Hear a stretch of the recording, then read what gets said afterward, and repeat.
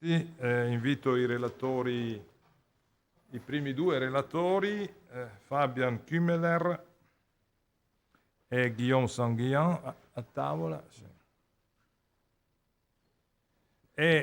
Buongiorno a tutti, sono le 9:15, quindi cerco di essere preciso. Ieri siamo partiti un po' così con grande fervore. Qui c'è il professor Gherardo Ortalli, che è presidente emerito dell'Istituto Veneto, la nostra accademia, e giustamente vi dà un saluto, un benvenuto da parte dell'Accademia e spiega che cos'è questa istituzione, che è la massima istituzione accademica per le Venezie. Professor Ortalli, sì, grazie. poche parole per spiegare un po' cos'è questo istituto, che è una realtà un po' anomala, diciamo, rispetto alle nostre pratiche italiane. È un istituto che è nato in età napoleonica, quando Napoleone fondò questo istituto come istituto nazionale all'inizio del XIX secolo. Poi è stato rifondato da Ferdinando I d'Austria nel 1838 come Imperial Regio Istituto di Scienze, Lettere ed Arti, con l'annessione al Veneto al tempo della Unità d'Italia. È divenuto uno degli istituti degli ex stati nazionali. È un'accademia che è composta, come tante accademie, da due settori, uno di scienze delle lettere e delle arti, e delle scienze e uno delle arti. Queste sono le sue due classi, e ogni classe è formata da 40 soci effettivi, più un certo numero di straordinari che col tempo tendono a diventare effettivi. Le nomine del presidente e del vicepresidente vengono confermate dalla Presidenza della Repubblica. Questo sta a significare l'interesse di carattere nazionale di questa istituzione, che rimane però un'istituzione privata. Cioè questa accademia è l'erede delle vicende dell'antico Stato Veneto, ma non è una espressione diretta dello Stato, anche se è riconosciuta per le sue funzioni e per la sua attività da parte dell'autorità pubblica. Difatti le nomine del presidente e del vicepresidente vengono sempre liberamente decise dall'Accademia e vengono poi formalizzate con atto burocratico dal governo italiano. Devo dire quindi che è una struttura di diritto privato, cioè noi abbiamo l'agilità delle strutture di diritto privato, abbiamo i problemi delle strutture di diritto privato, vale a dire di mantenerci. Questo edificio, Palazzo Franchetti come Palazzo Loredan, sono proprietà dell'Istituto Veneto, sono proprietà che l'Istituto Veneto deve mantenere, che riesce a mantenere per una buona amministrazione che è fatta dal suo ceto dirigente a partire dall'Ottocento, a partire da quando così questa realtà veneziana è nata e ha saputo andare avanti autonomamente. E devo dire, questa condizione ci consente vantaggi e obblighi insieme. I vantaggi sono quelli dell'assoluta libertà, prima di tutto culturale, da parte nostra, cioè noi siamo responsabili di tutto quello che facciamo. Ne rispondiamo soltanto ai nostri soci, i quali possono dirci: avete sbagliato tutto, toglietevi dai piedi, ma loro possono dircelo. E questa è una realtà di un passato che in qualche modo cerchiamo di diffondere, questa è di difendere anche, di garantire nel tempo. Devo dire che esiste però un legame formale con lo Stato italiano, cioè il riconoscimento che dà a questa istituzione. Come si suol dire, siamo in tabella, cioè ogni anno riceviamo un finanziamento, devo dire molto modesto rispetto a quella che è la nostra attività, da parte della Repubblica, da parte dello Stato nel nostro paese. Il nostro ruolo è un ruolo chiaramente culturale che cerchiamo di mandare avanti da quando Napoleone mise in piedi questa struttura. Ancora ci riusciamo, e ci riusciamo, mi illudo ci riusciamo, ma questo lo giudicherete voi, ma ci riusciamo anche attraverso l'udienza che riusciamo ad avere in campo culturale a livello internazionale. E questa è la ragione per cui noi siamo qua, e anche la ragione per cui come Istituto Veneto siamo grati a tutti quanti voi che siete qui per darci una mano nel continuare nella nostra attività, anzianotta ormai, ma che cerca di restare giovane.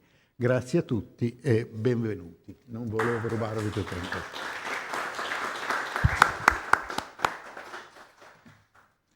Grazie al professor Ortalli,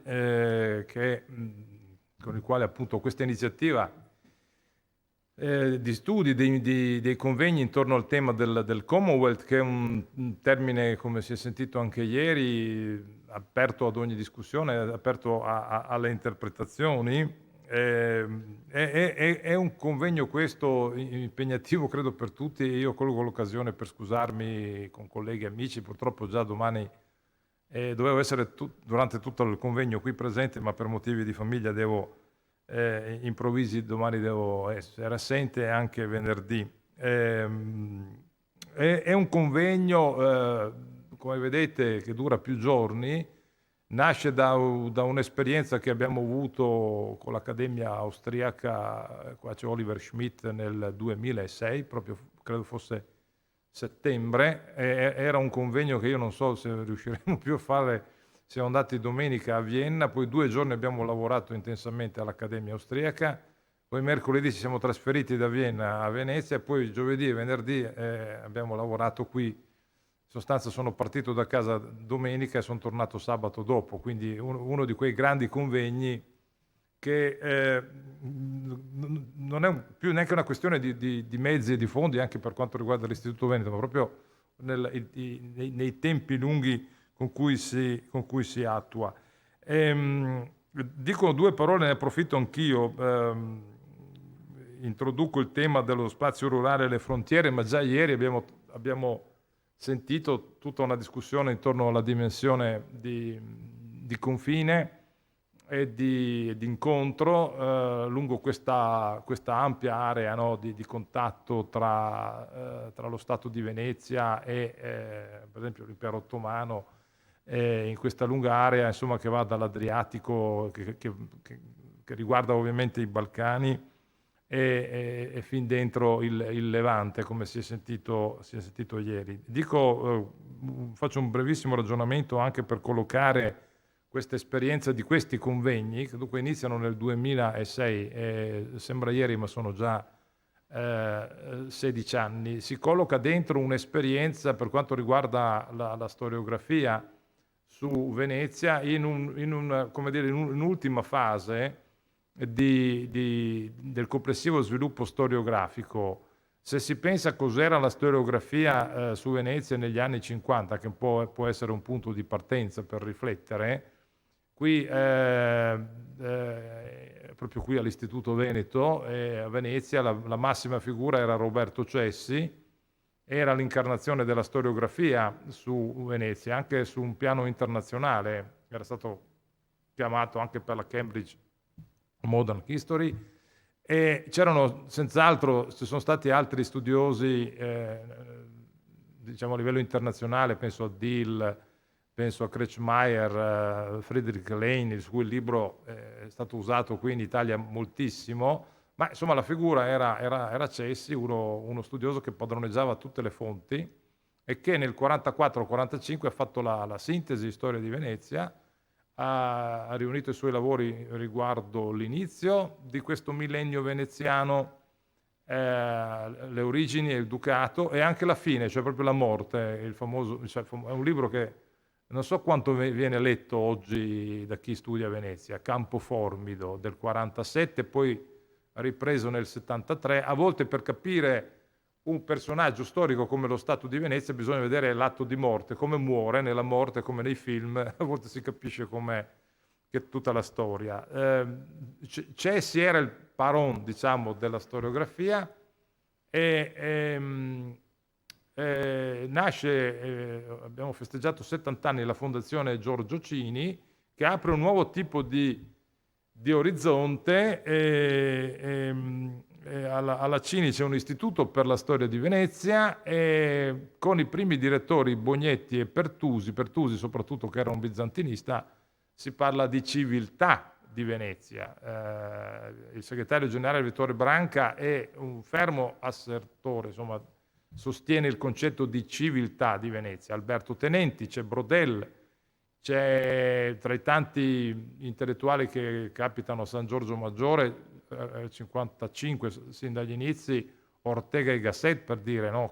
che si riflette su questo concetto di civiltà di Venezia, e l'apice è raggiunto, e anche la fine per certi aspetti, nel 1979, con Storia della civiltà veneziana, 3 volumi della Sansori, ma c'è ancora il concetto di civiltà di Venezia che c'è e non c'è. Mi pare che Oliver Schmidt abbia, nei suoi interventi nei passati convegni, abbia usato questo termine di spazio culturale veneziano, che potrebbe riferirsi al concetto di civiltà di Venezia. Quanto possa essere attuale questo concetto? Quindi è stato un po' abbandonato, non del tutto, ma sicuramente messo da parte. Coincide con gli anni 80. Qui viene realizzata l'opera Storia della cultura veneta, che è veramente notevole anche su scala italiana e internazionale. Si apre la facoltà di storia qui a Venezia. Negli anni 80 inizia la scuola di dottorato, come si dice oggi, e c'è la figura prominente di Gaetano Cozzi, che studia le istituzioni. Oggi parliamo di istituzioni. Cozzi è quello che ha elaborato il concetto di politica del diritto, perché per esempio emerge anche ieri, no? I veneziani fanno così, i veneziani fanno colà, c'è questo atto analitico e descrittivo, ma quali sono le motivazioni? No? Quindi qual è poi il collante? Ecco, Cozzi, per dire, ha dato questo grosso contributo interpretando quello che sta a monte. Anche Cessi ha cercato, ma forse Cozzi ha dato delle risposte più forti. Però con Storia della cultura veneta e con il dottorato e con gli interessi di Cozzi, l'interesse della storiografia si è spostato più verso la terraferma. Quindi negli anni 80 e 90 c'è più interesse per la terraferma, che coincide anche con un apogeo economico e sociale di questa regione, il Veneto, che diventa da una regione con dei problemi, diventa una delle più ricche e più ancora oggi intraprendenti in Italia, e quindi c'è, come dire, una rivisitazione della storia veneziana nei confronti della terraferma. Per quanto riguarda il mare, e qui siamo più interessanti al mare, semplicemente viene delegato, la materia viene delegato a chi vuole occuparsi, soprattutto alle storiografie nazionali. C'era ancora la ex Jugoslavia, poi Slovenia, Croazia e Grecia. Quindi, e non c'è, da lì anche la difficoltà, una stretta relazione tra gli studiosi incardinati nelle università di qui e concentrati più sullo stato da terra, dove c'è tutta un'esperienza metodologica e teorica, e gli studiosi che studiano i domini del mare. Ma qua c'è Benjamin Arbel che viene dal Levante, quindi c'è, come dire, una platea di studiosi di livello internazionale. Cozzi segna molto questa storiografia, scompare alla fine degli anni 90, in qualche modo qui nella storiografia si può parlare un po' del dopo Gaetano Cozzi, però il termine civiltà di Venezia ormai non c'è.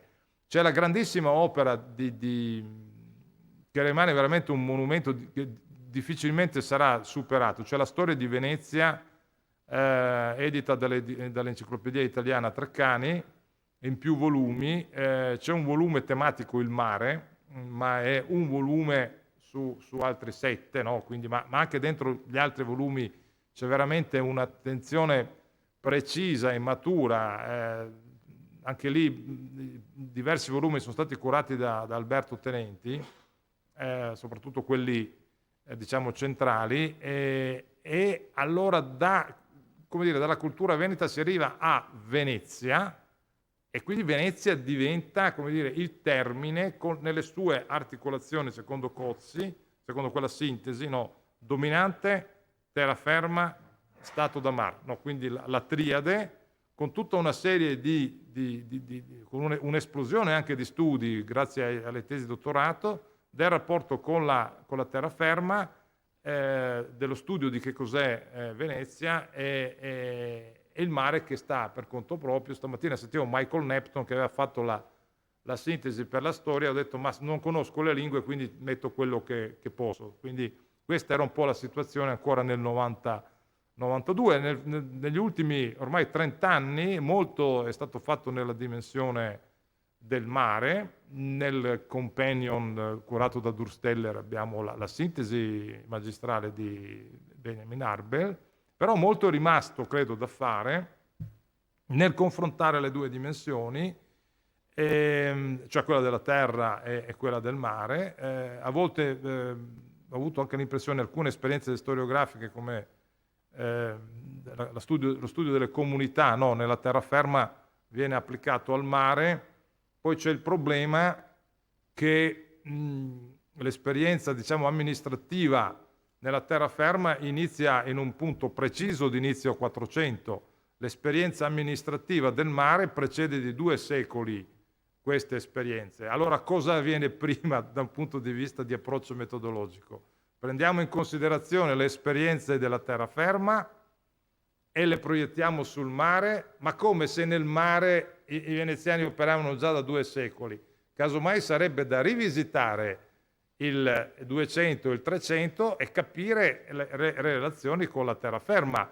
Ma chi studia la terraferma, i miei carissimi colleghi, non conoscono bene il mare. Quindi c'è una questione anche di cronologie, anche accademiche e scientifiche. Io credo che con questa formula del Commonwealth, che credo sia una novità, insomma, dal 2006, si può discutere, perché tanti anche nella scuola di dottorato da Padova l'altro giorno si è discusso se ha senso o no questo termine. Quindi per quanto riguarda delle ricerche in corso, una su Traù nel 300, quindi qualche collega ha detto ma cosa vuol dire? È applicabile, eccetera. Quindi si può discutere. Di sicuro è stata un'esperienza, credo, che apre a un ripensamento, no, dell'esperienza di Venezia con la sua dimensione marittima, anche balcanica ovviamente. Qui c'è Oliver Schmidt che illustra è ormai grande studioso del sud-est Europa, no, sud-ost, e Venezia in quella prospettiva rappresenta il lato occidentale, la faccia occidentale di tutta una serie di storie, e quindi, ma si è visto anche dalle varie relazioni le connessioni o le interconnessioni con altre storie tipicamente storia dei Balcani, per capirci, come quella appunto del rapporto con l'impero ottomano, che è una storia molto interessante.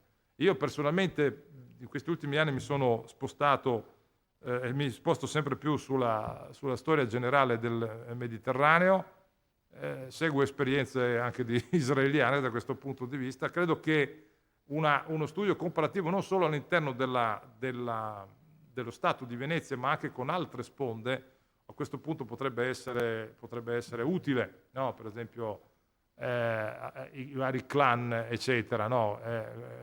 Che anche ieri se ne parlava.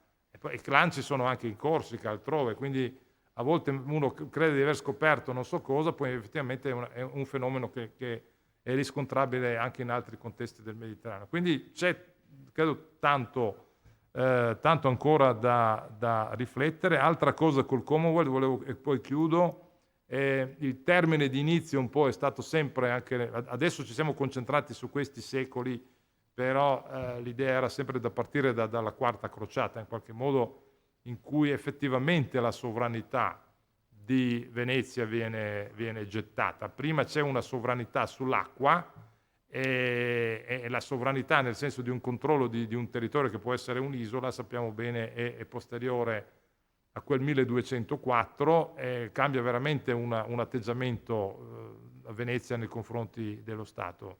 E allora lì, non so se c'è ancora Gherardo, mi ricordo in un seminario di dottorato negli anni 90 aveva aperto questa questione, parlando anche del rapporto tra Venezia e terraferma, ma quanto pesa poi il precedente, no? Ma non solo quello dall'inizio 200, ma anche il precedente alla quarta crociata, no?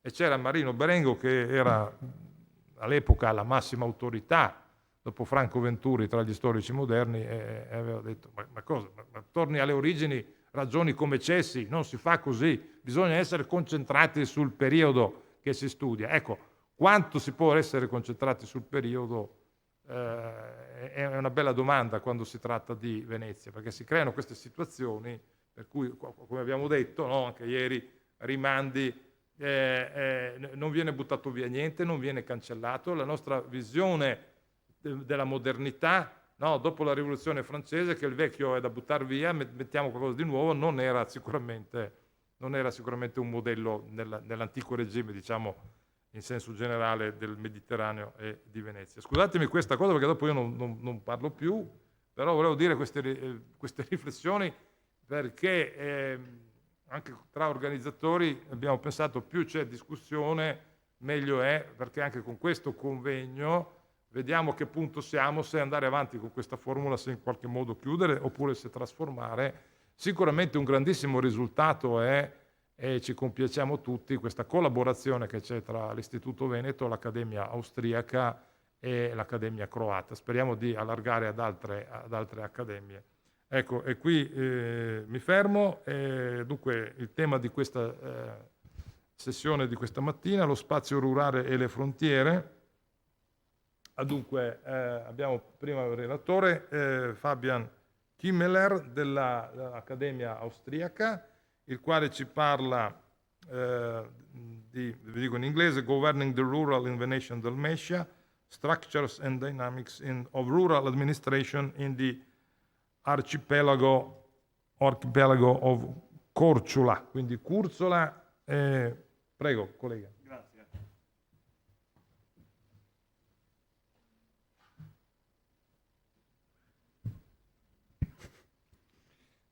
Well, so good morning, everybody, and first of all, thank you very much for the kind introduction and also for the kind invitation to take part in this Congress, also this time. I'm very glad to be here, and I try to focus on my given time within the next minutes to talk to you about Korčula and the rural administration. A tantalizing aroma of broiled meat wafted through the wintry air along the southern coast of the Dalmatian island of Korčula. On the beach below the village of Smokvica, Luka Živojevic, and his sister Anima sat around a fire and roasted a sheep that Luka had slaughtered the night before. It was 25th of January 1463, around 2 in the morning, when the nightly barbecue came to an abrupt end upon the arrival of the village guards of Smokvica in search for livestock thieves. 4 days later, the village guards entered the communal chancellery in the town of Korčula to report. Their relatio, however, did not touch upon the great history of the conflicts between Venice, Hungary, Naples, and the rapidly expanding Ottoman Empire. The near future also seemed distant, showing no anticipation neither of the Ottoman conquest of Bosnia just a few weeks later, nor of the outbreak of the Venetian-Ottoman War in the summer of 1463. Instead, the Guards' report focused entirely on the rural microcosm of Korčula, precisely on the village of Smokvica in late January 1463. Starting off with this incident, we will explore the institutional dimensions of Venetian governance and communal administration in rural Dalmatia. We focus on the island of Korčula, which has rarely been directly affected by historical turmoil in the medieval Balkans. In the 15th century, the island experienced only 2 Neapolitan Catalan attacks or incursions in 1483 and 1484, and became target of Ottoman attacks not until shortly before the Battle of Lepanto. The Ottoman attack of 1571, however, devastated much of the island's rural area, and together with the aforementioned Neapolitan Catalan incursions is still remembered in memorial sites in the old town, next to the city gate and in the cathedral. Nevertheless, the island's communal archive comprises dozens of boxes of 15th century material of detailed and otherwise often lost documents on the history of rural institutions and societies, spanning from reports on crop damage and animal theft over herding contracts to major criminal proceedings. Examining this wealth of largely unpublished archival documentation facilitates even microhistorical approaches to the socio-cultural life of rural dwellers and the impact of jurisdiction and governance on rural everyday life, as I have recently demonstrated in my monograph on rural life worlds and communities. Drawing on this archival gem, my paper reconstructs the institutional structures and dynamics of rural administration on Korčula and the Venetian influence on its institutional development. Adopting a partially microhistorical perspective, as on the onset of this paper, on the administrative practices of rural guards, we will contribute to a more humanized understanding of rural administration in the Venetian Commonwealth. And assessing the guards' role in mediating conflicts between Venetian governance and village communities, it furthermore discusses the complex interplay between institutional structures, administrative practices, and the social dynamics of rural administration. After its voluntary submission to Venice in 1420, Korčula found itself in a particular geostrategic position. We can get back to the map because we see the border here to Ragusa. It was bordering its long-term rival Ragusa. The town of Korčula was the island's administrative, economic, and social center, and since 1300 also a Roman episcopal see. Its port served both as a hub of trade and exchange with the Balkans and with southern Italy, particularly Apulia and the Marches, and as a supplying station for long-distance traffic bound for the eastern Mediterranean.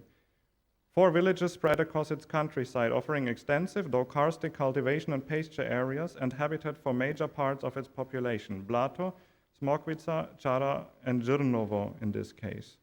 In 1553, Giovanni Battista Giustiniano, the Venetian Sindaco in Dalmatia and Albania, reported a population of approximately 5,000 souls, equally distributed between the town and the rural area, in which Blato, the village in the west, with its 220 households, constituted the largest village.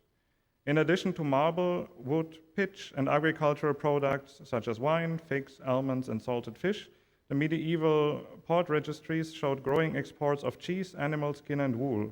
So we can assume that the rural area constituted a significant socio-economic counterweight to the urban sphere. Constitutionally, Korčula belonged to the world of Adriatic communes, having codified its communal statutes in 1265 or depending also in 1214, during a first phase of Venetian influence under Masilius Zorzi. Albeit edited and expanded many times, Korčula statutes constituted the oldest preserved statutory law code on the Eastern Adriatic. By the 15th century, they served as a prime guideline for organizing public and private life on the island. In 1420, Venice scaled down its presence to a single representative, entitled Comes, also here, at the top of the island's administrative and judicial hierarchy. At first, this governor was biannually elected by the members of the island's Great Council. In 1442, however, following socio-political strife between local patricians and commoners, the suffrage passed on to Venice. During his 2-year term of office as the island's governor and supreme judge, the Comes held supreme judicial authority and a multitude of administrative powers, enabling him to exercise control, implement Venetian interests, and mediate conflicts through jurisdiction. With no Venetian forces at his side, except for a highly contested 26-month-long intermezzo of a Venetian comilito between 1456 and 1458, the governor was obliged to administer justice jointly with communal judges. Moreover, he depended on the cooperation of the local community and the work and reports of the administrative institutions to implement his verdicts and political decisions. A closer look to the sources reveals the complex institutional structure of communal administration closely knit across the island's urban and rural areas. In the 15th century, we find 5 administrative districts, one of which is the town of Korčula as the center of jurisdiction and administration, of course, the communal palace, the chancellery, and the loggia communis, and the immediate hinterland up to the slopes of the nearest hills. Then, starting from these hills, we find the other 4 rural districts that each centered around the four aforementioned villages, Blata, Smokvica, Chara, and Žirnovo, comprising all surrounding cultivation area and meadows that you can see on the map as well. The patrician elite had a strong impact on the urban administration, as it was the island's Great Council who elected and appointed all communal officials below the governor. A slight increase in the number of voting councillors can be observed throughout the 15th century. While it was only 45 councillors in 1394, the number had risen to about 60 in 1420. In 1449, Korčula counted 72, then 75 in 1461, and even 108 in 1481, although rarely more than 80 councillors attended the meetings. Notwithstanding the formal completion of elite formation, thus, since the closure of the island's Great Council in 1387, which is 90 years after the Serrata, obviously, a part of this increase was accounted for by new admissions to the island's Great Council still throughout and after the 15th century. Similarly, the election procedure for the allocation of offices was still evolving. Until the end of the 1440s, various elections for different communal offices were held on several occasions throughout the year. Low voter turnout was sometimes the result, although the election was considered binding for those elected. In the 1450s, these scattered election dates were increasingly condensed until a 6-monthly cycle was established at the beginning of the 1460s. From then on, the councillors gathered twice a year, usually at the end of April and the end of October, to elect all the island's urban and rural communal officials. The Venetian governor, however, could merely veto candidates for communal offices, but he had no right to vote or to appoint anyone to office, although he usually presided over council meetings. Apart from the communal chancellors, doctors, surgeons, and schoolmasters, who were mostly recruited from territories like Lombardy, Friuli, Istria, and Dalmatia, the entire staff of both the urban and rural administration was elected directly from the island's population, both the urban and the rural population. In the urban district, as we can see on the slide, it was mostly, basically exclusively patricians holding the most prestigious communal offices, such as the communal treasurer and the 6 communal judges. Referred to also as the Parvum Consilium, so the minor council, the governor and these 6 communal judges maintained the rule of the island's statutory law through their jurisdiction. The 3 major judges joined the Venetian governor as communal representatives in dispensing justice and advising him in his judgments in civil and criminal proceedings based on the statutes. Without consulting the governor, however, a major judge could dispense justice with a trial value of up to 12 soldi, while the 3 minor judges settled civil disputes up to 6 soldi, but they did so in town and in the villages. In addition, 4 communal attorneys were elected to defend the accused in the case of litigation, unless they preferred a private attorney. It might be worth to add that there, within these 3 major judges, there also is a certain most senior major judge as a Judex Major at Antiquor. He is keeping the seal of the communitas, but he's also having a key to basically the treasury, and he's also bookkeeping together with the treasurer.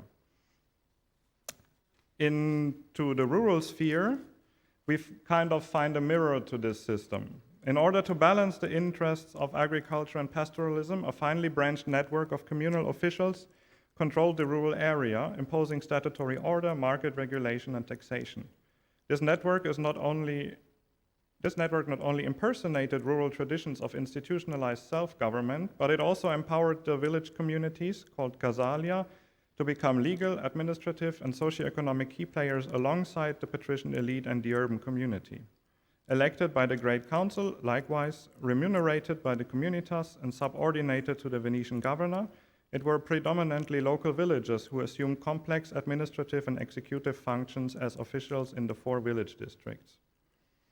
Each of these 4 casalia constituted the center of its own administrative district. Its rural officials thus were the first instance of the island's administrative and judicial institutions before cases were then transferred to communal institutions in town. In each of the 4 village districts, as we can see on the slide, we have a herald called Platsarios to announce proclamations and judgments, a judicial officer enforcing judgments and collecting debts, and 4 executive guards, Gastaldiones, who investigated cases of misdeeds, thefts, crimes, and conducted interrogations. In addition, between 11 and 16 vineyard guards, Poudarii, and 3 to 4 field guards, Postici, per village district monitored and protected vineyards, fruit-bearing tree plantations, and the sparse grain fields from straying livestock, while aiming to estimate the harvest and to ensure the compensation of crop damage. Whereas heralds, judicial officers, and village guards held responsibility for the entire district, the small-scale operational zones of both vineyard and field guards corresponded to the agricultural topography within the districts. So in the more fertile western half of the islands, we find 40 vineyard guards and only 18 vineyard guards in the eastern and more arid half of the island. Hence, in each of the 4 village districts, a total of at least 20 to 26 local guards regularly attended to its administration. In all 4 rural districts together, the number of simultaneously working and regularly elected rural officials summed up to a total of at least 91 officials per term of office versus only 13 in the urban district. This then not including the judges, treasurer, chancellor, and attorneys, of course. But which social groups obtained these communal mandates in the rural space? The close involvement of rural people into the administrative system provided the village communities with considerable opportunities to participate in the communal administration of the entire island. It also gave them direct access to the Venetian governor and to pragmatic writing in the field of administration and jurisdiction. After 1420, in contrast to the 14th century, the island's Great Council appointed rural commoners, native villagers, and habitatores to most communal offices in rural areas, while those patricians who also resided in the villages at times rarely constituted more than a quarter of the village officials. In the 5 elections for communal offices between April 1461 and April 1463, for example, the council elected 100 persons, of which 27 were patricians to the influential office of village guards, while only 11 patricians out of 102 elected were appointed vineyard guards. At the same time, there was a tendency for the more prestigious offices of heralds and judicial officers to be closed in favor of the patricians. While the Great Council awarded all the 25 rural and urban justiciarios posts appointed between 1461 and 1462 exclusively to patricians, the village communities strove with the council until the 16th century for their legal right to choose their own heralds ad villa ipsorum from among their village community. Already the statutes from the 13th century confirmed that the village communities of Blato and Chara had the right to elect their own platsarii as they saw fit.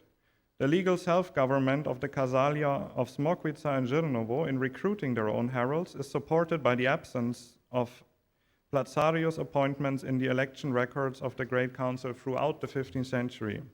Above all, the appointment of the post of platsarios was of great importance, as this post was the only post given to the villagers with a direct access to the Venetian governor without having to make the institutional diversion throughout the chancellery and the communal judges, both of which were exclusively staffed with urban patricians and hence bore some conflict potential.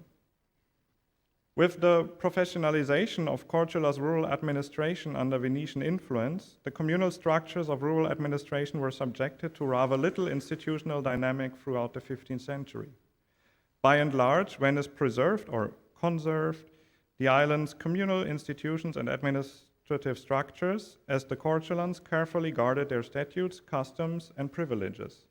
Whereas most offices have been reorganized only slightly, either by rearranging tasks or increasing staffing, offices or officers such as the Gaillard virtually disappeared from the sources after 1420. These officials, called in the sources either Gaillarios, Oficiales Supergai, or Gaiscic, were responsible for supervising a certain type of enclosed communal agricultural land referred to as Gades or Grada or Gai, which could be recognized by their, quote, enclosure and boundary lines in the old manner. That office, however, in the district of Žrnovo, we have two noteworthy entries that prove its local continuation by initiative of the village community, thus somehow below the influence or the control of the Great Council. On 10th June 1459, Živko Ivanović reported to the Chancellery, quote, with the permission, licencia, of the Casale Žrnovo and by virtue of the freedom, libertatis, granted to him by this Casale, that the village community, and again not the Great Council, elected 4 of its members to guard the Gai bordering the hamlet of Lombarda. On 2nd April of 1463, 2 of these Gaiards from Žrnovo, referred to as Custodes Gai Žrnove, appeared in town accusing a resident of Lombarda of causing damage with his cattle. According to the sources, however, the Gaiard duties otherwise seem to have been taken over by Postici and Budari, whose tasks and duties likewise serve to secure the food production while resolving individual claims for compensation of yield reduction due to theft or damage. The tasks and duties of Gastaldones, Pudarii, and Postici, moreover, were closely intertwined with the tasks of other special officials who were seasonally convened at short notice as needed. Among these seasonal officials, we often encounter grape and grain harvest collectors who were appointed around harvest time. After the harvest had been estimated by either the Pudarii or Postici in charge, they collected the harvest yields of the grain and grapes grown on communal lands and organized its transport to the storages where they settled the account with the communal treasurer. In the summer of 1448, moreover, a total of 14 deputies was recruited to supervise and document the island's grape harvest. 4 oversaw the urban vineyards, 4 those of Blato, and 2 in each of the other 3 rural districts. A year later, the councillors appointed another 14 deputies, this time to document and divide up the grain harvest. 5 for the urban granary and the fields close to the town, 3 for the district of Blato, and 2 for each of the remaining districts of Smokvica, Chara, and Žrnovo. In dry years, resembling today somehow, as from 1461 at the latest, the Great Council elected water guards, who were mainly deployed in the island's more arid eastern half. These water guards, usually referred to as officiales aquarum or custodes aquarum, monitored the use of the few water reservoirs, particularly in the karstic district of Žrnovo, and reported its unauthorized use. Connecting a bit to what was mentioned in the presentations yesterday, also on Korčula from the mid-15th century onwards, Venetian governors revived the idea of itinerant justice, documented on the island as early as 1338, thus intensifying the integration of rural communities into jurisdiction. The penetration of Venetian jurisdiction into the island's rural areas was accompanied by the spatial diversification of jurisdiction in the urban milieu, where from the second half of the 1450s at latest 1459, Venetian governors dispensed justice alternately in the communal loggia on the main square and in the newly built Loggia Maritima, which used to be a pergola before at the harbor. This itinerant jurisdiction to Blato, which had its own village loggia from 1488 onwards, copying the model of the newly built loggia in the harbor, Smokvica and also Chara, and from 1496 on also Žrnovo, facilitated direct access for rural residents to jurisdiction. In addition, itinerant jurisdiction served to represent Venice in the rural area, which was otherwise administered exclusively by local communal officials. On such occasion, villagers not only took advantage of the joint Venetian and communal jurisdiction, but they also sought to document rulings of their lively practiced arbitration culture and have their arbitrary settlements confirmed as legally valid by the governor's ratification. During their 6-month term of office, the communal officials were, I don't know how I am with the time, but I'm closing soon, so great. During their 6-month term of office, the communal officials were both temporarily exposed and privileged within the village communities by virtue of their office, while subject to stately, judicial, and social control on 4 levels. Firstly, by the Great Council, which appointed most of them, unless the village community did it, as we have seen. Secondly, by the Venetian governor as the island's rector. And thirdly, by the statutes that regulated their tasks and duties.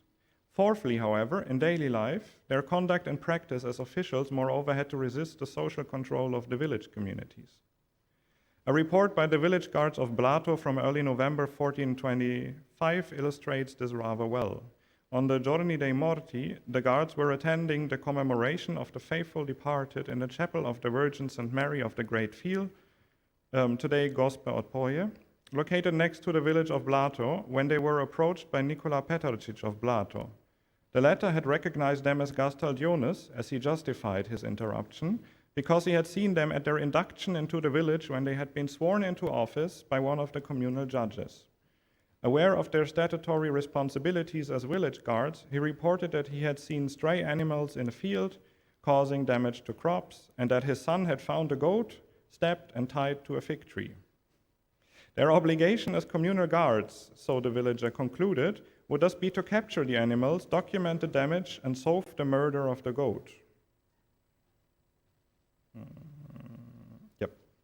Moreover, as we read in the reports of Smokvica's village guards on the January evening in 1463 that we have mentioned earlier, the loss of a sheep, a case of possible theft, had been reported to them. After a few hours of searching, one of them, Antun, came across the siblings having a barbecue on the beach around 2 a.m. Approaching the siblings, he witnessed Luca hiding fresh meat under his robe and fleeing, only to return shortly afterwards with a handful of stones instead of the meat. Failing to prove that they were roasting no foreign animal, Luca started an argument which the chancellor recorded in neat separation between the report given in Latin and the direct speech rendered in dialect. According to it, Luca accused the guard, quote, "You accuse me of having done wrong eating this," quote end, while Antun tried to convince him to return to the village under the threat of a fine for animal theft. Luca reacted with fierce insults and escaped with the leftover meat towards his house. The guards caught him there, increasing his fine because of the insults and placing him under house arrest, about which Luca didn't care. So he evaded again and could not be recaptured by the guards until the next morning. In the meantime, however, the guards had seized the opportunity to get the remains of the stolen animal as proof of his theft and filed a suit. Considering the evidence, insults, and escape attempts, the Venetian governor and the communal judges sentenced Luca to 8 days in dungeon in addition to the fine. So to conclude, exploring the institutional dimensions of Venetian governance and communal administration in the rural areas of 15th century Korčula, we reconstructed the island's close-knit network of local communal guards, supervising the coexistence of agriculture and pastoralism and enforcing the rule of law in the rural periphery. Each of the 4 villages served as a hub of its administrative district, while its inhabitants carried collective legal responsibility as a casale. Within the village district, rural officials represented the first instance of the island's communal institution of administration and jurisdiction, while playing an integral part in mediating conflicts among rural dwellers and between Venetian governance and the rural population. With the gradual integration of Korčula into the Venetian Stato da Mar, its communal institutions of administration and jurisdiction maintained a considerable continuity in the urban and rural areas, although we can also detect a certain successively promoted professionalization of administrative structures around the 1440s, 50s, and 60s. Other than this, Venetian governors merely adapted the responsibility of certain offices and the number of officials to be provided by the communitas at the operational level. Adopting a microhistorical perspective on selected cases and institutional dimensions thus unlocks new insights into the human dimension of the complex interplay between institutional structures, administrative practices, and the social dynamics of rural societies, not only in Venetian Dalmatia, but I suppose also across the entire Venetian Commonwealth and beyond. Thank you very much.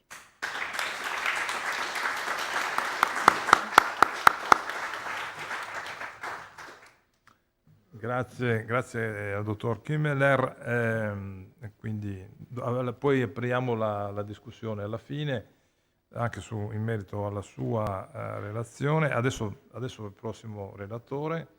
Abbiamo qui Guillaume Saint-Guillain della Université de Picardie Jules Verne, il quale ci parla contrôle et d'exploitation du monde animal, faucon et de oiseleurs dans l'île grecque Euterpe de Vénitien. Prego. Grazie. Ringrazio gli organizzatori per l'invito a questa conferenza, ma farò la mia relazione in francese. En Occident, la pratique de la chasse au vol a fait partie dès le haut Moyen Âge du mode de vie princier et aristocratique. Mais pour alimenter les volières des rois et des grands, les oiseaux qui étaient capturés sur place ne suffisaient pas toujours, d'autant qu'avec les progrès de l'art de la fauconnerie, dont témoigne le développement à partir du Xe siècle d'une littérature spécialisée, les goûts des puissants se portèrent de plus en plus vers des espèces rares et de provenance parfois très exotique. À l'intérieur même de l'espace européen, le trafic des faucons paraît avoir été surtout une activité lucrative. Par exemple, au passage des Alpes, les péages des comtes de Savoie prélevaient au XIVe siècle des taxes sur les oiseaux qui leur rapportaient davantage que les taxes sur les chevaux. Je reviendrai sur cette comparaison d'ailleurs entre les oiseaux et les quadrupèdes. Et parmi ces variétés exotiques de rapaces, c'étaient les rapaces du nord de l'Europe qui étaient particulièrement appréciés, notamment les gerfaux de Norvège, et qui firent l'objet d'un commerce très important et très précoce. Mais l'autre région pourvoyeuse de faucons était bien sûr la Méditerranée, et en particulier les îles de la Méditerranée. Dans cette région, le commerce des rapaces n'est pas attesté pour le haut Moyen Âge et semble plutôt un phénomène des XIIIe, XVe siècles, bien sûr au-delà à l'époque moderne. Mais ici, je me concentrerai sur les XIVe et XVe siècles et sur l'espace égéen. Et ce sont surtout dans les archives crétoises que nous trouvons la documentation qui nous révèle la place de ces oiseaux dans l'espace de la domination vénitienne à la fin du Moyen Âge. En particulier, les protocoles des notaires de Candie, mais aussi les sources judiciaires, démontrent l'importance des faucons de Crète, mais aussi des faucons provenant des îles voisines, renseignent sur les processus de leur capture, sur leur commerce, sur les activités humaines qui s'y rapportent, mais aussi sur la façon dont l'administration et l'État vénitien s'y intéressaient. Je commencerai par évoquer les animaux eux-mêmes, tels que les documents nous les révèlent, leur habitat, leur âge, leur sexe et les espèces auxquelles ils appartiennent. Parmi les faucons capturés et vendus en Crète et dans les îles, certains appartiennent à des espèces migratrices qui ne sont pas originaires de l'ère méditerranéenne, mais qui viennent seulement y hiverner, alors que d'autres appartiennent à des espèces qui sont des espèces indigènes. Les faucons sont donc très présents dans cette région, et les voyageurs, les pèlerins qui traversent la mer Égée, sont sensibles à cette présence, alors que tant de choses qui nous intéresseraient échappent à leur intention. Cristoforo Buondelmonti, qui a produit au début du XVe siècle le premier insulaire, la première description des îles de l'archipel, consacre un certain nombre de pages à l'évocation de la présence des rapaces dans les îles, même si sa description révèle quand même plutôt la lecture de Pline l'Ancien qu'une observation directe. En revanche, les actes des notaires crétois révèlent des connaissances qui sont beaucoup moins livresques et beaucoup plus précises.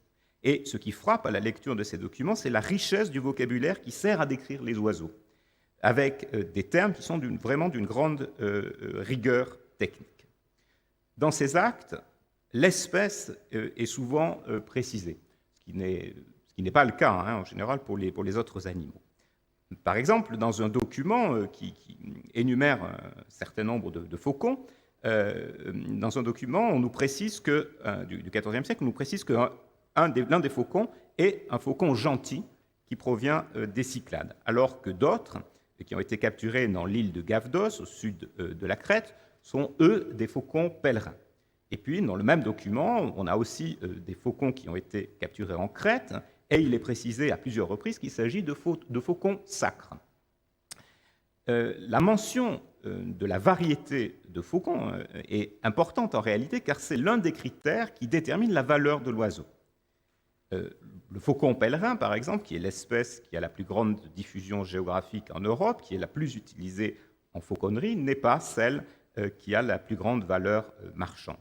Le faucon sacre, en revanche, qui est lui un oiseau asiatique, qui vit dans les zones stépiques, mais qui vient hiverner dans l'espace méditerranéen et même jusqu'au Danube, qui est un grand faucon, une sorte d'équivalent oriental du gerfaut, est extrêmement prisé des fauconniers, notamment dans la tradition arabe, et il est du coup plus coûteux. Pour ces deux espèces, le faucon pèlerin et le faucon sacre, l'identification est aisée, même s'il faut être prudent, puisque les classifications médiévales ne recoupent pas nécessairement la nomenclature moderne. En revanche, le faucon gentil, l'animal qui est appelé dans nos documents le faucon gentil, c'est-à-dire le faucon noble, pose un problème plus délicat. C'est une variété qui est mentionnée dans de nombreux traités de fauconnerie médiévaux, mais on a du mal à lui donner un équivalent moderne, et en fait, il semble que ce terme serve à désigner des espèces locales de faucons pèlerins, donc dans notre cas, une espèce insulaire, probablement celle qu'évoquent aussi les voyageurs. Les traités de fauconnerie parlent d'ailleurs de variétés de faucons qui vivent exclusivement dans les îles de l'Égée. Ainsi, le Vénitien Andrea Bragadin, auteur au XVe siècle d'un traité de fauconnerie, nomme Falco rocazzo, une espèce qu'il définit, donc qui provient des îles et qu'il définit comme bâtarde entre le pèlerin et le gentil. Un autre critère déterminant pour estimer la valeur de l'oiseau est son âge. Et grossièrement, on peut dire que plus le faucon est jeune, plus son dressage, son affêtage, pour employer le terme technique, va être facile. Donc les fauconniers préfèrent en général les oiseaux les plus jeunes, les oiseaux pris au nid, ce qu'on appelle les nids. Et je reparlerai tout à l'heure de cette catégorie. Et dans plusieurs cas, par exemple dans 3 contrats d'achat des années 1430, il est précisé que les faucons doivent être des faucons sores, c'est-à-dire âgés de moins d'1 an. Ils n'ont pas accompli leur première mue. Un autre contrat des années 1430, qui concerne les faucons de l'île de Gavdos, est moins exigeant, puisqu'il prévoit que les oiseaux pris dans l'île pourront être, je cite le document, des faucons sacres sores, de première ou de seconde mue. Donc, des faucons sacres âgés soit de moins d'1 an, soit d'1 an, soit de 2 ans. Mais le plus intéressant, c'est de voir que, comme pour l'indication des espèces, les termes employés dans les documents à propos de l'âge des faucons sont d'une remarquable précision et que le notaire prend la peine d'entrer dans ces détails techniques. Dernier critère important, c'est le sexe.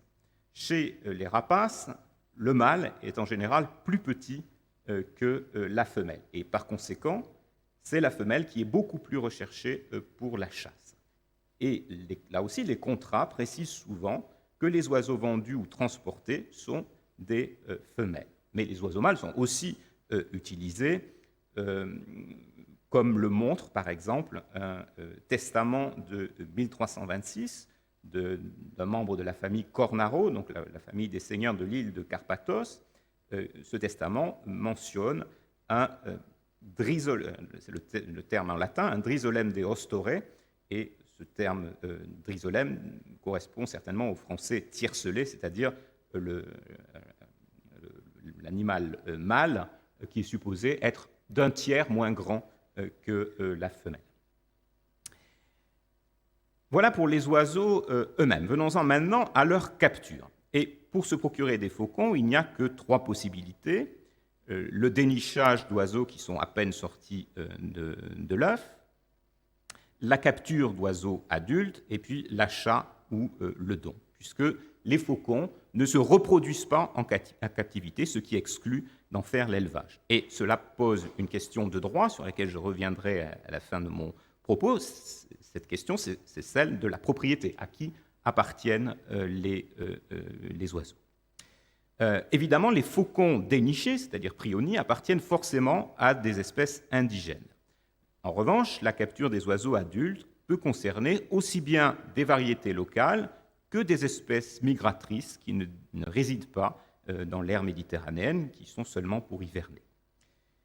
Les piégeurs voyaient donc arriver, au passage d'automne, des faucons pèlerins de plus grande taille que leurs congénères indigènes, au plumage plus clair, et également des faucons sacres.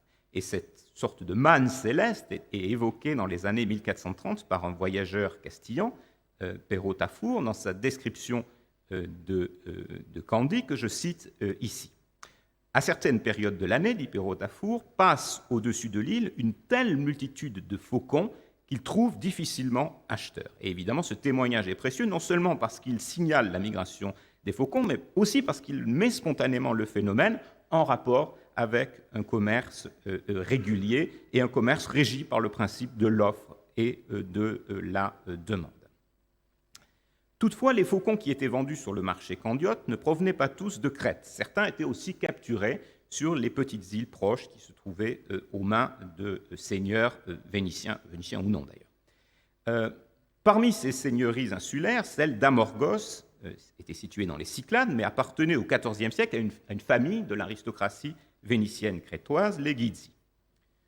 Au début de l'année 1359, Marino Guizzi, qui était seigneur de la moitié de l'île, mourut, et sa succession fit l'objet de litiges. Et le 27 avril, dans le cadre de ces péripéties judiciaires, la cour de Crète ordonna au fils de Marino de lui remettre, je cite le document, tous les faucons et toutes les choses qu'il a fait conduire à Candie depuis l'île d'Amorgos. Donc, lorsque les autorités crétoises demandent qu'on leur remette des biens provenant d'Amorgos, et il s'agit aussi pour les Vénitiens de Crète d'affirmer leur autorité sur l'île, c'est d'abord à des faucons qu'ils pensent.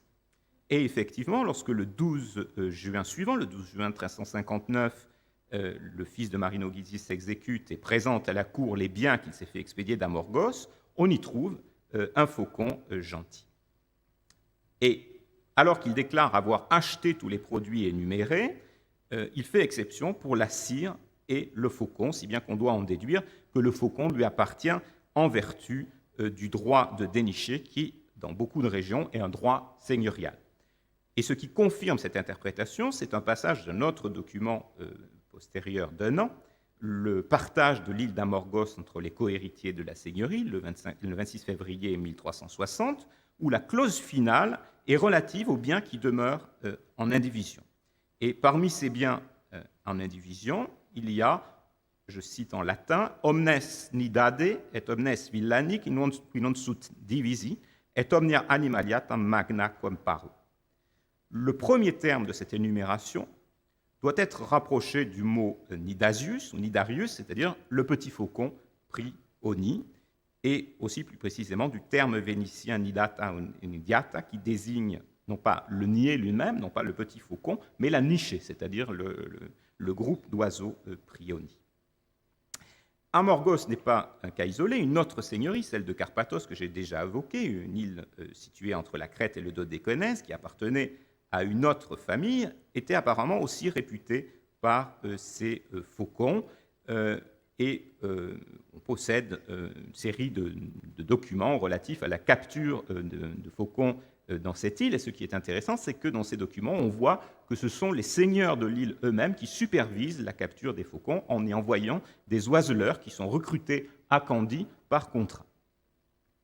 Un cas également intéressant est celui de la petite île d'Anticitère, vraiment une toute petite île à proximité de Cythère, dont le propriétaire, j'ose pas dire le seigneur, le propriétaire délivrant en 1361 une licence pour capturer certains rapaces sur son île. Mais il y fait une distinction, le bénéficiaire s'y voit seulement permis de prendre les faucons étrangers, c'est-à-dire migrateurs, à l'exception explicite de ceux qui se reproduisent dans l'île et que le seigneur considère comme relevant de ses prérogatives. Et il faut mentionner enfin, pour terminer avec les îles lilliputiennes, la seigneurie de Gavnos dans la mer de Libye, au sud de la Crète, que j'ai aussi déjà évoquée, et qui appartenait à une branche de la famille vénitienne des Querini. Et au XVe siècle, l'île semble avoir été dépeuplée, appauvrie, mais elle conservait quand même certains attraits, et parmi ces attraits, il y avait les faucons, comme un autre voyageur pèlerin l'évoque, Anselme Adorno, qui passe dans les parages en 1470, se rendant en terre ferme, et qui précise qu'on trouve là les meilleurs faucons du monde entier, et tous les princes de la terre y envoient souvent chercher des faucons. 3 actes de 1433, 1435 et 1440, qui se rapportent aux faucons capturés dans cette île, confirment cette observation, et l'un d'eux est un contrat de vente anticipée conclu avec un marchand catalan. Donc ces faucons sont destinés au marché espagnol. Après avoir évoqué la capture, j'en viens à la vente et à la commercialisation. D'abord, combien pouvait rapporter un oiseau capturé? Là aussi, la documentation est assez explicite. Par exemple, on a une série de 3 actes de 1385, conclus entre divers oiseleurs et un acheteur, qui fixe le prix à 5 hyperpères crétois par faucon sacre femelle à verser immédiatement. Ce prix est légèrement plus élevé que dans un contrat de 1433 qui parle d'un ducat par sacre, soit environ 3 hyperpères. On peut aussi comparer avec la somme exprimée en 1427 en florins d'Aragon, 10 florins par faucon sacre, ça fait un peu cher. Bon, le prix peut varier légèrement, mais c'est surtout les comparaisons qui sont intéressantes. Dans les années 1380, un bon cheval vaut 70 hyperpères. On peut avoir un âne pour moins de 15 hyperpères. Donc ça fait 3 faucons pour un âne, approximativement. Et encore faut-il se rappeler qu'il s'agit là d'oiseaux qui n'ont pas encore été affêtés. Et bien sûr, l'affêtage, le dressage, pouvait augmenter considérablement la valeur des faucons. Une lettre de 1424 parle d'un faucon qui, cette fois, n'est pas un faucon brut, si je puis dire, mais qui a déjà été affêté. Et là, la valeur est de 35 hyperpères, c'est-à-dire 7 fois le prix que j'évoquais plus haut. Enfin, il faut avoir conscience que notre documentation est certainement partielle. Dans le cas de 1385 que j'ai évoqué plus haut, il s'agit d'un achat par anticipation de faucons virtuels et probablement ici, donc, le prix est relativement bas. Passons maintenant de la vente à l'exportation. On a quelques contrats de Noli concernant le transport du faucon, par exemple, un ensemble de contrats que je n'ai pas le temps de détailler, qui sont relatifs au transfert des oiseaux de Candie à Palatia et Théologo et à leur vente sur place dans les années 1384. Évidemment, il faut remarquer que cet ensemble de contrats a pour destination les centres commerciaux des Émirats turcs d'Asie mineure. La fauconnerie est aussi une activité prisée dans le monde musulman, hein, et là, évidemment, on espérait trouver une clientèle intéressée. Rapprochons aussi cette mention d'un document de 1390 qui parle des faucons que rapporte avec lui l'ambassadeur du sultan Bayezid. Dans ce cas-là, il s'agit très probablement de cadeaux diplomatiques, puisque les faucons étaient aussi moyen pour les autorités vénitiennes d'exprimer des rapports cordiaux avec des princes étrangers. Mais les faucons de Crète étaient également, bien sûr, exportés vers l'Occident, et notamment, je l'ai déjà dit, vers l'Espagne, et là aussi, nous possédons toute une série de contrats, dans le détail desquels je n'entre pas, avec des marchands catalans, essentiellement à direction de Barcelone, mais aussi de Valence. Donc les faucons voyagent, mais les faucons sont des animaux fragiles et il convient de vérifier leur état de santé au départ. Par exemple, un contrat intéressant de 1435 précise que les faucons qui seront livrés à la forteresse de Priotissa, proche de Gavdos, d'où ils vont ensuite probablement partir pour Barcelone, devront être, je cite, sains des pieds, des yeux et des ailes. Et remarquons enfin que les quantités exportées dans chacun de ces cas semblent assez importantes. 15 faucons dans les 2 voyages vers la Turquie, 50 dans un convoi pour Valence. À titre de comparaison, dans les comptes des péages des comptes de Savoie que j'ai déjà évoqués, qui ont enregistré le passage des faucons par les Alpes sur pratiquement tout le XIVe siècle, le convoi le plus important ne comporte que 15 faucons.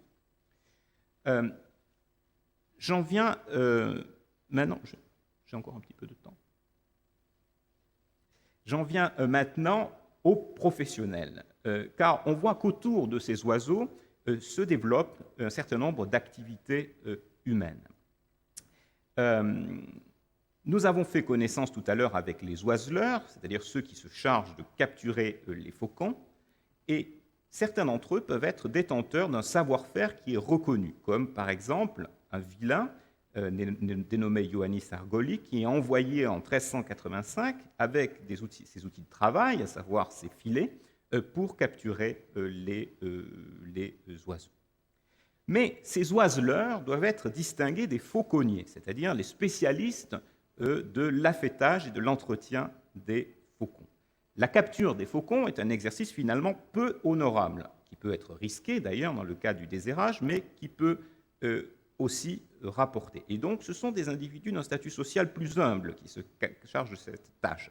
Et les notaires n'ont pas vraiment de mots pour les désigner. Je ne trouvais le terme oiseleur que dans un seul, au KEPS, que dans un seul document.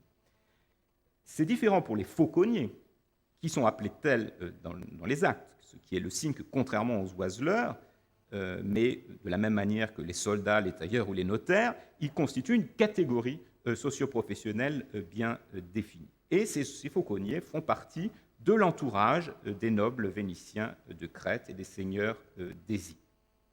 Si tant est qu'on puisse se fier à l'anthroponymie, ce sont essentiellement des Grecs. Sur ce qui fait l'essentiel de leur activité professionnelle, l'affêtage des rapaces, les actes notariés sont muets. Mais l'un d'eux lève un peu le voile sur un autre aspect de leur travail. On sait qu'en Occident, la constitution d'un savoir spécifique sur les faucons s'est manifestée par l'apparition de professionnels et la rédaction d'ouvrages spécialisés. Ce lien entre fauconnerie et soins des animaux est illustré dans notre documentation par un contrat de travail de 1348 par lequel un noble de Crète engage un vilain, Christophoros Simidalis, qui promet de le servir pendant 13 ans en qualité d'écuyer et, dit le document, de médecin de ces animaux et de fauconnier. Donc là, on a véritablement un savoir médical. J'en viens, et c'est mon dernier point, j'en viens maintenant à ce que le rapport au rapace nous dit de la souveraineté, du contrôle du territoire et du lien avec la nature. On a déjà pu relever le contrôle qui est exercé par les seigneurs insulaires dans la capture et la commercialisation des faucons qui proviennent de leur domaine. Et je voudrais donc, pour conclure, examiner rapidement un dossier assez large et très séduisant par les discours qu'il met en jeu sur la nature et sur le monde animal. Il s'agit d'un procès qui oppose en 1413 les locataires du Cap Spada, c'est-à-dire la péninsule qui est située au nord-ouest de la Crète, au duc de Crète en personne. Le duc de Crète leur réclame tous les faucons qui sont nés dans la région en vertu de son droit de régal. Et évidemment, les défendants s'opposent à cette demande en faisant valoir que la seigneurie de Venise, je cite le document, la seigneurie de Venise, qui peut tout, leur a concédé le Cap Spada en totalité, à l'exception seulement d'éventuels gisements d'or et d'argent, mais sans mentionner les faucons. Et donc, si les faucons ne sont pas exclus, c'est qu'ils sont inclus et ils n'ont pas à les remettre au duc de Crète. De toute façon, disent-ils, depuis 161 ans, aucun duc de Crète n'a jamais réclamé les faucons provenant de cette région. En outre, c'est toujours l'argument des défendants, en outre, la commission, les instructions officielles remises au duc de Crète à son entrée en charge, la commission du duc de Crète prévoit qu'il doit avoir les faucons qui sont nés sur les terres publiques. Et nous avons ici l'énumération de toute une série de lieux qui apparemment sont très productifs en faucons, plus un faucon qui lui est remis par l'économe de Stylos, la dépendance crétoise de Patmos, mais rien de plus. Et donc il n'a pas à réclamer les faucons du Cap Spada. Et enfin, leur dernier argument, très intéressant, est un argument économique. Ils estiment qu'il y a une vingtaine de nids de faucons dans le district de Lacanée. Donc ils font un petit calcul. S'il y en a 20 autres pour chaque district, ça fait à peu près 80 nids pour toute l'île, c'est leur estimation. Donc en supposant que le duc en retire 2 faucons pour chaque nid, ça lui ferait 160 faucons par an, soit en raison de 10 ducats par faucon, un revenu supplémentaire de 1600 ducats.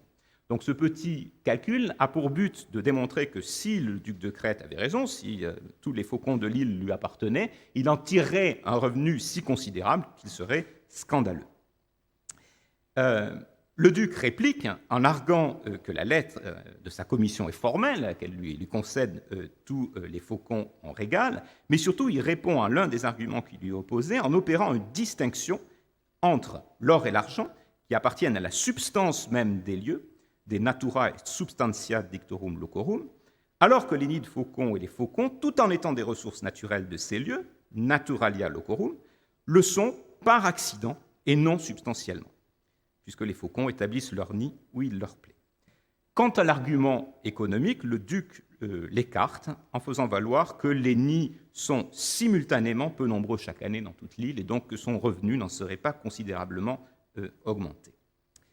Et ce cas est extrêmement détaillé, mais il n'est pas complètement isolé, puisqu'on a d'autres procès, notamment un procès survenu l'année précédente, en 1412, où un autre défendant avait opposé au même duc de Crète, décidément très obsédé par les faucons, un autre argument. Il reconnaissait bien la présence d'un nid sur ces terres, mais affirmait que cette année-là, il n'y était né qu'un tiercelé, c'est-à-dire un mâle, donc de moindre valeur, comme on l'a vu. Et il expliquait qu'on avait préféré le laisser là pour préserver le nid. Donc, bien que vain aux yeux des juges, l'argument est intéressant parce qu'il traduit la conscience d'un possible épuisement de la ressource par un prélèvement trop systématique. Argument qui s'oppose ici à l'affirmation de la souveraineté du duc. Et je conclus. Donc, nous avons pu discerner quelques-unes des modalités d'un commerce qui, évidemment, est mineur et discret, mais qui met en œuvre des mécanismes que ne nous donnent pas forcément à voir les documents relatifs à des produits plus importants. On pourrait résumer ainsi la capture des faucons semble une occupation saisonnière assez activement pratiquée à Candie. Les oiseleurs vendent leurs prises à des grossistes. Ceux-ci concluent ensuite des contrats de noli qui sont destinés à l'exportation des faucons, ou bien ils les revendent directement à des marchands occidentaux. Mais outre ces aspects économiques, les faucons jouent aussi un rôle social que la documentation ne permet que d'esquisser, c'est-à-dire qu'au sein de l'élite coloniale, ils constituent visiblement un signe extérieur de statut, et donc il importe de veiller sur leur santé. Il y a une catégorie de spécialistes pour s'en occuper. Et enfin, prélevés dans les marges, dans les zones les plus inaccessibles en réalité, les moins mises en valeur de l'espace vénitien, les faucons offrent une occasion d'exprimer l'étendue du contrôle sur le territoire, précisément parce qu'ils sont une ressource naturelle que l'homme ne peut produire, comme dans le cas d'autres animaux. Ils relèvent des iura regalia et constituent donc un objet inattendu mais privilégié du discours sur la souveraineté, que ce soit la souveraineté absolue de l'État vénitien ou la souveraineté partielle des seigneurs insulaires. Merci.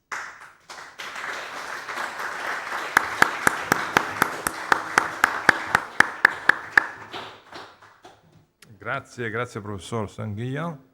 10:35, siamo in perfetto orario, adesso facciamo una pausa, pausa caffè, nella sala del giardino e riprendiamo fra un quarto d'ora. Grazie. Grazie davvero.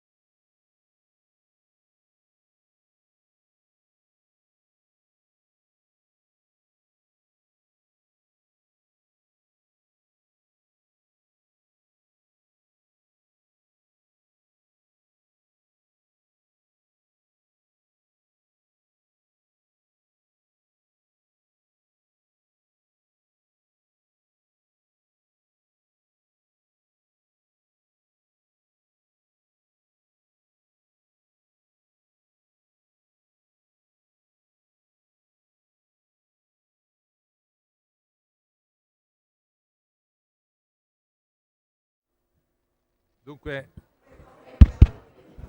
attenzione, dobbiamo riprendere i lavori.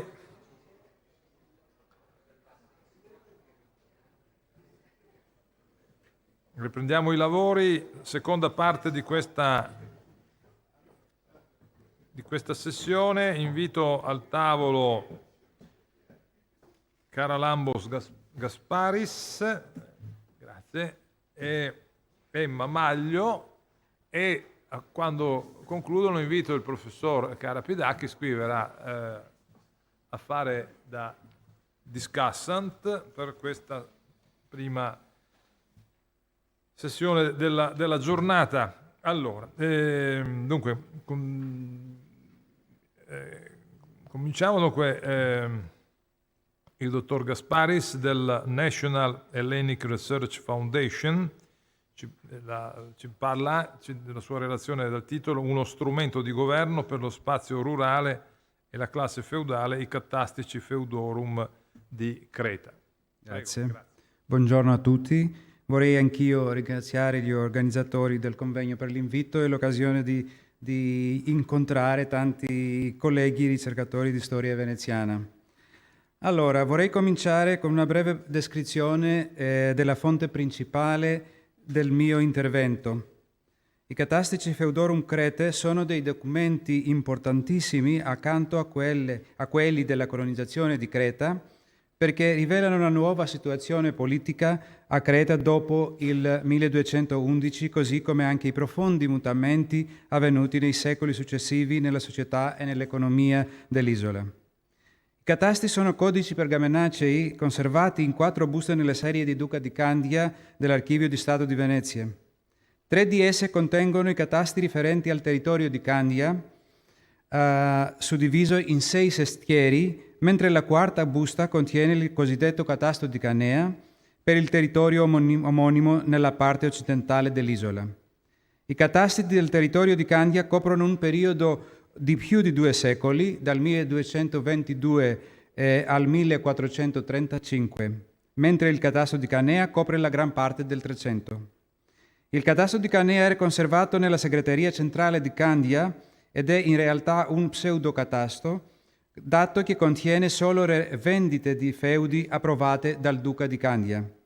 A quanto riguarda il territorio di Candia, solo il catasto del sestiere di Dorsoduro si conserva quasi integralmente, mentre i catasti dei sestieri di Santi Apostoli, San Marco, San Polo, Castello e Santa Croce sono invece conservati in forma frammentaria e in povera o pessima condizione.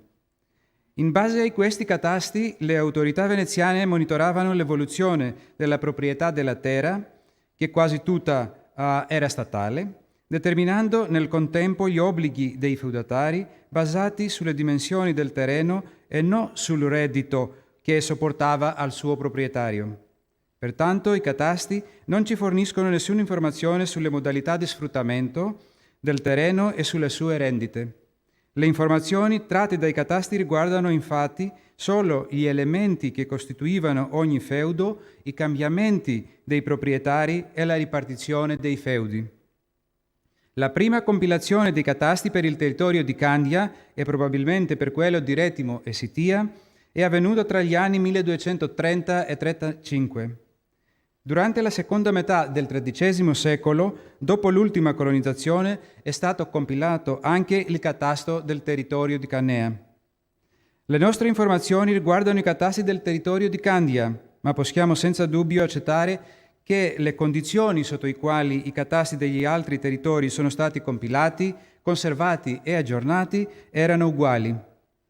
I catasti del territorio di Candia, come qualsiasi altra documentazione ad essi correlata, erano conservati nella segreteria ducale alla città di Candia.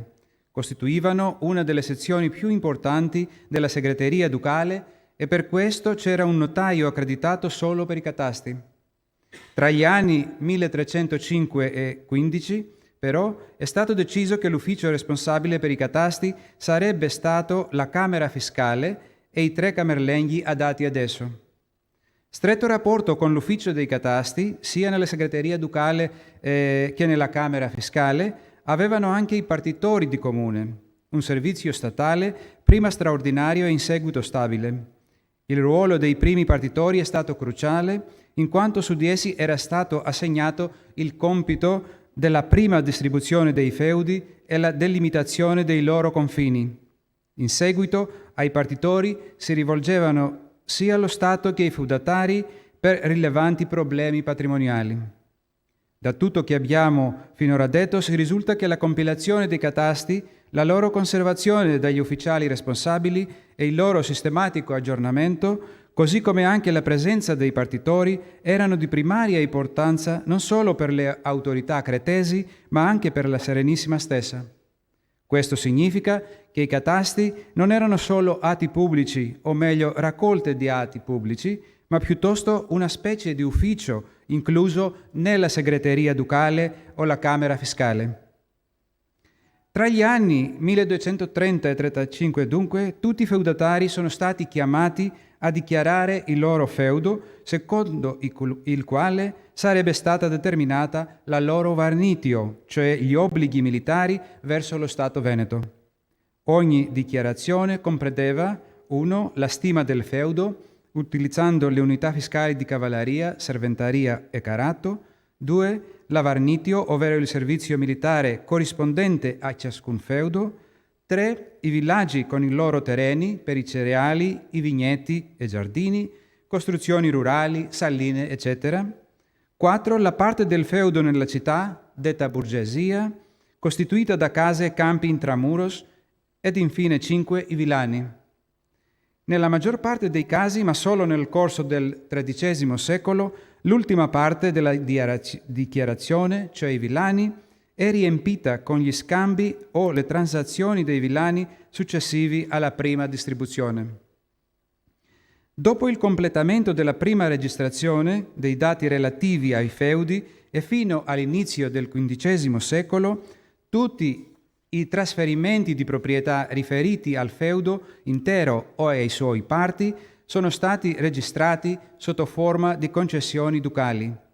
Di estremo interesse è la sezione dei catasti che contiene le delimitazioni, cioè la descrizione dettagliata dei confini che separano un villaggio dall'altro o un feudo dall'altro. Come si può capire, il materiale contenuto nei catasti è molto ricco e disponibile per molteplici letture. Per poter accorgersi meglio l'importanza di questa fonte come strumento di governo, in questa occasione noi esamineremo 2 aspetti: lo spazio rurale e la classe feudataria. Prima di tutto, i catasti sono una fonte spaziale. Indicano come le autorità veneziane avevano organizzato, o meglio avevano percepito lo spazio rurale attraverso i secoli del dominio veneziano. La sua struttura aveva 2 dimensioni, quella amministrativa e quella fiscale.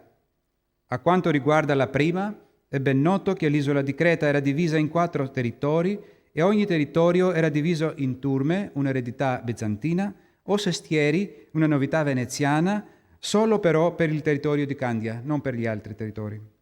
Ogni turma o sestiere, mai istituiti però come unità amministrative ma solo geografiche, si identifica nel sistema amministrativo cretese con la castellania, cioè il territorio di un castello. Organizzati per ogni turma o sestiere e nello stesso tempo per ogni territorio, i catasti confermano questa struttura amministrativa. La segreteria della città capitale di ogni territorio era responsabile per i suoi catasti. Il villaggio, ben distinguito tramite i catasti, è un altro elemento fondamentale dello spazio rurale. Anche se non era neanch'esso un'unità amministrativa, il villaggio è sempre stato molto importante come nucleo della vita agraria già dal periodo bizantino. I catasti confermano che il villaggio rimane anche durante la dominazione veneta un insieme composto dall'insediamento abitativo, cioè le case e gli abitanti, della sua periferia terriera precisamente delimitata e dalle usanze che regolavano la vita sociale ed economica. Un villaggio, per esempio, aveva la sua chiesa o le sue chiese, almeno un prete, le sue fonti d'acqua, i suoi prati per gli animali, spesso il suo mulino, i suoi luoghi per la pigiatura delle uve, eccetera. All'inizio i feudi erano stati composti da uno o più villaggi, ma mentre si stavano gradualmente frammentando e ristrutturando per varie ragioni, un villaggio poteva essere suddiviso tra diversi feudatari. Lo Stato però continuava a riconoscere il villaggio come un'unità concreta. Conseguentemente, certi dei suoi elementi, come le fontane o i pozzi o le chiese, continuavano ad essere comuni per tutti i suoi abitanti, anche se loro si erano dipendenti da vari proprietari.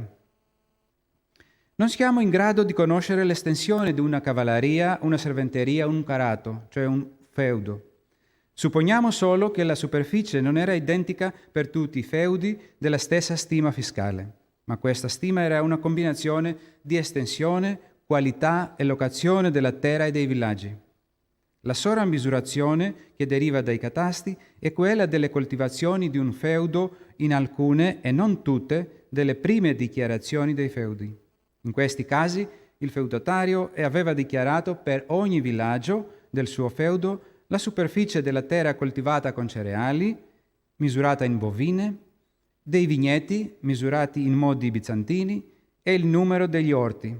Questa misurazione riflette la superficie coltivata dagli anni 30 del XIII secolo e non è stata mai aggiornata. Negli stessi catasti però, principalmente dal 300 e poi, disponiamo alcuni atti di ripartizione di un feudo tra gli eredi di un feudatario. Lì si notano per ogni parte e in modo analitico gli abitanti del villaggio, le case, la misurazione della terra coltivata e tutt'altra cosa che si divide. In ogni caso, gli atti di questo tipo non sono molti e di conseguenza ci danno un'immagine dello spazio rurale molto frammentaria. Una sezione separata e molto interessante dei catasti è quella che contiene le delimitazioni dei confini dei feudi o dei villaggi. Queste dettagliate descrizioni, in dialetto veneziano mescolato con molte parole del dialetto greco-cretese, si identificano in realtà con le posteriori piante catastali e ci aiutano non tanto di capire le dimensioni di un feudo o di un villaggio, ma di immaginare il paesaggio naturale e agrario dell'epoca. Così possiamo dare uno sguardo sulla terra coltivata, arida o boschiva, la vegetazione, le coltivazioni, i vari tipi di risorse acquatiche, la qualità del terreno, le costruzioni rurali, le chiese, eccetera. In poche parole, le delimitazioni ci offrono un panorama dello spazio rurale cretese durante il tardo Medioevo. Siccome la gran parte dei villaggi di allora esistono fino ai nostri giorni, in molti casi è possibile scoprire i cambiamenti avvenuti nel paesaggio di un villaggio o di una regione nel corso del tempo. Anche se per noi oggi le delimitazioni sono un mezzo di conoscere il paesaggio di allora, per le autorità e i feudatari della Creta medievale erano ovviamente un mezzo importante per provare i diritti sulla proprietà terriera. Queste delimitazioni di terreni, feudi e villaggi, composti e confermati dai partitori di comune, nello stesso tempo gli servivano ogni volta che i feudatari gli chiedevano di risolvere una controversia tra di loro. La dimensione fiscale dello spazio rurale era forse ancora più importante per lo Stato veneto. Per i feudatari la tassazione si era identificata con il servizio militare in persona o da rappresentante. È così che è stato formato l'esercito feudale per difendere l'isola dai nemici sia esteriori che interiori. Le unità fiscali, secondo le quali ogni feudo era stimato, come abbiamo già detto, erano la cavalleria o la serventeria e dalla seconda metà del 300 il carato. Ogni feudatario possedeva un feudo che, secondo l'estensione e la qualità della terra, potrebbe essere meno o più di un'unità fiscale.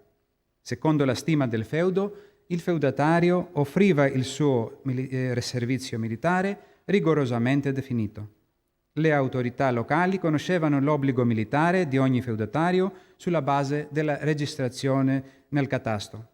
È per questo che in ogni atto di concessione o vendita o acquisto di un intero feudo o di una sua parte, o ancora in ogni atto di ripartizione di un feudo tra gli eredi, viene indicata sempre la stima del feudo in modo che sia il nuovo feudatario, che le autorità conoscano l'obbligo militare.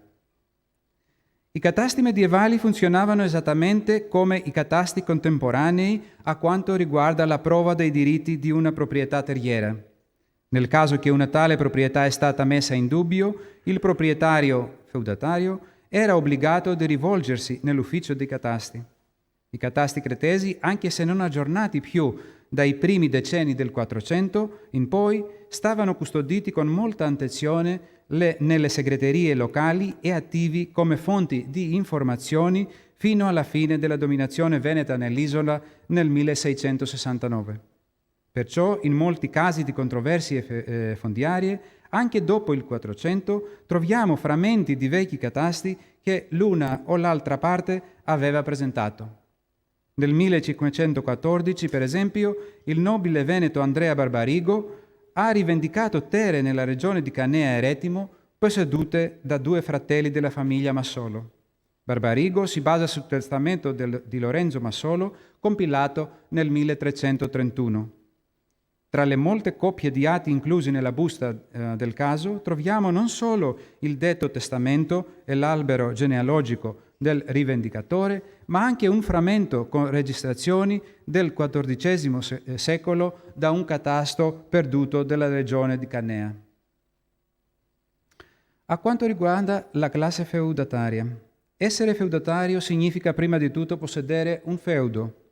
Perciò, per poter provare la loro qualità, i feudatari devono essere registrati nei catasti insieme ai loro feudi.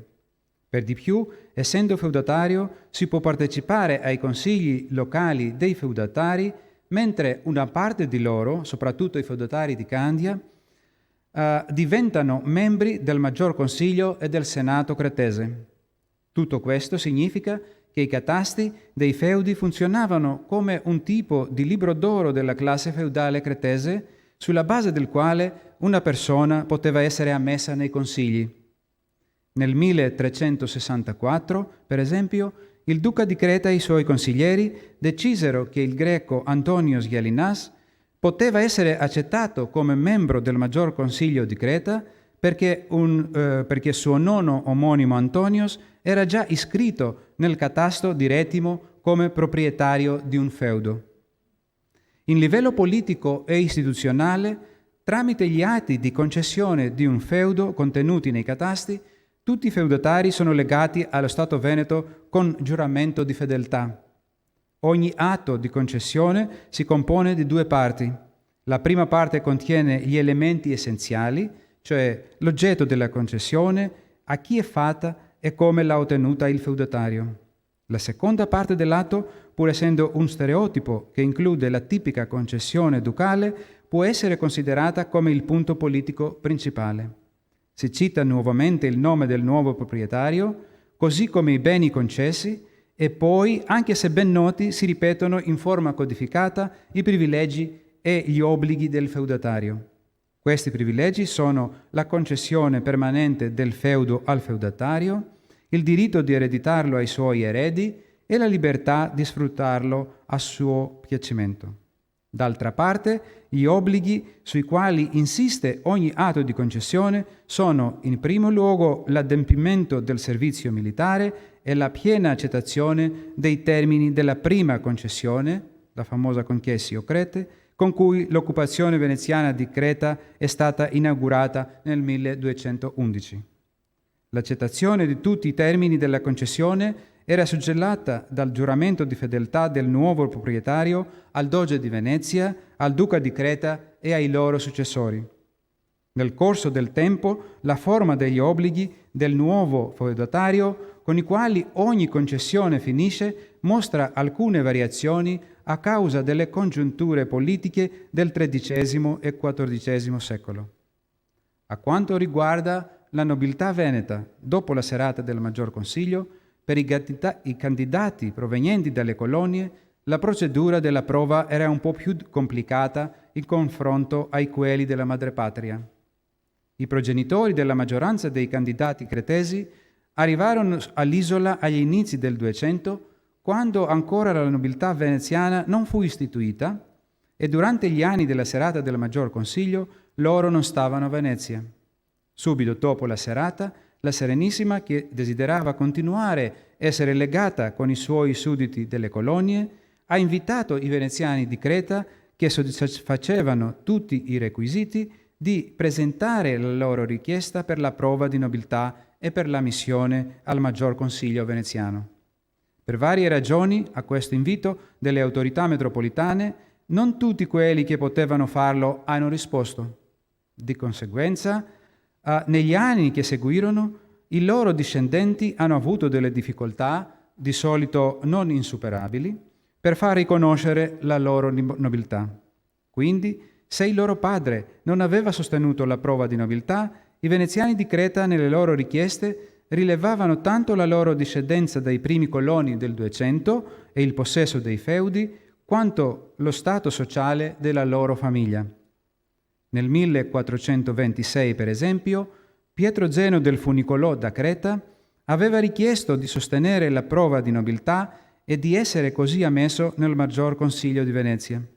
Nella sua richiesta, Pietro Zeno include il suo albero genealogico, sottolinea che alcuni dei suoi antenati hanno potuto sostenere la prova di nobiltà e hanno ottenuto il titolo del nobile veneziano. Poi Zeno nota l'alto status sociale della sua famiglia e attesta il possesso dei feudi dal suo capostipite nella prima metà del 200 e dai suoi discendenti.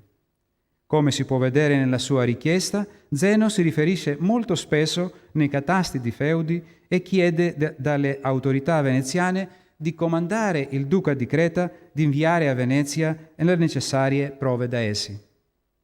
Ricapitolando, i catastici Feudorum Cretae non sono, come abbiamo già detto, semplici atti pubblici, ma un fondamentale strumento di governo su vari livelli, anche se non costituivano un ufficio indipendente dalla segreteria centrale o la Camera fiscale, possiamo considerarli come un'istituzione politica e amministrativa.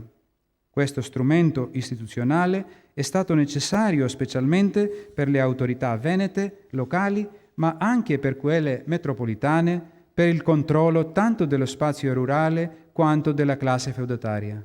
Grazie per l'attenzione.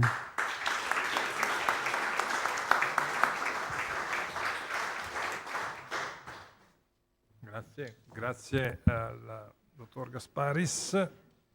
Adesso proseguiamo con i lavori. Adesso abbiamo il contributo di Emma Maglio, Università degli Studi di Napoli Federico II. Il tema è descrizione e governo del territorio urbano e rurale catastici di Creta nel tardo periodo veneziano, XVI-XVII secolo. Prego. Grazie. Buongiorno a tutte e tutti. Ringrazio innanzitutto il Comitato Scientifico del Convegno per aver accolto la mia proposta e per l'organizzazione di queste giornate. La collocazione di questa mia relazione, dopo quella di Charalambos Gasparis, è quanto mai opportuna nell'ambito di un tentativo di ricostruire l'articolata attività amministrativa di Venezia nel Regno di Candia nel corso dei 4 secoli e mezzo del suo dominio sull'isola, dagli inizi del XIII secolo fino al 1669. Probabilmente, anzi sicuramente, ripeterò alcuni concetti già enunciati prima di me, sia da Charalambos che da Aspasia Papadaki ieri, e di questo, insomma, mi scuso con il pubblico. La Serenissima aveva sempre basato la propria fortuna sul commercio marittimo e con l'acquisizione di Candia si trovò a organizzare per la prima volta e su una vasta area geografica un'opera di colonizzazione, da un lato mirata a esportare il proprio modello amministrativo, ne abbiamo già visto alcuni aspetti, dall'altro fondata sullo sfruttamento della terra. Non è noto come furono scelti i coloni veneziani da inviare a Candia nei primi anni e come fu organizzato praticamente il loro trasferimento. Tuttavia, gli studiosi hanno chiarito alcuni aspetti fondanti di tale operazione e rimando dunque alla storiografia nutrita sull'argomento. Poiché i feudi concessi ai coloni veneziani, i cosiddetti feudati, consistevano in proprietà urbane e rurali, cioè case, terreni, spesso interi villaggi, nei documenti denominati casali o ville, un primo effetto decisivo della colonizzazione fu la totale organizzazione amministrativa del territorio. Come si è già detto, l'isola fu divisa inizialmente in 6 sestieri e ogni sestiere fu affidato a un capitano e suddiviso in varie circoscrizioni minori o turme, quindi su questo vado veloce perché prima di me è stato già detto anche meglio, e questa strutturazione tuttavia non fu mai attuata e i sestieri restarono a indicare regioni geografiche i cui confini non sono ancora del tutto noti. Quel che importa è che a partire dal XIV secolo l'isola di Candia fu divisa in 4 distretti amministrativi, i già citati territoria, cioè la Canea, Rettimo, Candia e Sifia. Quello di Candia era retto dal duca, eletto per 2 anni, assistito da 2 consiglieri e da organi collegiali eletti, mentre le altre città erano governate da un rettore. E ogni distretto fu suddiviso in castellanie, anche queste già menzionate, unità amministrative minori incentrate su un castello. Canea e Rettimo ne avevano 3 di castellanie, Candia la più importante con 8 castellanie, Sipia con una sola. La rete dei castelli, disposti lungo la costa e nell'entroterra, si consolidò già alla fine del Trecento e sarebbe rimasta pressoché inalterata per tutto il periodo veneziano. Il castellano ne era l'autorità principale e aveva compiti militari, amministrativi e giudiziari. Un'altra conseguenza della colonizzazione fu la divisione dei feudi in 3 grandi tipologie. La prima comprendeva i beni dello Stato veneto, destinati a vari usi, dalle coltivazioni alla costruzione di edifici pubblici e di abitazioni. Venezia concedeva queste proprietà in affitto annuale attraverso incanti pubblici e i destinatari potevano sfruttarle liberamente ma non potevano venderle o donarle. Il controllo rigoroso sul corretto uso di tali beni mirava a conservarne il valore. Si trattava di un'area ricca di villaggi e terreni molto fertili, quella dei beni dello Stato veneto, incentrati intorno alla città di Candia, la zona nota come Paracandia, e della metà dei territori compresi nelle 4 città principali dell'isola. Una seconda categoria includeva i beni della Chiesa greca, in gran parte riassegnati alla Chiesa latina, per i quali anche qui ogni variazione di proprietà doveva essere approvata dal duca e dai suoi consiglieri. Il resto dei terreni fu concesso ai feudati latini e poi sempre più anche greci, che potevano liberamente disporne, cioè sfruttarli, venderli anche all'incanto, affittarli, donarli, scambiarli, concederli in gonico perpetuo. Le modalità di distribuzione dei feudi restano in gran parte sconosciute, ma le autorità veneziane mantennero il diritto di approvare gli eredi dei feudati o gli acquirenti dei loro feudi, nonché di revocare la concessione.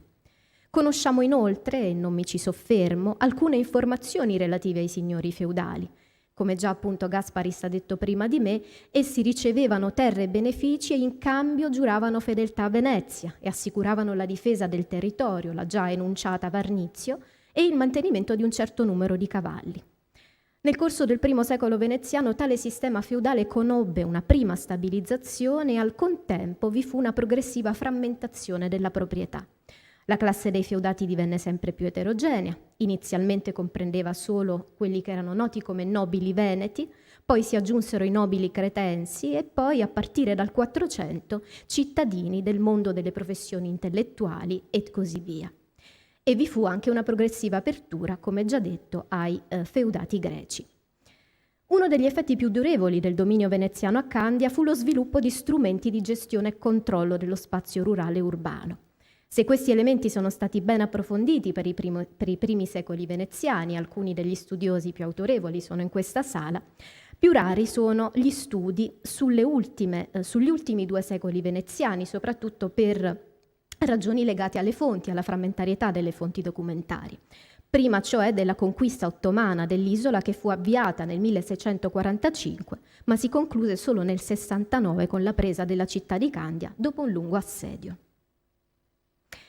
Venendo al cuore del mio intervento e riprendendo ancora quanto detto prima di me, i catastici di Creta giunti fino a noi, conservati all'Archivio di Stato di Venezia, sono molto frammentari, ma lasciano supporre che la produzione sia stata ben più cospicua e continua, anche in virtù di sporadici riferimenti ad altri catastici presenti sia nei registri catastali ancora esistenti che in altri documenti che si occupano in vario modo di proprietà.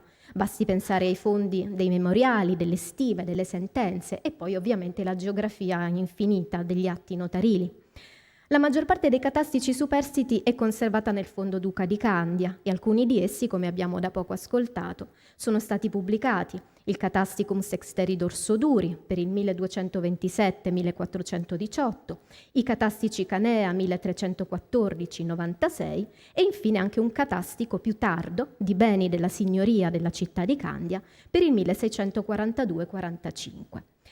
Qui vi parlerò invece di 2 registri di catastici che coprono un altro intervallo di tempo, sono appunto i cosiddetti catastici dei traslati di proprietà dei beni stabili, per menzionare appunto la dicitura presente sui documenti, e che coprono 2 intervalli di tempo, quello compreso fra il 1588 e il 1605 e quello fra il 1621 e il 1645, quindi siamo davvero nella seconda parte del periodo veneziano.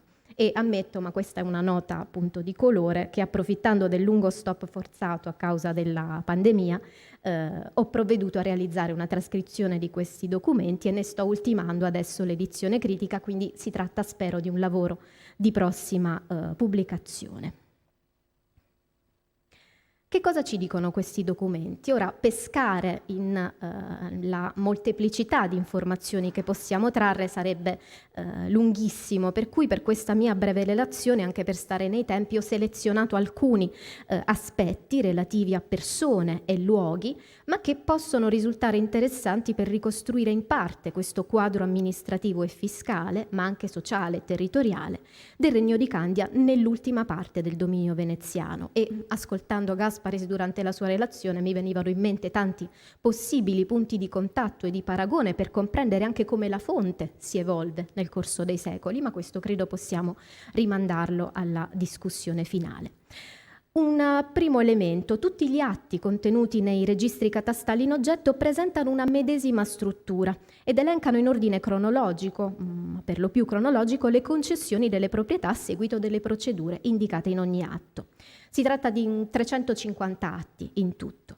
Prevalgono nettamente gli incanti pubblici, seguiti dalle vendite tra privati, mentre sono molto più rari gli atti di concessione privata di altro tipo, le cessioni, le permutazioni, le ipoteche e le alienazioni. Si tratta in ogni caso di procedure molto ben codificate che i singoli atti aiutano a ricostruire, e qui ho riportato un atto tipo, per così dire, in maniera da, è vero, forse i colori non si vedono molto bene a video, meglio sul computer, però credo che siano abbastanza chiare le partizioni. Le date, intanto, seguono la prassi di datazione veneziana, il More Veneto, che faceva iniziare il nuovo anno il 1 marzo. Ogni atto si apre con una dichiarazione iniziale delle autorità veneziane che autorizzano la procedura, quasi sempre il duca, più raramente il viceduca, che era anche capitano generale. Talvolta sono indicati anche i nomi dei consiglieri e i viceconsiglieri, questo piuttosto negli atti più tardi, diciamo dell'inizio del Seicento. Seguono poi i dati sul bene in oggetto, nell'ordine il nome di chi sollecita la concessione, la natura della stessa, la tipologia, le dimensioni e le caratteristiche del bene, inclusi gli eventuali carichi che gravano su di esso. Seguono poi i precedenti passaggi di proprietà, quindi viene in qualche modo tracciata la storia del feudo. In generale non si superano i 3 passaggi di proprietà pregressi.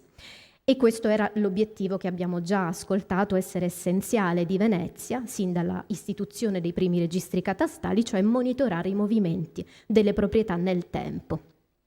Dopo tali informazioni, di norma nei casi di vendita all'incanto pubblico, questo invece è un caso di vendita privata, quindi non la troviamo, c'è la fede sottoscritta dal quaderniere della Camera Fiscale, che riassume gli estremi della concessione e nei casi onerosi la somma da corrispondere.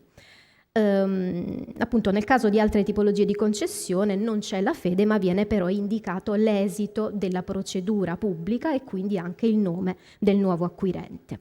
Conclude ogni atto la formula della concessione ducale, che riassume le caratteristiche del bene, il nome del nuovo proprietario e sintetizza, e qui ritorniamo a quello che diceva Gasparis prima di me, l'impegno di fedeltà e di obbedienza nei confronti di Venezia, cioè nella sintesi finale degli obblighi e dei diritti a cui è sottoposto il nuovo proprietario, tutto è racchiuso in maniera molto più semplice, molto più stringata, in formule ricorrenti, e soltanto raramente si fa riferimento riferimento all'avarnizio, quindi al dovere della difesa dei feudi, e in 2 casi, su un totale di 350 atti, si esplicita l'impegno di fedeltà e di obbedienza nei confronti di Venezia. Infine, nella parte conclusiva dell'atto, tranne pochissime eccezioni, abbiamo il luogo di registrazione, Candia, la data di registrazione dell'atto in cancelleria ducale, il nome dello scriba responsabile e in chiusura il nome del cancelliere grande. E da queste prime indicazioni sulla struttura tipo dell'atto traiamo una prima informazione relativa ai nomi, i nomi dei personaggi, degli attori coinvolti, una folta schiera di funzionari pubblici, responsabili delle procedure legate alle concessioni dei beni, e questa pluralità di figure si pone in continuità con quanto accadeva nei catasti precedenti, quindi le procedure sono le stesse. Oltre ai maggiori esponenti del governo veneziano, infatti, troviamo gli ufficiali contabili di stanza alla Camera Fiscale, il quaderniere o il suo vice, che rilasciavano le fedi per la riscossione dei crediti e riportavano le pratiche di dare e avere, sia nel libro Zornal che nei libri della Camera Fiscale. Anche questo è un elemento di estremo interesse, ma che per brevità non vi racconto, cioè i riferimenti molteplici ai tanti altri documenti, molti dei quali sono tuttavia oramai scomparsi. Un ruolo centrale era rivestito dalla Cancelleria Ducale o Maggiore, con sede nel Palazzo Ducale di Candia, e su questo appunto taglio perché ne avete già abbondantemente sentito parlare, però la cosa interessante, dato che Gasparis ha citato i partitori comuni che nascono all'inizio del XIII secolo come una carica straordinaria e dal 1340 diventano un comitato permanente di 3 membri incaricati di assegnare i feudi, definire i confini, risolvere le controversie, questa figura è attestata in alcuni documenti ufficiali dell'inizio del Seicento, ma non è mai menzionata nei documenti in oggetto, quindi è una figura che non compare nei testi, negli atti catastali. I catastici contengono ovviamente i nomi di una pluralità di venditori, acquirenti, affittuari, le cui storie familiari vengono talvolta accennate nei testi. In generale sono menzionati poco più di 400 persone, fra venditori e acquirenti. Qui, come dire, vi riporto un caso fra tanti, come dire, di interesse anche per rilevare di quella multietnicità, di quel carattere anche composito per quanto riguarda lo spazio urbano in questo caso, perché un dettaglio che non vi ho ancora detto è che questi catasti 5-600eschi riguardano non soltanto il territorio rurale, ma riguardano anche il territorio della città di Candia, e gli atti possono essere suddivisi all'incirca con una metà relativi alla città di Candia e l'altra metà relativi a una parte del territorio che adesso vi mostrerò anche graficamente. Per quanto riguarda i cognomi che risaltano negli atti di questi catasti, poco più di 80 sono i cognomi chiaramente identificabili come greci. Poco meno di 20 sono i cognomi veneziani che ritroviamo anche nel documento originario del 1211 della Concessio Crete, e sono alcuni, come dire, dei cognomi delle famiglie più illustri veneziane e venete. Inoltre, rispetto ai catastici medievali e il Catasticum d'Orso Duro, persistono cognomi di famiglie che non provenivano da Venezia, quindi ci sono ancora famiglie come i da Piasenza, i da Vigonza, i de Zara, eccetera. Numerosi infine sono i cognomi ebrei coinvolti in passaggi di proprietà tutte concentrate nella Giudecca della città di Candia, e sappiamo che la Giudecca della città di Candia era un luogo molto importante della città, era la Giudecca più numerosa dopo quella di Venezia. I cognomi sono tantissimi e il più, come dire, ricorrente negli atti è quello della famiglia del medico o del medego, di cui ho riportato per, come dire, darvi alcune cifre di quelli che sono gli argomenti trattati, alcuni atti che li riguardano. In particolare i del medico sono una delle famiglie più illustri e potenti a Candia, il cui capostipite pare essere arrivato in città intorno alla seconda metà del Trecento, ma alcuni studi specifici parlano di più famiglie del medico approdate a Creta in quel periodo. In ogni caso molto molto attivi da un punto di vista immobiliare. Nel 1589 c'è una prima vendita all'incanto pubblico che riguarda appunto membri della stessa famiglia, e si ritrovano personaggi, a volte gli stessi, a volte eredi o comunque facenti parte della stessa famiglia nel corso di atti successivi. Quindi insomma per brevità non mi dilungo. In ogni caso, dato che la Giudecca a Candia era localizzata in una parte della città molto molto piccola, nella zona nord-ovest della città vecchia, diciamo, in prossimità della costa, è molto significativo il fatto che i beni di questa famiglia del medico si concentrino tutti intorno ad una stessa zona, in particolare rispetto alla sinagoga Strivliatikò, che era una delle 4 principali sinagoghe della città, e della contrada della Beccaria.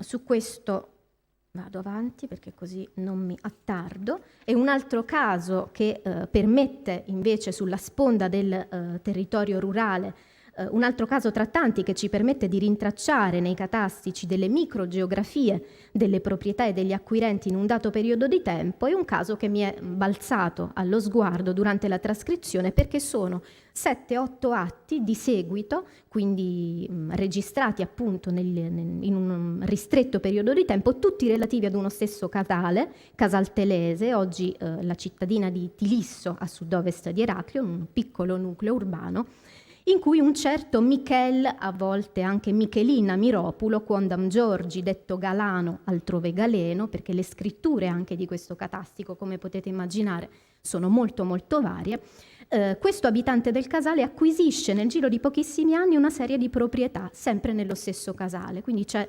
un movimento molto forte. Nel 1627 compra da suo cugino Germano Marin la sua casa, Portego con il suo introito e con la sua corte.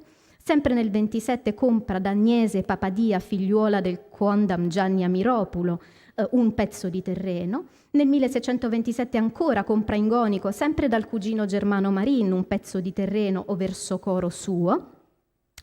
Ancora nel 27, quindi veramente attività molto, molto ravvicinate nel tempo, acquista da Giorgi Varsama un pezzo di terreno di prima qualità con arbori di sdotto tra oliveri, mandolere, fighere e morere.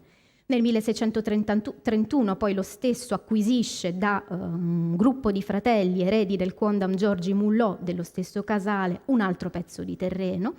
Nel 1633 ottiene in Gonico da Misser Antonio Dandolo, abitante con gli suoi del Casal Telese, quelle sue due parti, et porzioni del monasterio di Santa Maria intitolata Padanassa, situato nel predetto casal nella parte del monasterio San Nicolo Paleologo.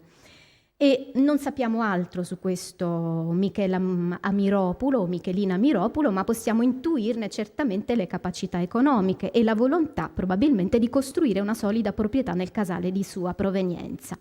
Oggi nel nucleo storico del casale sopravvivono pochissimi edifici del tempo, alcune chiese però, fra cui le 2 menzionate negli atti visti, sono ancora presenti ed erano il nucleo di monasteri, quindi nell'ultimo atto non vi ho per brevità citato tutto il documento, si parla addirittura delle celle dei monaci ruinate e restaurate attorno a torno con tutte quelle che erano le proprietà monasteriali. E quindi arriviamo, forse all'informazione più interessante da un punto di vista generale, cioè qual è la copertura territoriale di questi catastici. Circa la metà delle proprietà, come vi accennavo, riguardano la città di Candia, l'altra metà un'ampia porzione di territorio e di casali al di fuori della città.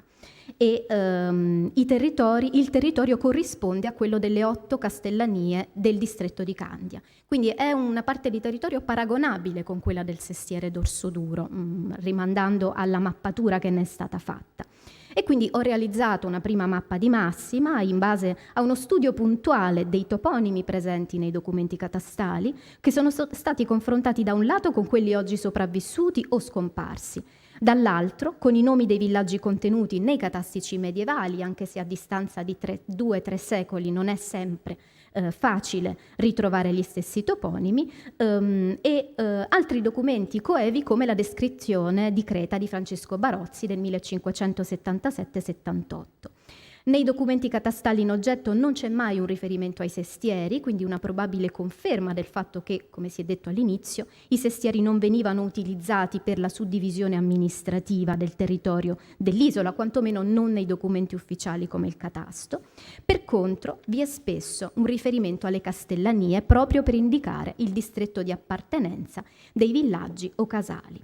Il ventaglio delle proprietà descritte è molto ampio. Nel caso dei beni della città di Candia, la maggior parte degli atti riguardano case e botteghe. Si va dalle case monospito, costituite da un solo vano, alle abitazioni de case, che si compongono cioè di più vani, e talvolta le descrizioni lasciano intuire la distribuzione degli spazi, finanche l'ampiezza delle abitazioni. Alcune case sono su 2 livelli, a piane et in soler, quindi il classico lessico veneziano per la descrizione delle proprietà. Le stanze più frequentemente menzionate, specie nelle case più grandi, sono il portego, il vano principale su modello del portego delle case veneziane, la cucina, il guardaroba, una loggetta e un giago, terrazza. E talvolta erano presenti una corte con pozzo, quindi queste sono frammentarie, molto frammentarie informazioni che ci danno però un'idea della consistenza dell'edilizia abitativa della città di Candia.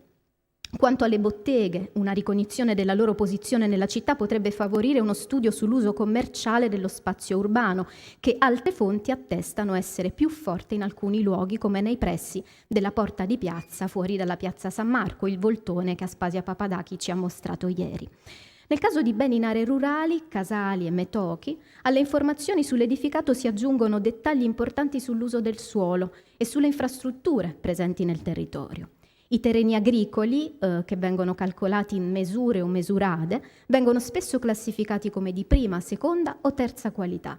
Spesso gli atti precisano la presenza di alberi anche da frutto, principalmente ulivi e vigne. Questo è, è una conferma rispetto all'uso del territorio rurale a Creta, ma troviamo anche indicazioni molteplici di tanti alberi da frutto, quindi non vi faccio l'elenco.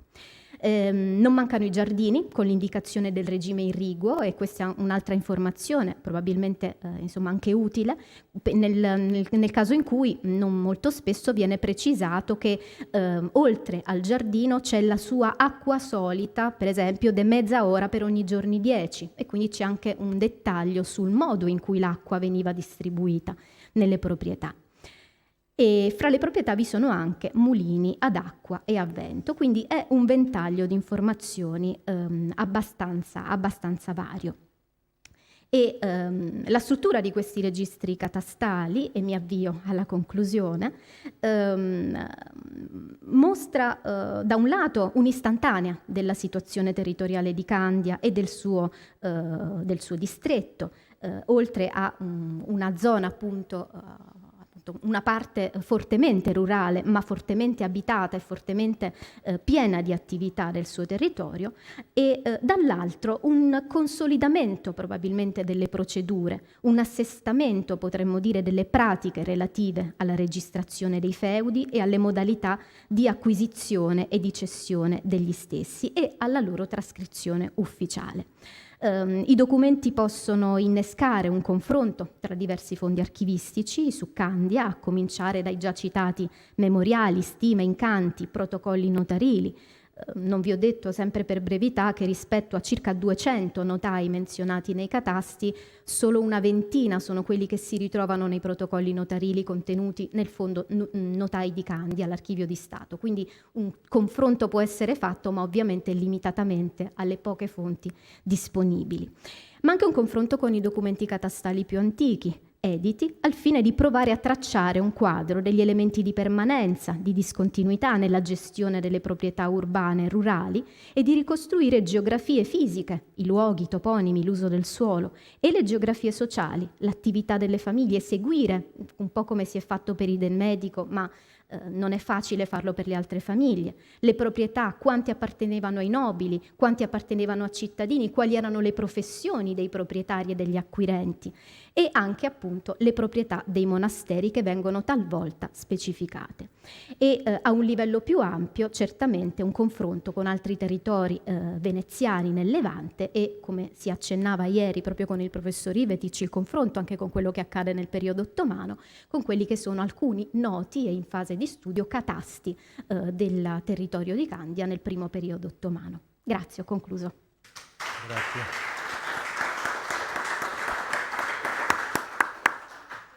Grazie a Emma Maglio e adesso, dopo aver sentito le 4 relazioni, invito il professor Karapidakis qui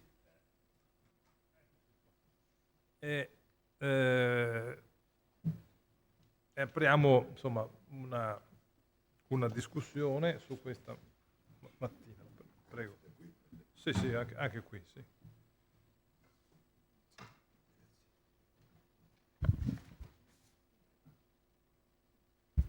Funziona? Sì.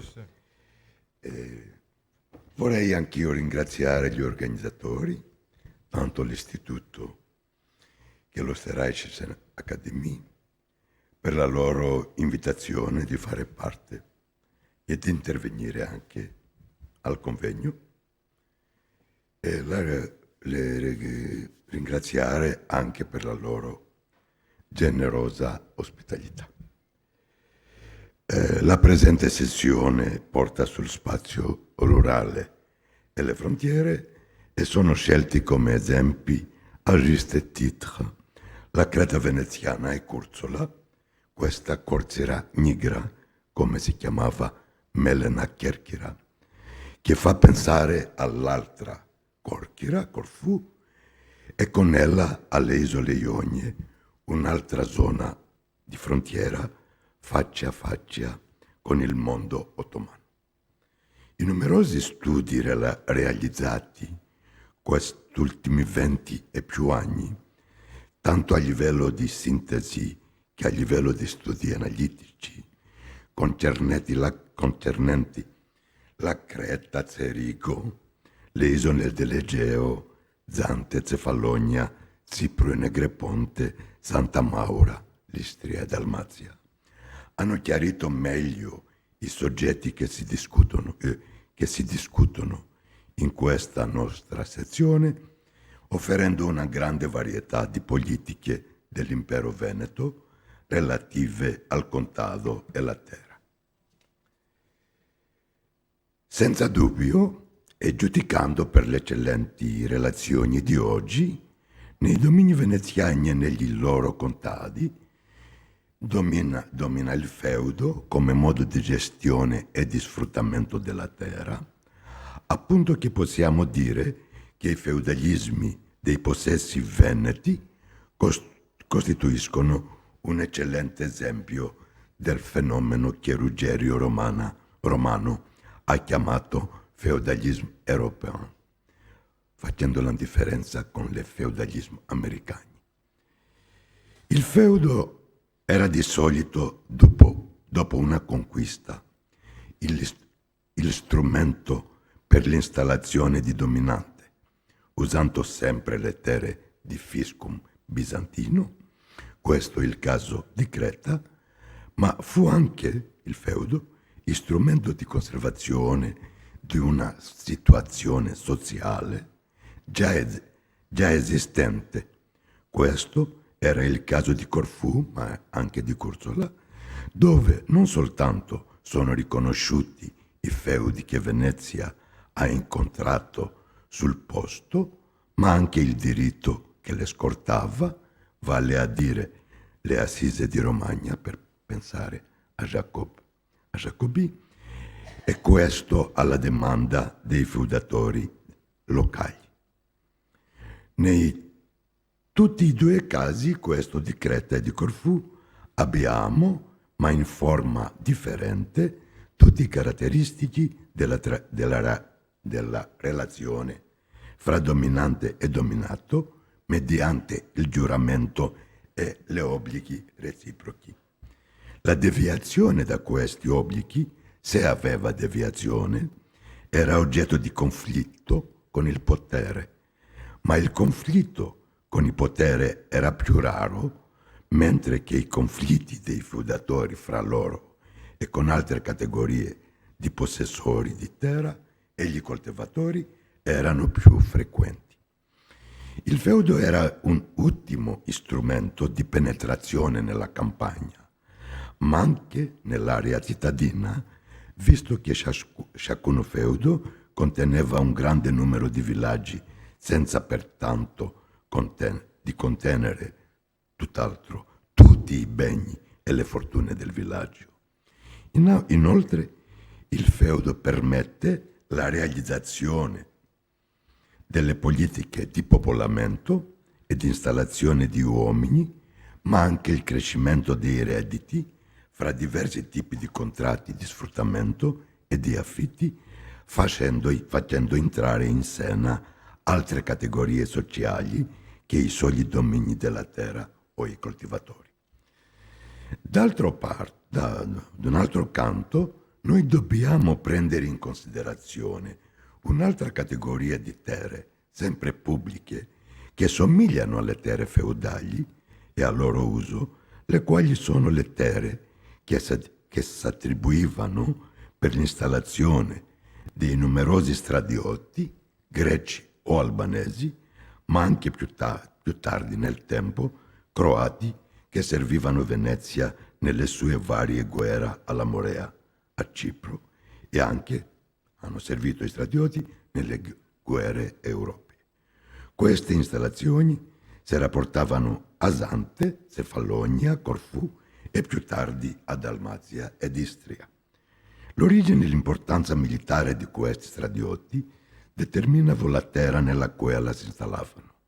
Le famiglie più importanti, spesso con nomi familiari enfatici, come quello di Lascari o di Paleologo, si vedevano attribuire zone estese dove si installavano con i suoi familiari e cavalieri di guerra.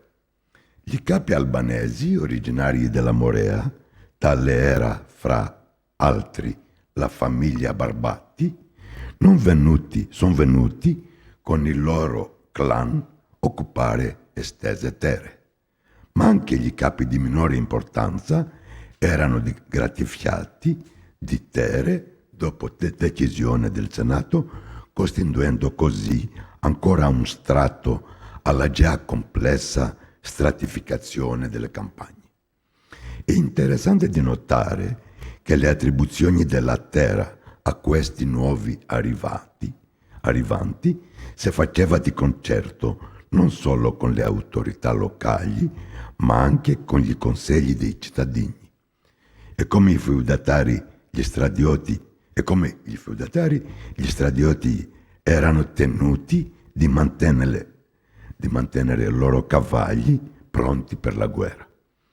Ma sono ben conosciute le tensioni fra loro e le autorità locali, ma anche con i signori e i villani, con quest'ultimi per causa delle guardie costali, contribuendo alla varietà conflittuale delle campagne.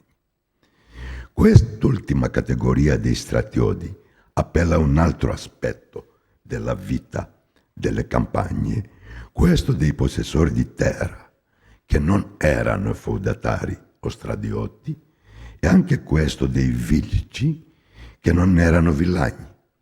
Ricordiamo qui i conflitti fra i feudatari di Corfù con il consiglio stesso della città, di cui alcuni fra loro erano pertanto componenti del consiglio, e ricordiamo anche i conflitti fra coltivatori liberi, in Corfù si chiamavano i decarchiti, una vecchia parola, e i feudatari. E manifesta la dinamica in questi contesti dei molteplici affittuari dei beni feudali o ecclesiastici, di cui la storia permette di osservare le mutazioni sociali avvenute negli domini veneziani. I cittadini corfioti, per esempio, come la famiglia Camagli, probabilmente d'origine paesana e locatrice dopo 620 del feudo Gritti, a 620 affitto a parte del feudo Vituri nel villaggio di Vitalaves, nel sud di Corfù, con i rapporti diretti che la famiglia intrattenne con i vecchiardi del luogo che conoscono i confini dei beni, è pervenuta di accrescere la sua fortuna per 33%, a scapito dei beni della baronia. Baronia è il feudo, è un po' il carato di Creta. Altro esempio, questo delle famiglie De Beneviti, Le Pegnotti ed altri, che affittuando beni feudali pervengono al crescimento della loro fortuna personale. Osserviamo che il signore di una terra feudale era obbligato di contenersi alla percezione di una sola decima, mentre che i locatori e sottolocatori potevano stipulare contratti di sfruttamento più avvantaggiosi. Le terre feudali non erano sole, ma si deve prendere in considerazione le strategie di accumulazione di ricchezza che combinano terre feudali e locazione di terre.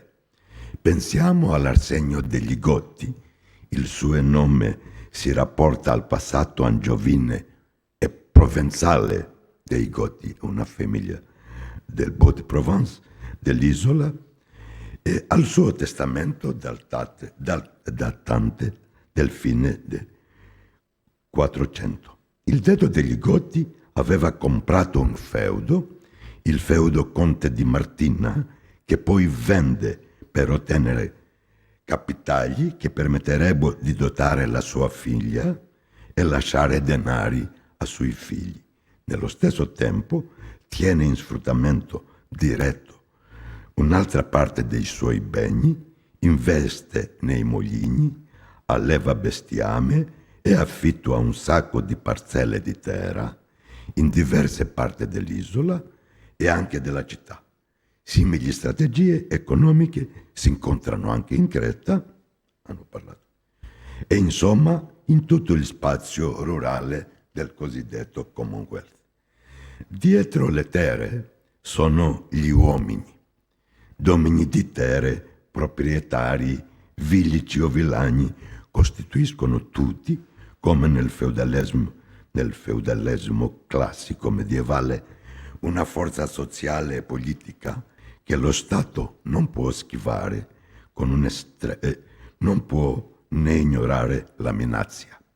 Il provveditore generale Agustin Sagredo sonteggiava con un'estrema chiarezza il problema nel 755, scrivendo da Corfù che i cittadini, confederati a feudatari e baroni, per resistere a qualunque mio ordine, chiedono l'esenzione dei villici ordinati alle guardie in riguardo alla necessità delle loro terre pretese abbandonate, e questo in virtù di loro antichi privilegi.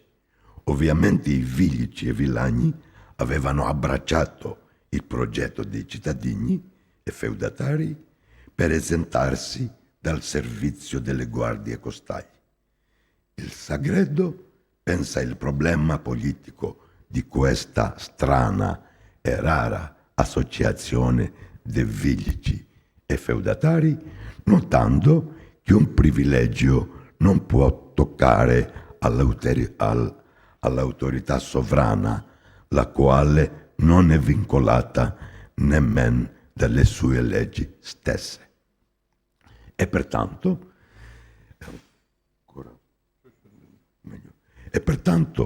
cittadini, feudatari e baroni, con i loro villici e villani, pretendevano all'esenzione delle guardie di 4.404 persone su un totale di 9.000 ascritti alle guardie, vale a dire la metà della popolazione dell'isola attiva al servizio pubblico.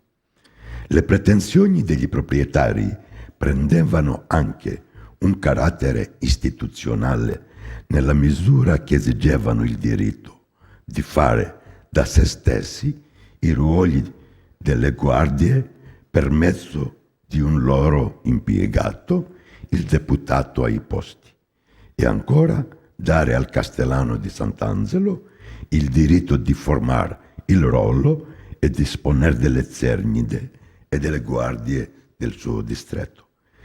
Il risultato di questo movimento prendeva aspetti preoccupanti, sempre secondo le parole del provveditore, perché i villici passarono alla disobbedienza degli pubblici comandi, mancarono ai loro posti, deferendo più all'autorità dei loro sperimentati protettori che agli ordini del pubblico o del provveditore.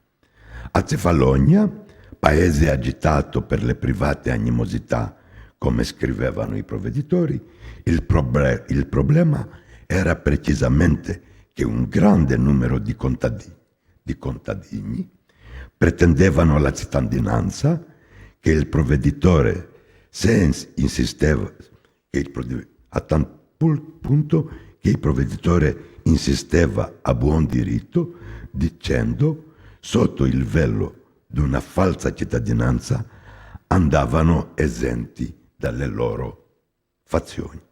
Concludendo, questo complesso organismo che era il Commonwealth si permetteva per il mezzo delle terre e di diversi metodi del loro sfruttamento di dominare i territori acquisti o conquisti e nel stesso tempo facilitava la mobilità e l'installazione di sue popolazioni, ringraziando i fedeli e contentando le chiese. In contropartita, i suoi fedeli erano spesso origini di deviazioni in scopo di riaffermare il loro locale potere.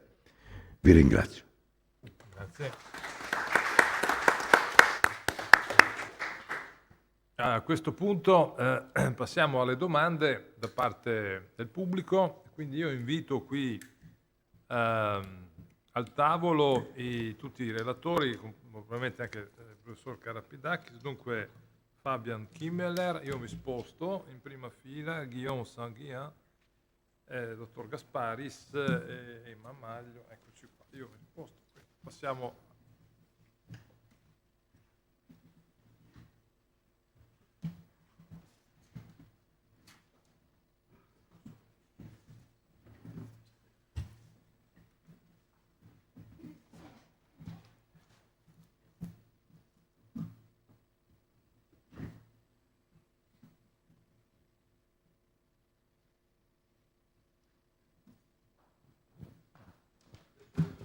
Per rompere il ghiaccio provo a fare io una domanda alle due relazioni sui catastici di Creta.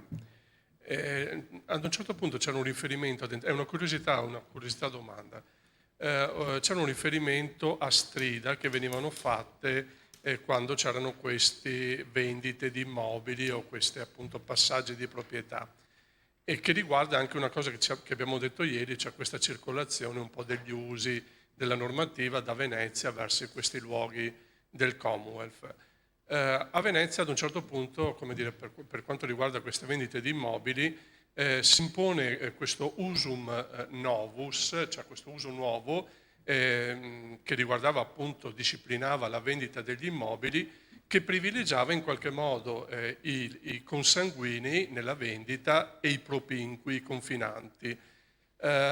Questo usum ad un certo punto viene adottato anche per esempio a Spalato, suscitando tantissime polemiche perché i nobili, cioè i popolani in qualche modo si ribellano perché dicono se noi adottiamo questo uso tutte le terre verranno vendute ai nobili perché non esiste una terra in cui un nobile non sia confinante.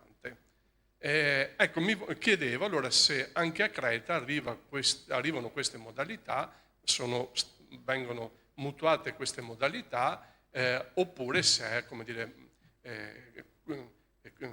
questa normativa è originale ed è del tutto distinta da quanto avveniva a Venezia.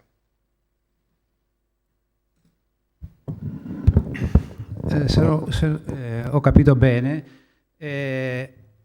sì, c'era questo uso anche a Creta perché la vendita di un feudo o parte di un feudo era aperta per tutti, cioè una vendita tra privati o una vendita da parte dello Stato a un privato. Però in certi casi c'era un termine che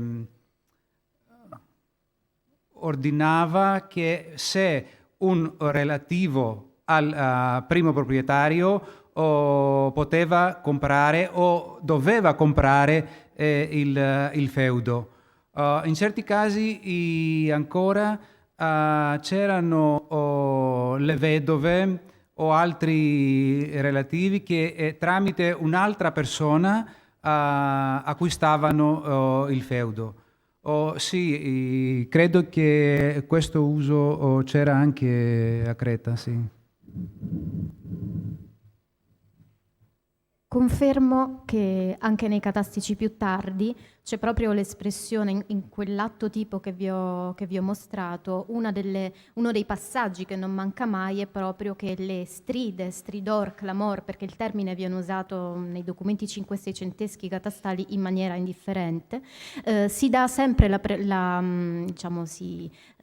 si permette ai propinqui et lateranei di manifestarsi, quindi ci sono non pochi casi in cui sia per la vendita all'incanto pubblico che per altri tipi di concessioni private in cui c'è una persona che si manifesta come potenziale acquirente, ma siccome vengono dati, se ricordo bene, 8 giorni di tempo dall'annuncio pubblico di vendita a propinqui e lateranei di manifestarsi, quell'acquirente potenziale si ritira perché viene data preferenza a personaggi appunto di vicinanza con una relazione, possono essere anche vedove, questo anche nei catasti 5-600eschi è molto frequente, mentre invece un aspetto che potrebbe essere anche di completamento per questo discorso, per questa interessante curiosità, è che la procedura pubblica di stridor veniva anche portata in luoghi specifici della città di Candia, sia che si trattasse di beni per la città, beni urbani che beni rurali,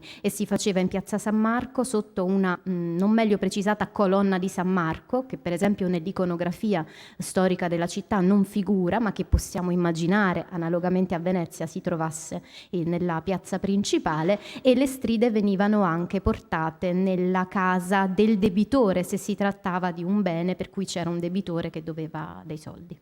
Quindi sì, è confermato.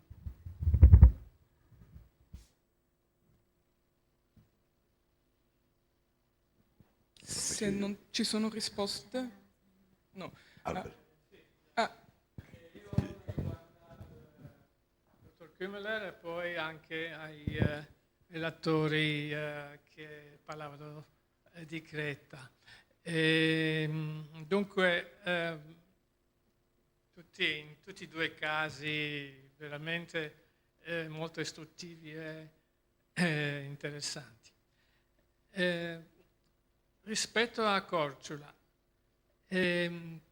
mi colpiva il coinvolgimento dei contadini, si potrebbe dire, sì, degli abitanti dei villaggi nell'amministrazione e anche nella giustizia dell'isola. E mi domandavo che tipo di preparazione potevano avere, per esempio alfabetizzazione, sì? Scrivevano, leggevano, cioè uno che partecipa a un processo in una corte di giustizia per forza dovrebbe essere capace anche di leggere, di scrivere un rapporto, non so. Allora, cosa si può sapere, insomma, sul livello di educazione, di possibilità, sì, di far parte di un'amministrazione abbastanza complicata, complessa nei vari istituti dell'isola. E poi l'altra domanda farò, cioè dopo la... Okay, so I will try to briefly answer to your thanks for your question, first of all. This is part that I didn't touch upon in my talk. Obviously, I have a certain, so I can somehow get to that point, but I'm kind of missing like the final bit to make sense of it. So what I know is that there is a school on the island that obviously the urban boys were able to attend, but also kids from the village have been sent to that school.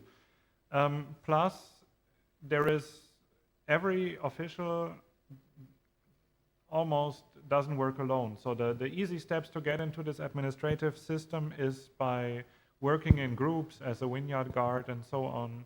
So there you would have some sort of learning on the job. So you would maybe get a basic alphabetization in school, but then how to handle reports and these things you would learn there.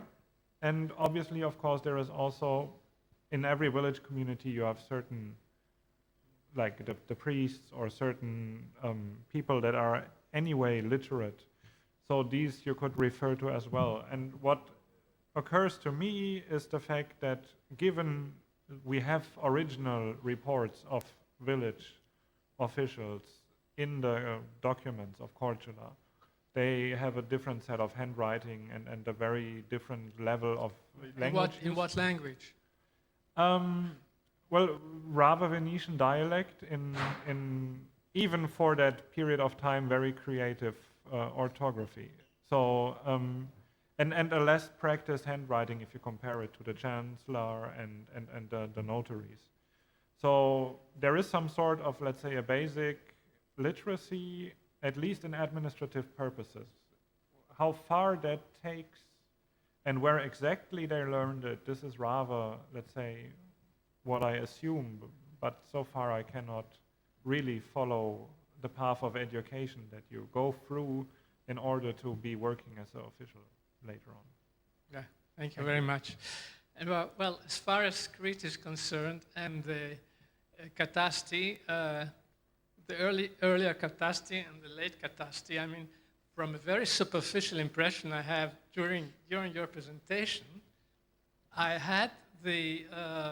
got the impression, and please tell me if I'm wrong or is it correct, and what you can comment on that, that the earlier catasti, also entitled Catasti Feodorum, well, they were really, they focused on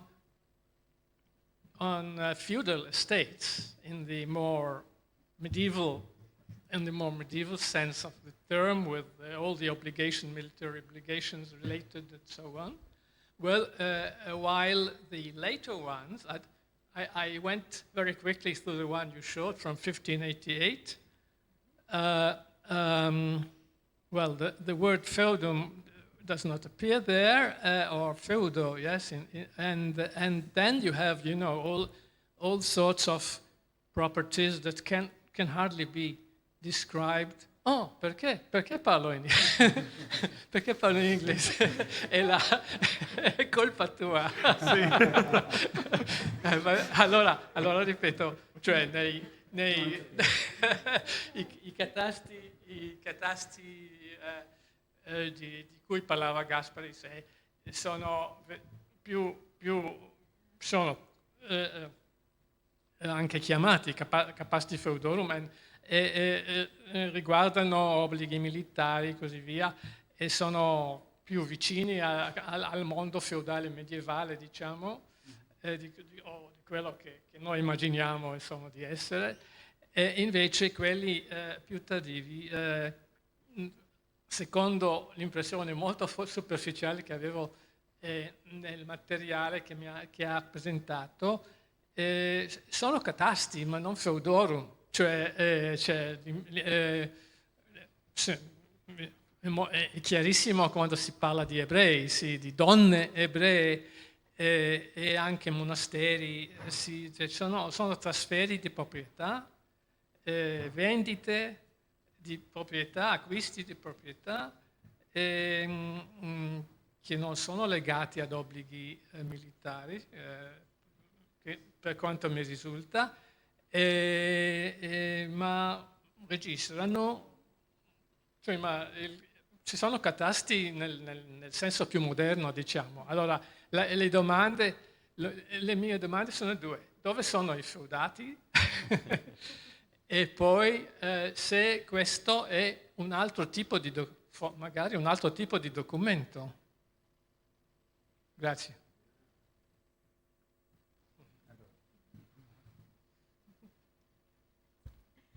Grazie professore per la domanda molto interessante che apre una risposta che potrebbe durare ore, ma cercherò di contenermi sperando di rispondere. Dove sono i feudati? Se devo tenere conto del testo, dei testi che ho trascritto, la parola feudato non viene mai pronunciata, intanto, mai. Si definiscono le qualifiche dei proprietari, dei venditori, anche degli affittuari, non si menzionano mai i villani, per esempio.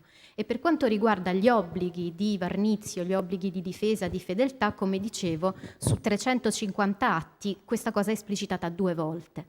Quindi esisteva, perché le relazioni ufficiali dei provveditori generali, dei duchi, parlano della questione del mantenimento dei cavalli che dovevano essere portati in mostra una volta al mese, se ricordo bene, e di quanto fosse importante questo, ma nei catasti questa traccia è molto sfumata, come se fosse una pratica certamente consolidata, ancora in uso, ma che non veniva più documentata, esplicitata nella fonte catastale. Quindi io mi sentirei di rispondere affermativamente quando lei dice forse sono più i catasti cinque-seicenteschi dei catasti in senso moderno rispetto a questo mondo feudale. E quindi sì, senz'altro c'è uno scostamento forte. Grazie. Posso fare un commento su... Sì, non c'è neanche la parola feudo nei catasti di 500? No. Sì, però c'era anche durante il 500 l'esercito feudale e gli obblighi, però confermo che non c'erano i termini feudato o feudo, ma questo catastico contiene solo le vendite, vero? Ma c'era anche il catasto di Canea, sono solo le vendite di feudi, parte di feudi durante il 300, però ci contiene il termine feudatario, feudo e tutto questo per il periodo. È più ovvio che si tratta di questo tipo di pseudo-feudalità durante i primi secoli della dominazione, cioè 200, 300 o anche 400. Per di più è vero che non c'è una sintesi o una ricerca sulla continuazione sulla continuazione del feudo e dei feudatari tra il 300, 400 e 500. No, sono molto frammentaria questa ricerca e sarebbe molto interessante se potrebbe essere una tale ricerca. Da sempre avevo una questione: perché hanno fermato di aggiornare i catasti dopo i primi decenni del 400? L'hanno conservati, ma non sono rinnovati, perché anche i catasti del 200, i catasti che sono riservati fino adesso, sono catasti dell'inizio del 400, perché c'erano più vecchi catasti del 200 e all'inizio del 300 hanno detto sono in pessima condizione, allora dobbiamo rinnovare i libri dei catasti, e hanno trascritto tutti i catasti del 200 nel 300. E potrebbero fare lo stesso anche durante il 400, ma veramente non so neanch'io perché hanno fermato conservano solo le vendite dei mobili, dei feudi oppure... Non è possibile che esistano catasti feudali tra i 500, ma che sono perduti? Infatti mi volevo proprio collegare alla risposta di Gasparis, è molto probabile che si siano perduti, e questo lo dico non solo perché i catasti su cui sto lavorando vanno appunto dal 1588 e poi con una pausa fino al 1640-45, ma ci sono altri catasti che riguardano la parte iniziale del 500 e sono davvero dei frammenti paragonabili ai frammenti di quelli di cui ti sei occupato anticipato tu. Quindi in queste casse, perché Tommaso Sachellari porta le casse degli archivi, tra cui i catasti da Candia a Venezia, passano per il Lazzaretto, poi vengono portati ai Frari, quindi c'è tutta una procedura che poi anche è stata studiata nei dettagli. È molto probabile che alcuni di questi documenti si siano perduti, per cui ci mancano questi tasselli. Il secondo aspetto della mia risposta, a proposito di questi registri catastali che vengono a un certo punto copiati, forse proprio per conservarli, perché si erano usurati, eccetera, io vi ho portato sulla slide le copertine dei miei 2 registri catastali e in entrambi i casi si vede come queste copertine non fossero in realtà vere, nel senso che erano le prime pagine dei faldoni, dei documenti che venivano usati anche come prendiappunti, quindi c'era un uso molto forte quotidiano di questi documenti, per cui si presume che si siano velocemente anche consumati, e quello che cerco di dire anche nella monografia che arriverà spero presto è che per molti aspetti possiamo ipotizzare che anche questi catasti che si trovano in archivio di Stato, su cui insomma sto lavorando, siano una copia, siano il frutto di documenti che sono stati copiati in un momento contemporaneo ad un eventuale originale oppure immediatamente successivo. Se mi permette. Per di più, io credo che era cambiata la forma di catastico, quello che dicevano catasticum feudorum dal 400 e poi, perché con la frammentazione non potevano controllare la terra, i contadini, le autorità veneziane di Creta sono interessati più del cambiamento della proprietà, cioè le vendite o le affittazioni.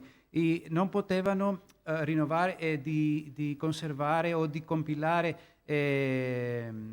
catasti con la forma antica, cioè con il contenuto del feudo, con i villani, eccetera. Perché anche questo era fermato durante il 200, perché dopo dagli inizi del 300 e poi abbiamo anche nei catasti antichi solo le vendite.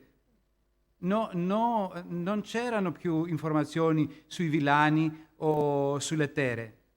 La frammentazione era immensa, erano pochi i feudi grandi durante il 400 o il 500. Non so molto bene la situazione del 500-600, ma penso che non erano così come nel 200 e 300. In continuità anche tra fine 500 e inizio 600 la frammentazione è fortissima, Sì. tant'è che io non ho ancora fatto delle stime quantitative, ma anche i proprietari greci sono molto più numerosi, cosa che sicuramente nel 200 e 300 avveniva molto più di rado, e la moltiplicazione delle proprietà urbane della città di Candia, che ha un peso uguale rispetto ai beni rurali, significa che c'era anche quella dimensione della vita nella città che, come molti studi hanno dimostrato, comincia a prendere il sopravvento rispetto alla vita rurale dei coloni veneziani rispetto ai primi secoli.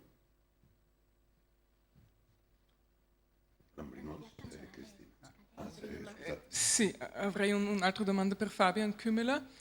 Hai trovato alcune riflessioni da parte dei veneziani sull'amministrazione quasi autonoma dello spazio rurale di Korčula, o anche sulla pratica di ridurre la presenza veneziana al cancelliere e alla cancelleria? Grazie.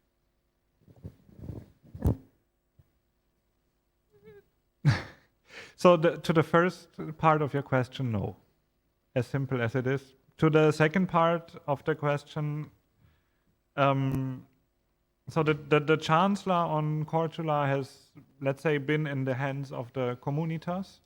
So they have hired him, they have paid him, they have taken care of that. The chancellor will not be, like the Venetian governor would not bring his own chancellor. In a few cases they did, but at the end of the day they hired their chancellor on themselves for 6 years, 8 years, 10 years, 12 years, paying them separately, so that, let's say, the chancellery would still be in somehow communal hands, even though it obviously, interferes with the count, and there is a very close relation.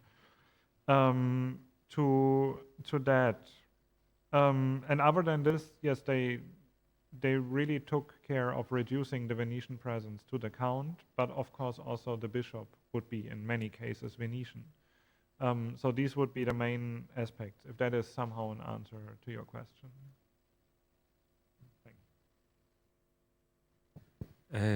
Posso parlare? Vorrei aggiungere qualche cosa sui catasti del XVI e XVII secolo. I catasti di cui ci ha parlato la professoressa Maglio sembrano di più, almeno questa è la mia impressione, di catasti generali, non catasti che hanno da fare con i feudatari. Sembrano catasti delle compravendite generali. Questo non significa che nel XVI e XVII secolo non esistevano catasti feudali, esistevano ma con un'altra logica governativa, perché sotto le condizioni molto difficili nel XVI e XVII secolo, Venezia, la sua priorità era rinforzare i corpi militari, allora anche la cavalleria feudale, cioè è cambiata anche la forma burocratica. Ci sono degli elenchi dei feudatari con i nomi, il totale della proprietà, senza dettagli, vigne, oliveti, eccetera, eccetera, però gli interessa moltissimo se si tratta di intera cavalleria o di serventeria o di carati, per vedere quale sarebbe esattamente il contributo di feudatari alla cavalleria feudata. Senza esattamente, questo non significa che tutti i feudatari avevano delle cavallerie intere, no? Erano pochi o pochissimi quelli che disponevano delle cavallerie. I più disponevano serventerie e carati, e così analogamente offrivano allo Stato non un cavallo, ma forse anche un mulo per partecipare alla cavalleria. Le cose erano molto drammaticamente cambiate nel XVI e XVII secolo. Grazie.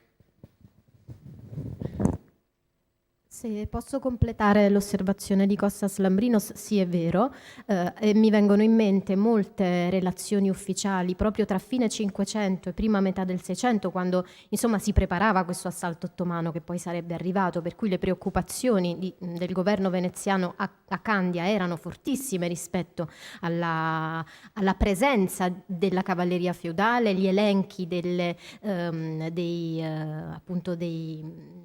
tutti quelli che potessero offrire in questo senso dei cavalli. Molte relazioni, sebbene stereotipate, si lamentano del fatto che i cavalli offerti dai feudatari fossero dei cavalli di scarsa qualità, e quindi c'era proprio questo problema. Quindi, come giustamente dicevi tu, a volte non sono proprio dei cavalli, loro li chiamano dei ronzini, perché non hanno sufficienti caratteristiche per sostenere la difesa. Grazie. Signora Setti. J'ai une question pour Guillaume Sanguillen, and then I have two questions for Fabian Kümmler. Alors, ma question va... vous avez très bien montré comment les faucons sont les oiseaux très fragiles.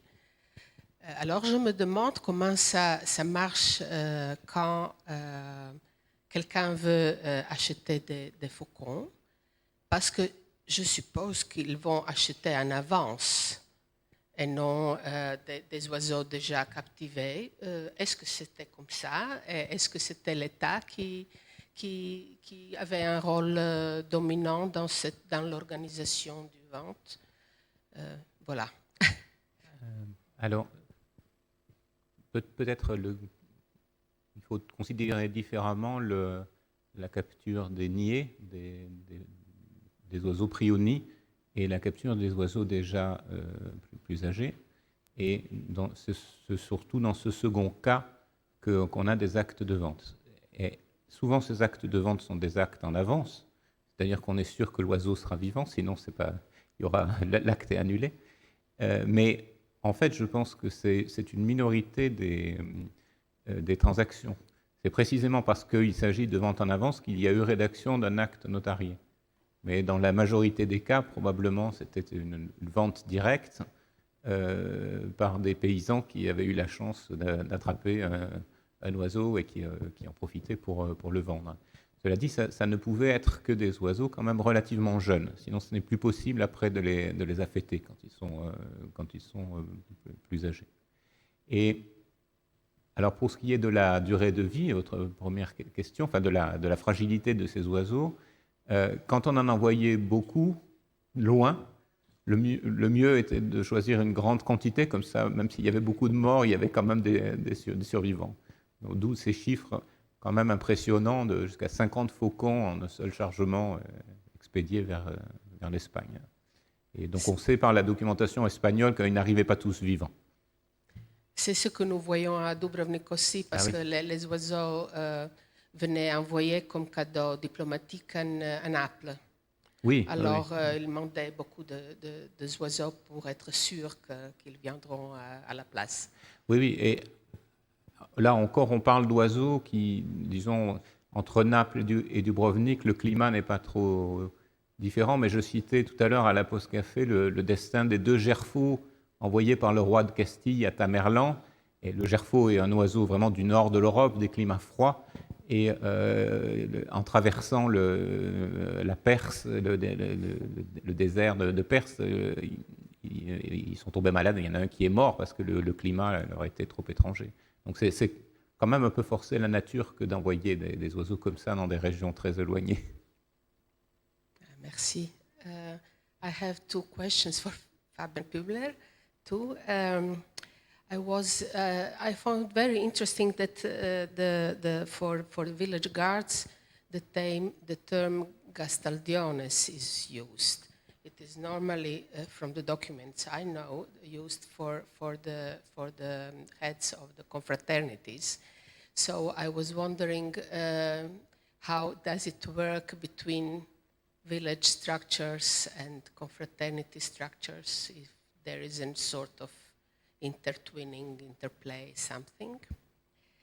And my second question was, you said something about 2 systems of controlling the field damage. One was to have a guard, and the second was collective responsibility of the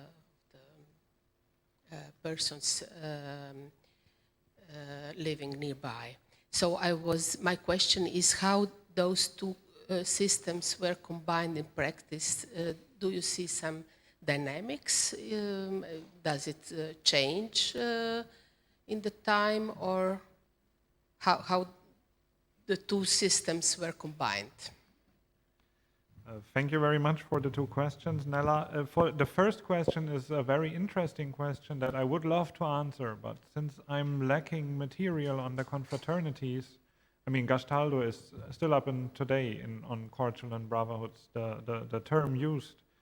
But I simply cannot answer this for the 15th century. That might be possible for later centuries, but not for my period of time. So, unfortunately. To your... Yes? The word Gastaldo is used in Crete for the public herald. So, outside the context of the school. Yes. Thank you. To the second question, I'm hesitating a bit to see 2 systems at work, but you're right, of course, it's 2 systems at work. I always felt that this, in part of the crop damage and how to recompensate these damages, I think this collective responsibility is somehow the last resort of recompensating somebody, and it's also functioning as a means of pressure on the guards because they need to work properly, otherwise the whole village needs to pay, and they will pay back by some ways of social responsibility in terms of you didn't work properly, you make us pay. So the guards are motivated by these mechanisms to actually identify someone that can be kind of held liable for whatever damage there is. Still, they fail from time to time because there were no witnesses or the traces are unclear, and then, of course, particularly herders claim that no, we haven't been there, but we have been in some other place. So there is a lot of collective payment also done by the village communities. But so I think it's like a two-layered system that kind of jumps in if the first layer is not, if the guards are not working properly. Thank you.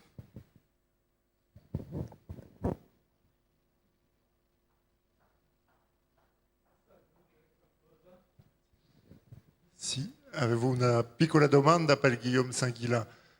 Sempre a proposito di questo commercio a lungo raggio dei falchi, volevo sapere se nella documentazione c'è qualcosa a proposito del trasporto, diciamo condizioni particolari per trasportare questi uccelli, contratti d'assicurazione specifici. No, è sempre una domanda di curiosità. Ma... Sì, allora non molte cose, ma in un contratto di trasporto per la Turchia è detto che gli uccelli devono essere sotto una copertina per essere protetti, ma credo che è l'unica, almeno in questo documento, ma ci sono documenti non di Creta, ma negli archivi di Barcellona, dove ci sono informazioni sul cibo per gli uccelli e sono molto più dettagliati che i documenti cretesi. No, eccetto la copertina, niente.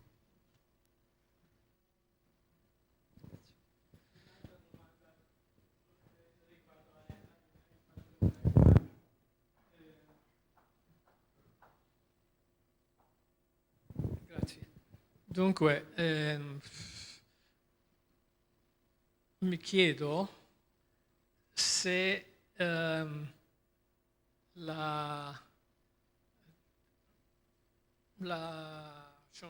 dunque, tutto questo sistema di cattura, di collezione dei falchi a Creta non era magari, non fosse magari attivato da una domanda esterna, cioè che questi falchi venivano accolti per l'esportazione più che per l'uso è un sistema coloniale, questo sì, sì. è un'esploitazione coloniale.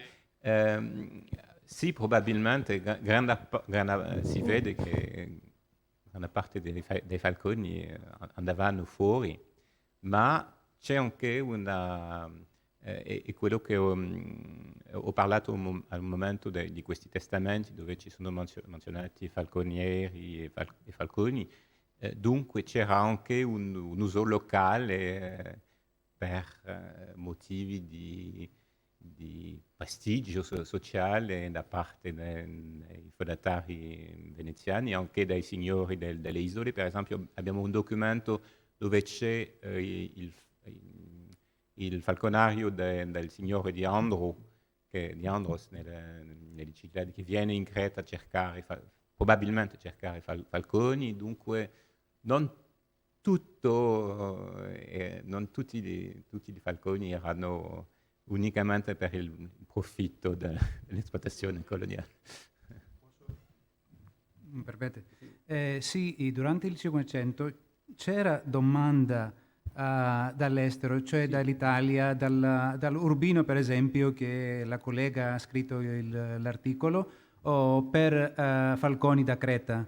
Non solo c'è una collezione, una cattura dei falconi per esportazione senza una domanda dall'estero. Sì, anche per il 400 è esattamente lo stesso tipo di domanda, c'è non un ambasciatore, ma è un rappresentante del duca di Venosa, nel sud dell'Italia, che è in Creta per cercare falconi. Dunque sì, c'era anche questa domanda. Che sono spedite da certe persone a Creta ma a alto livello. Certo. Io avrei una domanda per il professor Gasparis. Ecco, volevo sapere se secondo lei, se sì, fino a che punto, il fondo notarile, i notai di Candia, possano rappresentare una risorsa per sopperire a quella mancanza circa le estensioni della proprietà a cui accennava prima. Ed ecco, chiaramente ci si allontana dal piano amministrativo, fiscale, però ecco, volevo sapere che cosa ne pensava. No, purtroppo gli atti notarili non aiutano, cioè per l'estensione di un feudo la Varnitio, se ho capito bene? Ecco, prima lei diceva che appunto nei catastici non è possibile diciamo, capire fino a fondo appunto l'estensione della proprietà e quindi ecco mi chiedevo se invece il fondo notarile potesse fornire questo tipo di informazioni. No, perché di solito dicono una cavalleria, una parte di una cavalleria, una serventeria, ma non è facile di solo quanto dicono non cavalleria o serventeria, ma un pezzo di terra di 3 mensure o di una bovina che possiamo fare una stima secondo la misurazione con bovine o con mensure, ma non è certo. E di solito sono parti di un feudo, un pezzo di terra da un feudo oppure non per un intero feudo. Sì, purtroppo no.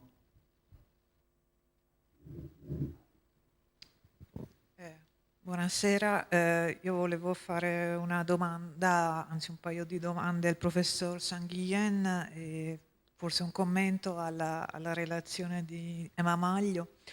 Per il professor Sanguillen sono 2 domande un po' banali, mi scuso, ma mi ha colpito molto la parte finale della sua relazione quando lei associava il pericolo dell'estinzione dei falconi, attraverso quel piccolo calcolo del numero dei falconi come pretesto per limitare la sovranità del duca di Candia, quindi come una sorta di strategia politica.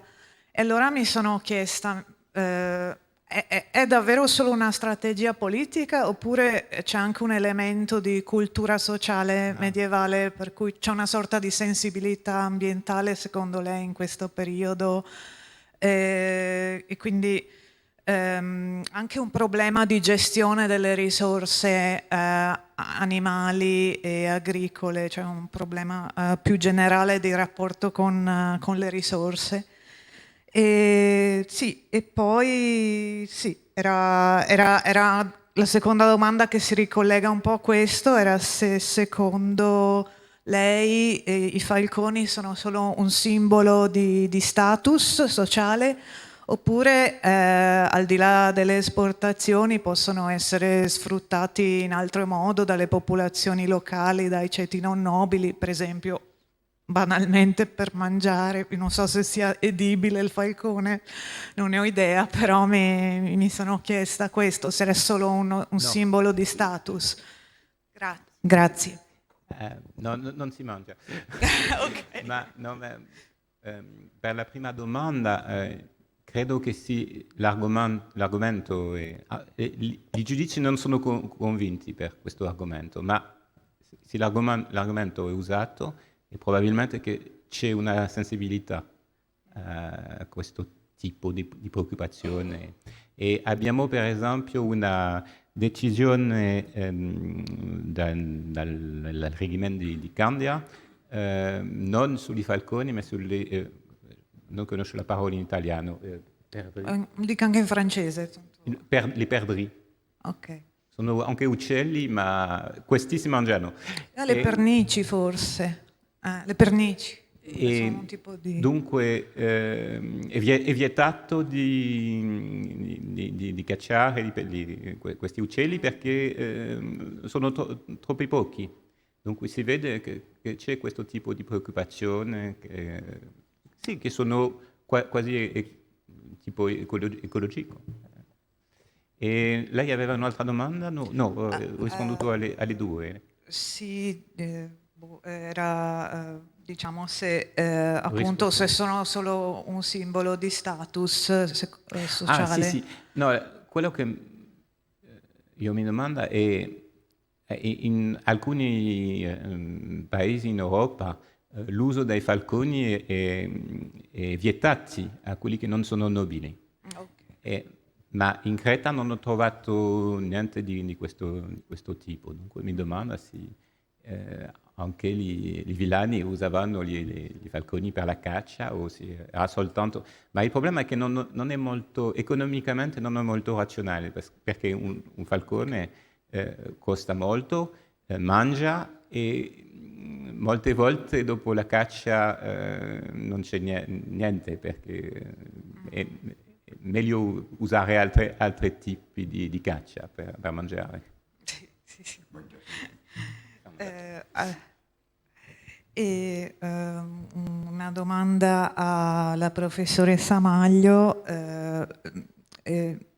Io mi sono confrontata con i catasti studiando le inchieste dei sindaci inquisitori, perché ne vengono commissionati proprio nel periodo che studia lei, e lei non ha citato la grande descrizione di Castrofilaca del 1583, che immagino la conosca perché effettivamente non si chiama catasto, però probabilmente è un documento molto simile, molto preciso, e altri esempi che avevo trovato sono i catastici delle chiese greche ortodosse che vengono fatti perché c'è molto abusivismo nella proprietà ecclesiastica nei primi 30 anni del Seicento, c'è una mancanza di conoscenza, ci sono molte ordinazioni sacerdotali abusive, quindi c'è effettivamente una mancanza di conoscenza di una reale mappatura ecclesiastica delle chiese, dei monasteri, anche quelli più minuti ovviamente, e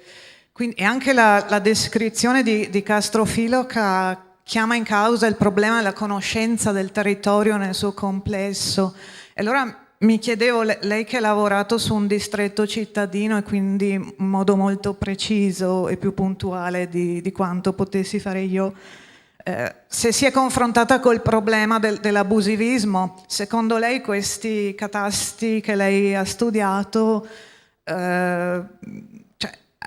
denunciano qualche caso di non dichiarazione della proprietà? Qual è il grado di precisione secondo lei di queste fonti in rapporto al problema della proprietà e quindi dei cespiti fiscali che alla proprietà sono legati? Grazie.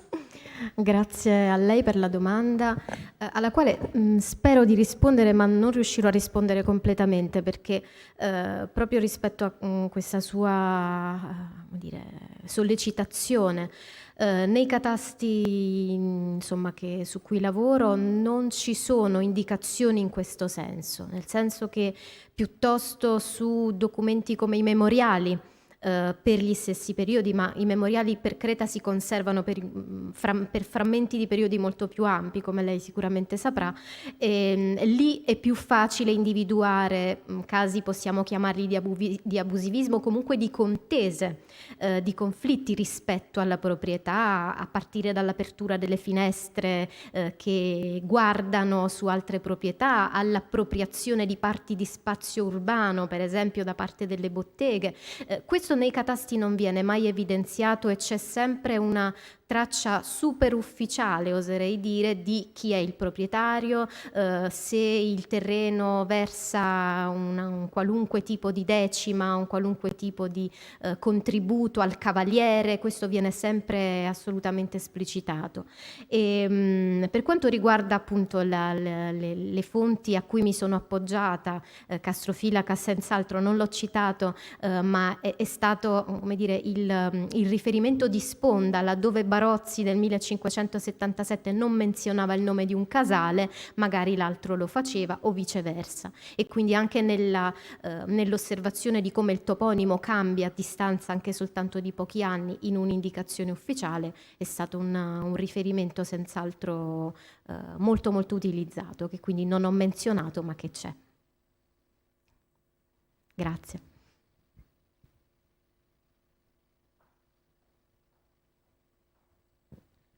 I have a question for Fabian. So it concerns the financial aspect of this system of rural administration.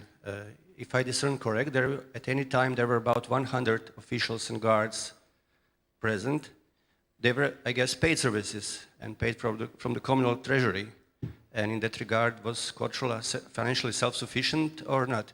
Because from my experience, I know that in Ragusan Republic, later in 15th, 16th century, they were paying 300 soldiers, but for the entire republic. I mean, 100 seems quite a lot to me. It is quite a lot. Most of the payment they received is from penalties and fines, that they get a share of whatever thing is dissolved, moral, and maybe in modern terms that would be translatable as a bonus or something.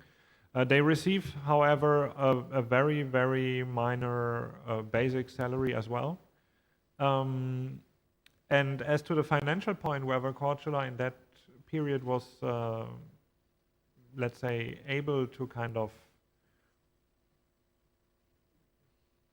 able without the help of Venice to finance all that administration. I'm lacking the material, so there are some that I need to take a look into now after your question, because now I'm curious as well. But I have to admit actually that I have never asked myself this question, so I will urgently get back to the material.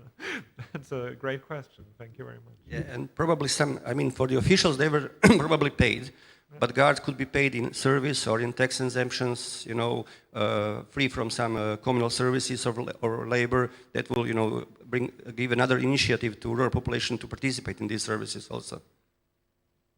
Yeah, I mean, what exists is that there are, so I have certain information like how they kind of distracted money from the population, let's say in order to pay the medic or the surgeon and the school teachers, and so I know how these offices have been financed other than by the communal treasury or in addition to the communal treasury. But whether the communal treasury itself then, you know, was self-sufficient or gaining profits or being constantly, I rather suspect it's not necessarily self-sufficient. So, but how that financial system worked, I need to look into it still. Yeah.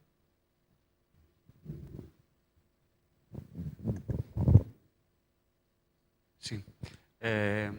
Vorrei notare qualcosa sulla relazione del professore Saint-Guilain riguardo la detenzione dei falconi e la loro importanza dal punto di vista socio-ideologico.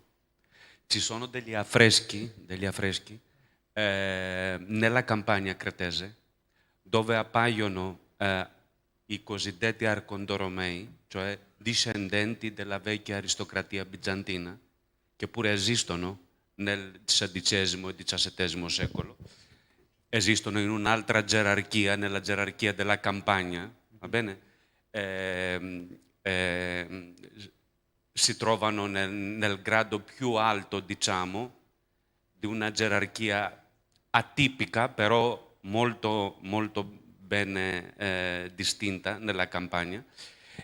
Appaiono in affreschi con i loro cavalli, tenendo in mani, con i mani dei falconi. Per me non è una cosa casuale, cioè dipingere questi uccelli in questa escursione della caccia, va bene? Solo questo volevo notare. La ringrazio molto, non conosceva queste presentazioni, è molto interessante. Sì,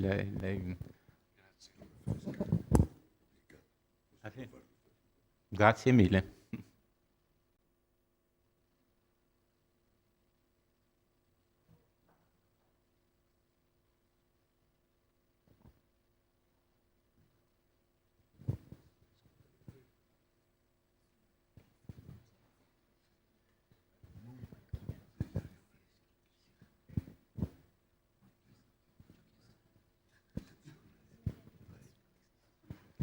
No, ma allora ho il microfono, faccio solo una considerazione finale. Allora, a partire dalla relazione di Fabian, mi pare di aver capito che comunque la cancelleria cioè è un'unica cancelleria, la cancelleria della comunità. Non esistono due cancellerie distinte, una della comunità e una del rettore veneziano. Mi pare. Sì, solo la cancelleria della comunità. Della comunità. Sì. Ok, perché anche a Spalato esiste una cancelleria della comunità, si fa riferimento ad una cancelleria del conte, ma di questa cancelleria in realtà non è rimasto nulla, se mai c'è stata non c'è proprio nulla. Però ecco, la mia riflessione la mia riflessione era proprio sulle cancellerie, nel senso che come dire, la storiografia ha spesso sottolineato molto il ruolo di coordinamento dei rettori nella tenuta di questo Commonwealth. Cioè in qualche modo il Commonwealth funzionava perché c'erano i rettori veneziani inviati dalla dominante a reggere questi domini.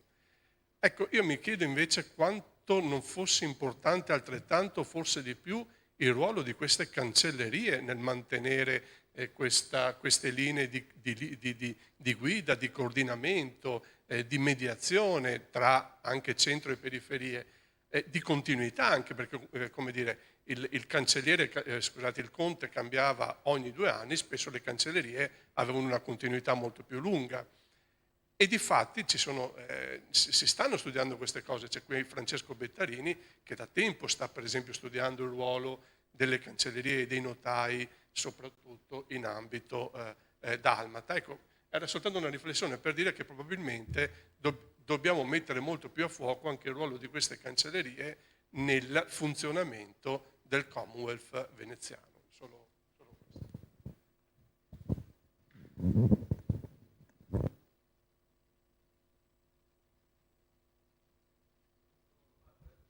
Posso fare una...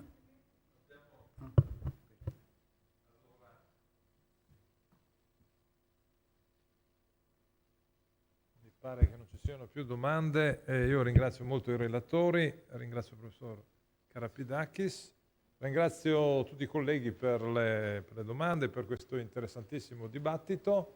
E visto che abbiamo raggiunto l'ora, adesso ci spostiamo di là per una colazione.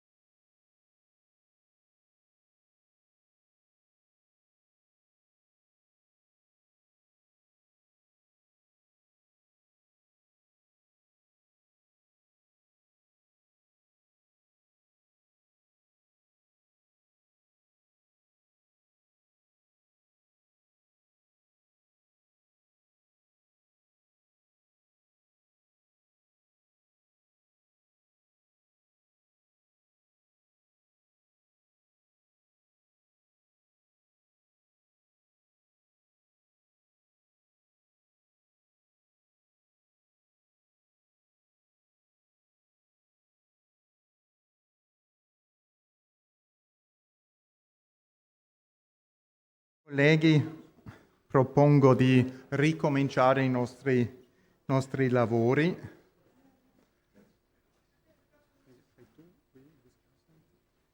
Sì, lo faccio. C'è una pausa o no? Sì, alle 4:30. Alle 4:30, allora ok, va bene.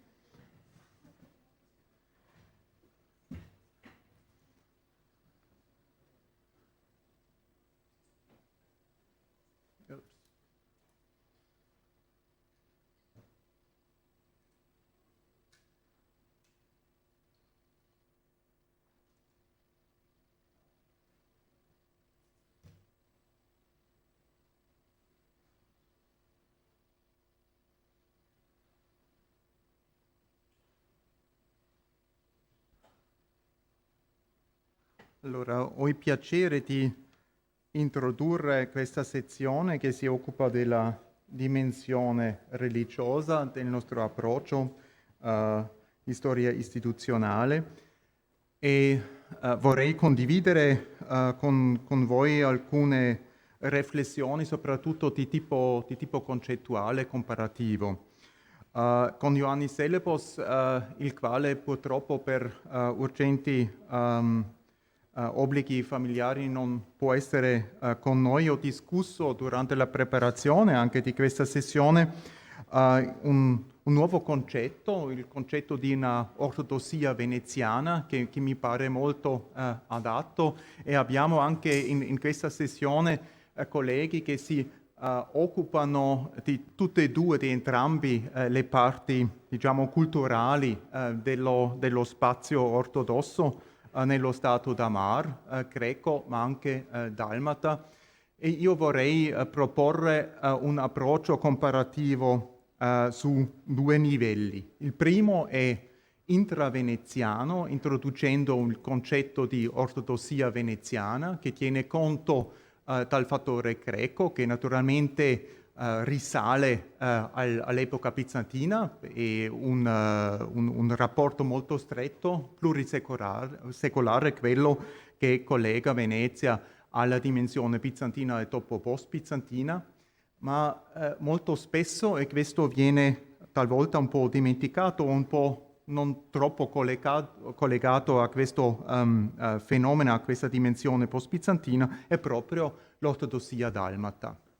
L'ortodossia dalmata, che è un fenomeno della prima epoca moderna, che gioca un ruolo, che riveste un ruolo, un'importanza tutto particolare nella storia veneziana, è molto limitata, diciamo, alla seconda metà del Seicento, e soprattutto anche un fenomeno settecentesco, e coincide con un periodo in cui l'ortodossia di tradizione liturgica greca perde anche un po' il suo peso demografico, anche con la perdita soprattutto di Creta. Il secondo approccio che vorrei proporre è proprio uno comparativo a un livello più alto, proprio anche un po' nella direzione proposta di Ermanno Orlando, che ha evocato diversi modelli di Commonwealth. E io vorrei proporre proprio questa ortodossia veneziana con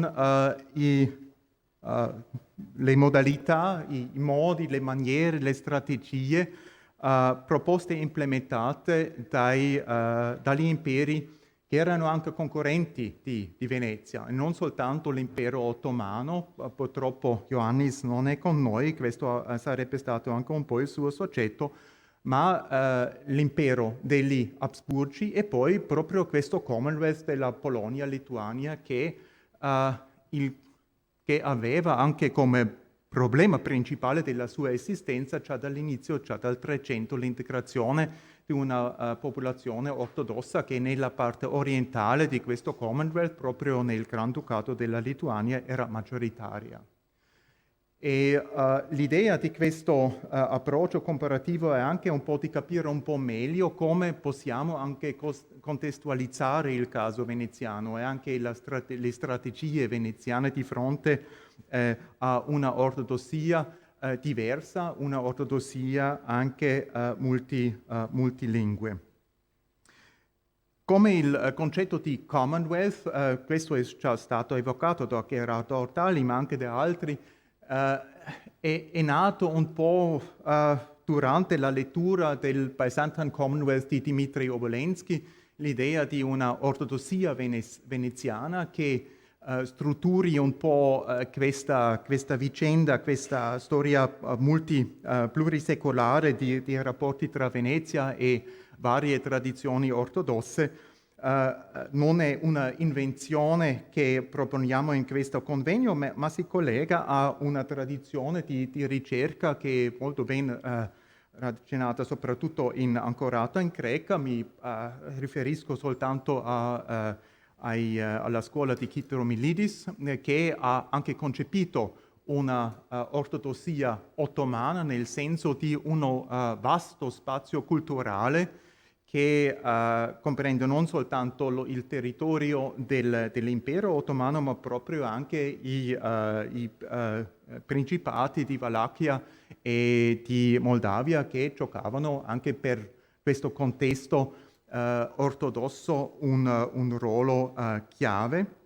Ma è anche una ortodossia che non è soltanto di cultura, di tradizione bizantina e lingua greca, ma anche una tradizione, abbiamo da fare con una tradizione in lingua araba, ortodossa araba, ma anche ortodosso slava, un po' meno, piuttosto di tradizione bulgara, ma nella prima epoca moderna già su una dominanza greca abbastanza forte, e poi nasce al nord del Danubio anche una cultura di impronta greca ma in lingua rumena. Proprio anche questo spazio in cui circolavano le idee, ma circolavano anche attori di questa ortodossia ottomana, vescovi, ma soprattutto anche monaci, circolavano anche idee e libri.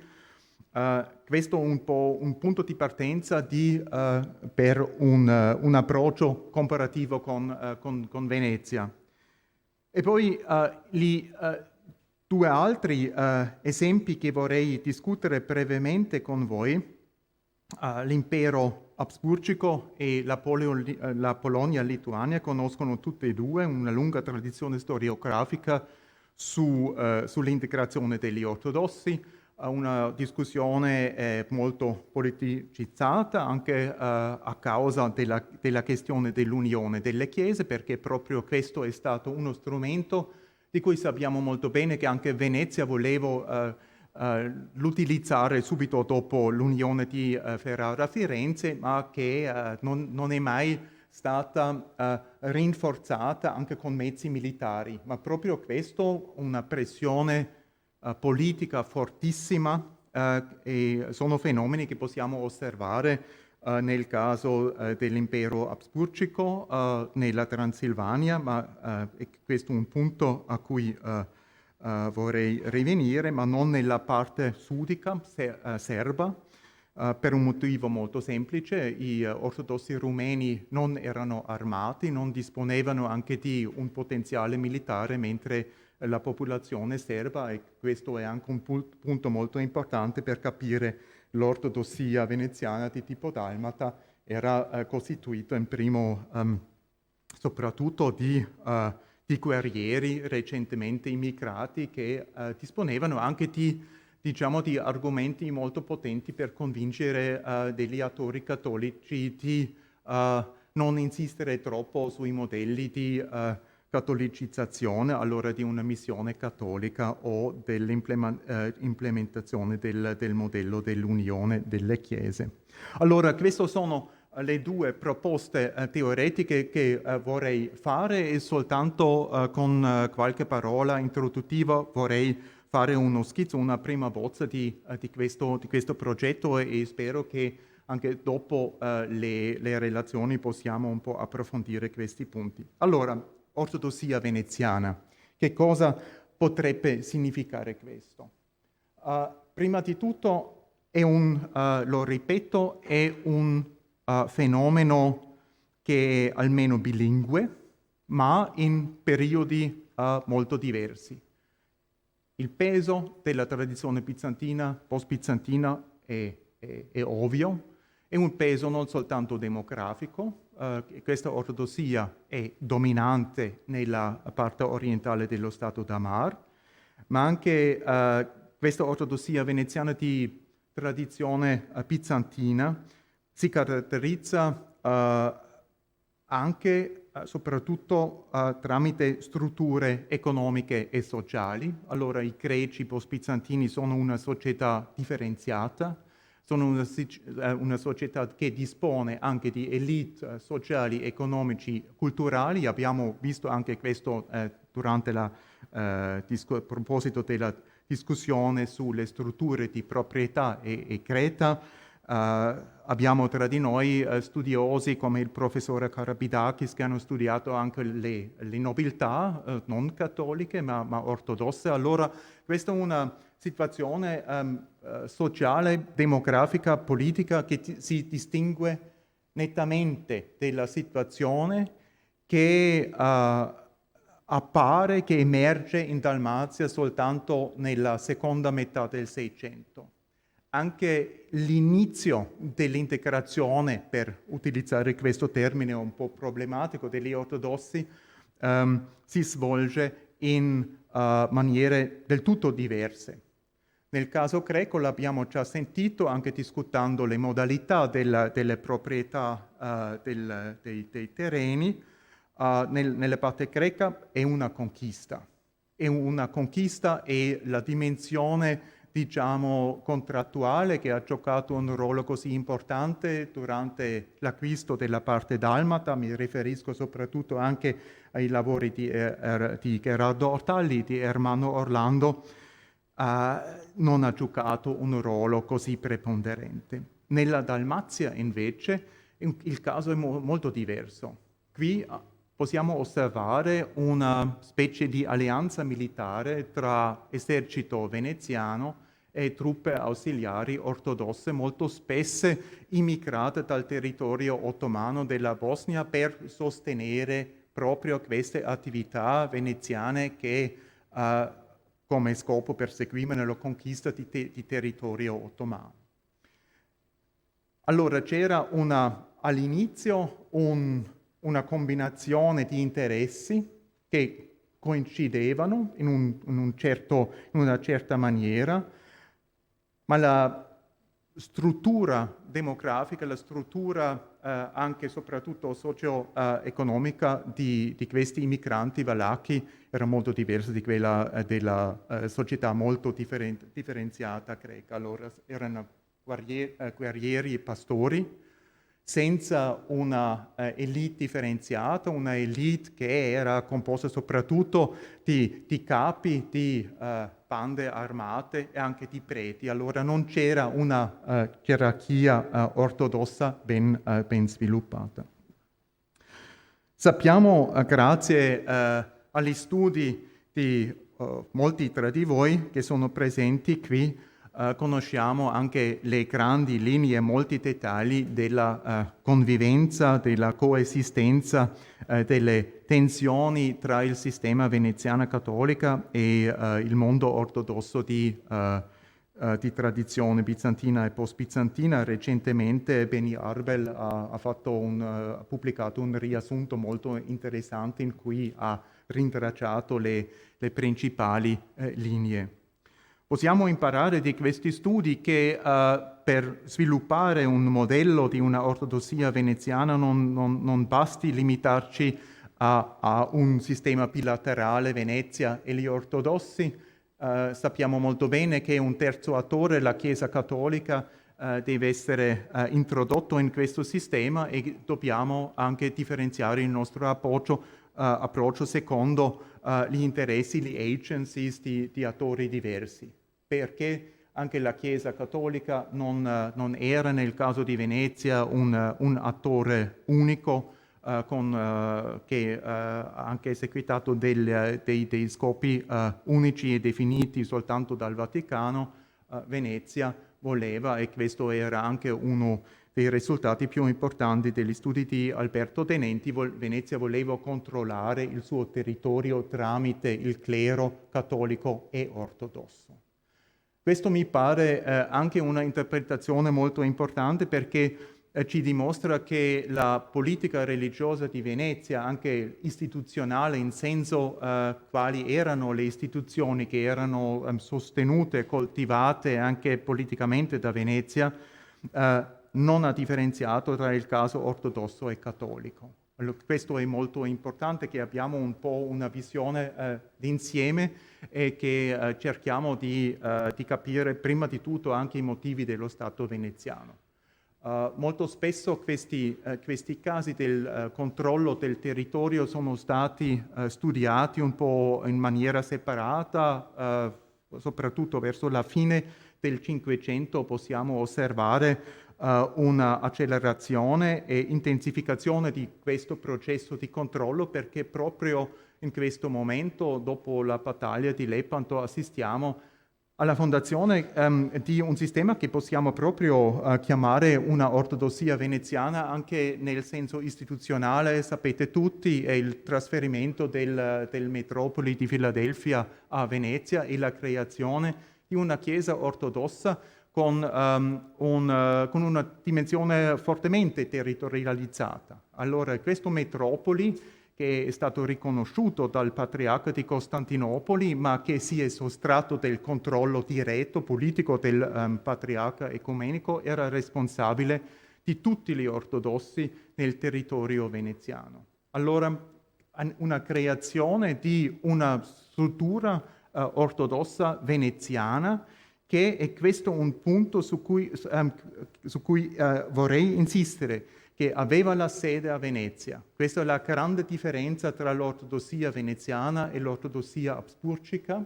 La sede dell'arcivescovo serbo si trovava a Karlovic, alla periferia dell'impero. Non c'era un metropolita di Vienna, adesso ci sono vari metropoliti arcivescovi ortodossi a Vienna, ma tradizionalmente nella prospettiva imperiale asburgica la sede si trovava alla periferia. E lo stesso vale anche per la Polonia-Lituania. La sede del metropolita si trovava tradizionalmente a Kiev e poi anche vicino a Vilna, ma non a Varsovia. Allora, questo modello era anche in questo approccio, visto in questo approccio comparativo, molto interessante, questo concentramento anche del potere e del controllo. Forse rifletteva un po' l'approccio ottomano, in cui anche il Patriarca di Costantinopoli aveva la sua sede molto vicino, spazialmente molto vicino anche al sultano. E lo ripeto, questa territorializzazione dell'ortodossia veneziana si sviluppa proprio in un momento in cui anche Venezia entra in conflitto aperto con la Chiesa cattolica, proprio anche per motivi di controllo del territorio e controllo anche dei credenti. E sapete anche, almeno quelli che si occupano della storia ecclesiastica ortodossa e anche cattolica, che Venezia ha respinto a varie volte i tentativi del Vaticano di implementare, di introdurre la giurisdizione del Papa sugli ortodossi dello Stato, anche sul territorio dello Stato veneziano. Quindi anche qui questa idea universale del Papa, utilizzando anche l'unione delle chiese per intensificare anche la sua presenza giuridica, giurisdizionale, è stato respinto da Venezia. Proprio assistiamo alla fine del Cinquecento a un concetto, una nozione molto forte del controllo territoriale e anche di una creazione, di una istituzionalizzazione di un rapporto tra Stato e Chiesa ortodossa che, lo sappiamo molto bene, soprattutto nel caso della Creta, è stato per molti secoli molto, molto difficile. Insisto su questo punto perché quanto riguarda la struttura istituzionale dell'ortodossia veneziana, lo sappiamo tutti molto bene le differenze tra Creta, conquistato molto presto, e casi come Cefalonia, per esempio, che è stato acquistato molto tardi, in un periodo in cui anche lo spazio di negoziazione di Venezia era molto più limitato, paragonato con la situazione 3 secoli prima, ha prodotto risultati del tutto diversi. A Creta una chiesa ortodossa che al di là del livello dei protopapades non aveva più una gerarchia sviluppata, e anche i preti erano consacrati sulla terraferma, dove esistevano vescovi ortodossi di tradizione bizantina sul territorio veneziano. Questo è sicuramente stato il modello estremo, allora una specie di decapitazione della gerarchia ortodossa, e all'inizio della prima epoca moderna un altro modello, una coesistenza di una gerarchia ortodossa cattolica. Nel caso di Cefalenia sappiamo molto bene che il vescovo cattolico aveva la sua sede a Zakynthos Zante e visitava molto raramente a Cefalonia, dove anche i vescovi provenivano da famiglie tradizionali della nobiltà locale. E in Dalmazia. In Dalmazia è peccato che Egidio non sia con noi, era proprio Egidio Ivetic che già da anni ha fatto un lavoro di ricercatore, ma anche di traduttore culturale da una tradizione storiografica, soprattutto serba, che da anni studia l'aspetto ortodosso nella Dalmazia, soprattutto con un prisma molto stretto, confessionale, nazionale, ma comunque mobilizzando i dati archivistici. Ci ha dimostrato che dalla parte della popolazione immigrata ortodossa è stato formulato molto presto anche l'idea di creare una istituzione, almeno una metropoli ortodossa di tradizione serba. Questo progetto non si è mai materializzato. Venezia e in questo caso anche la Morea, riconquistato alla fine del Seicento, è un caso abbastanza interessante. Dopo la perdita di Candida, non rinunciato a una politica addirittura di missione cattolica, ma di una forte dell'introduzione di una forte identità politica cattolica molto, molto forte, molto ben articolata. E questo osserviamo nel caso non soltanto della Morea, ma anche nel caso della Dalmazia. I risultati erano molto diversi. Questa malfortunata politica confessionale nella Morea provoca anche delle reazioni dalla parte della popolazione ortodossa, che spiega almeno parzialmente anche la perdita della Morea all'inizio del Settecento, nel 1714. Dall'altro canto, in Dalmazia, Egidio Ivetic ha proposto un modello in 3 fasi diverse, in cui questi gruppi di pastori, guerrieri armati negoziavano con il Stato di Venezia lo status giurisdizionale, costituzionale della popolazione ortodossa. Alla fine, negli anni 60 del Settecento, allora in un periodo molto tardi della storia veneziana, si è raggiunto una specie di compromesso storico. L'ortodossia era tollerata, ma senza istituzionalizzazione della tradizione serba. Allora, anche fino alla fine del Settecento, ha esistito questo concetto di ortodossia veneziana, che era centralizzato a Venezia stessa, e Venezia, che naturalmente era in competizione, in concorrenza diretta con l'impero degli Habsburgi, ma anche con l'impero ottomano, non ha imitato, non ha introdotto il modello ottomano o il modello habsburgico di una chiesa regionale serba.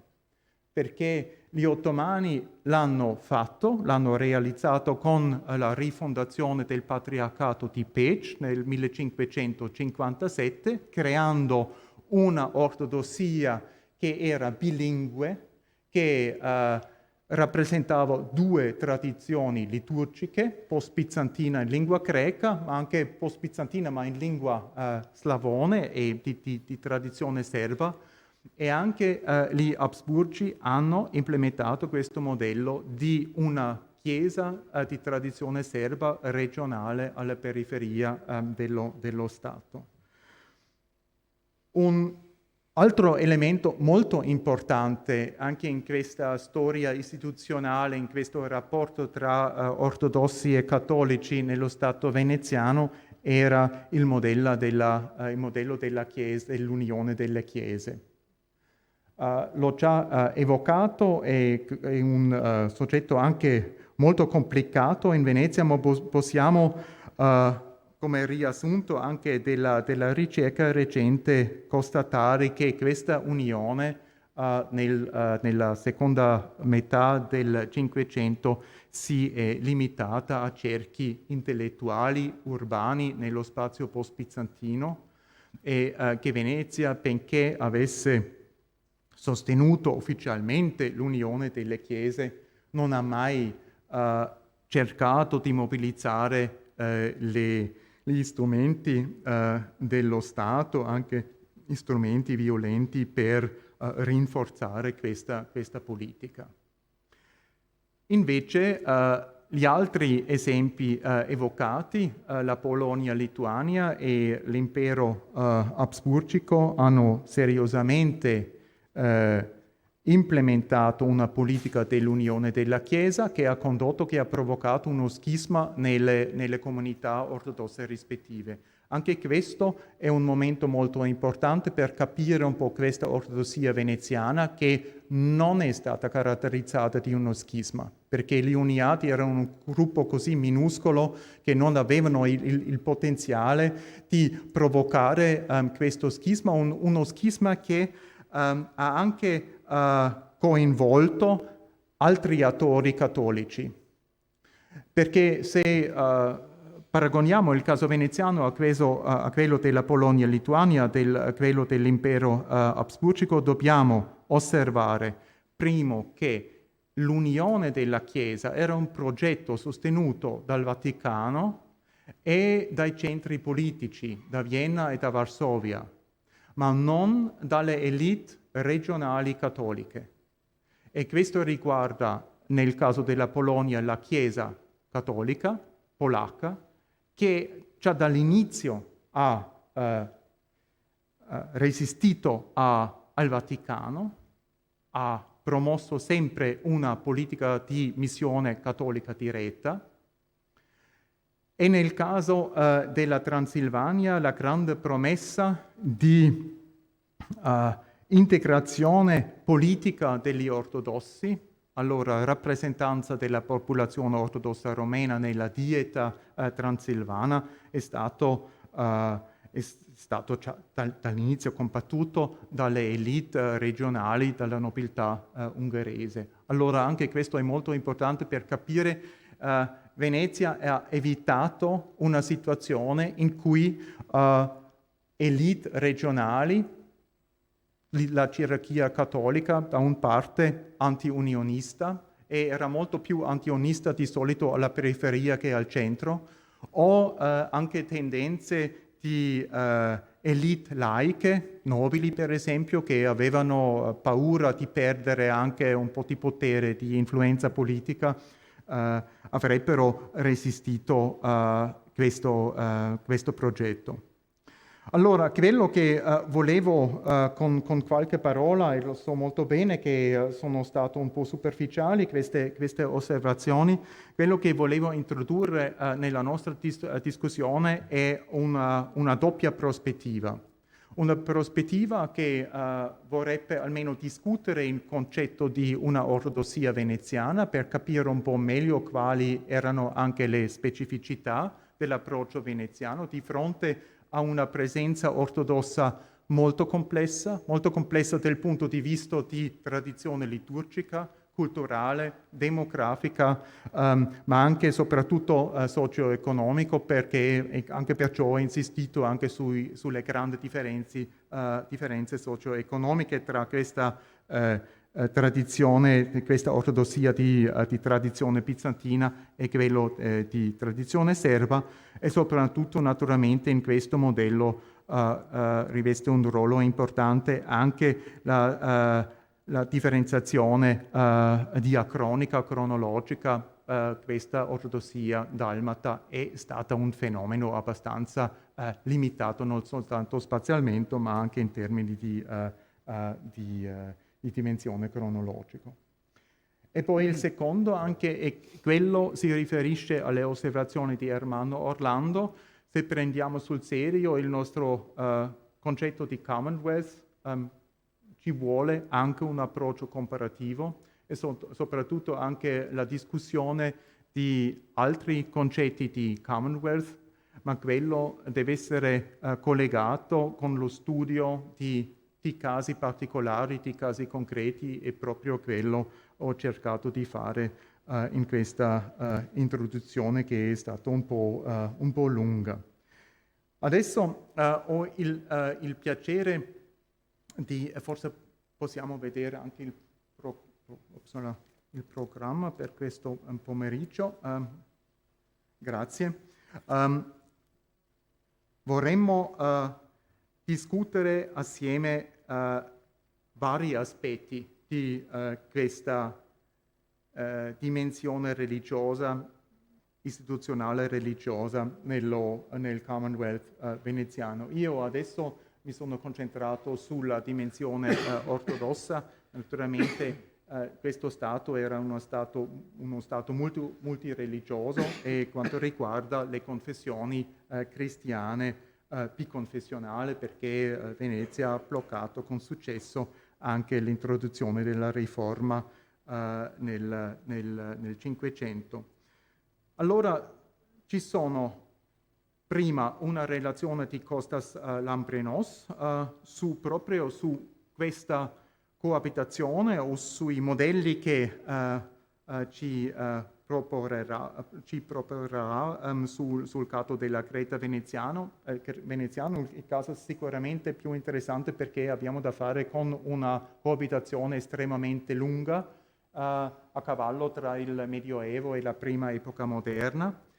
Ma poi ci concentriamo anche sui casi di frontiera, il primo caso dell'Istria, e il secondo è sicuramente una dimensione della cultura cattolica che viene molto spesso dimenticata. Era proprio il fatto che non soltanto gli ortodossi coltivavano una tradizione slava e slavone, ma anche i cattolici, e questo sarà la tematica della terza relazione. Adesso ho il piacere di dare la parola a Kostas Lamprinos, che non è soltanto un grande specialista del tema che ci presenterà, ma l'abbiamo già sentito anche della storia sociale ed economica, soprattutto anche della nobiltà in questo spazio post-bizantino dello Stato d'Amar. Piuttosto Prego. della storia sociale, sì. Grazie.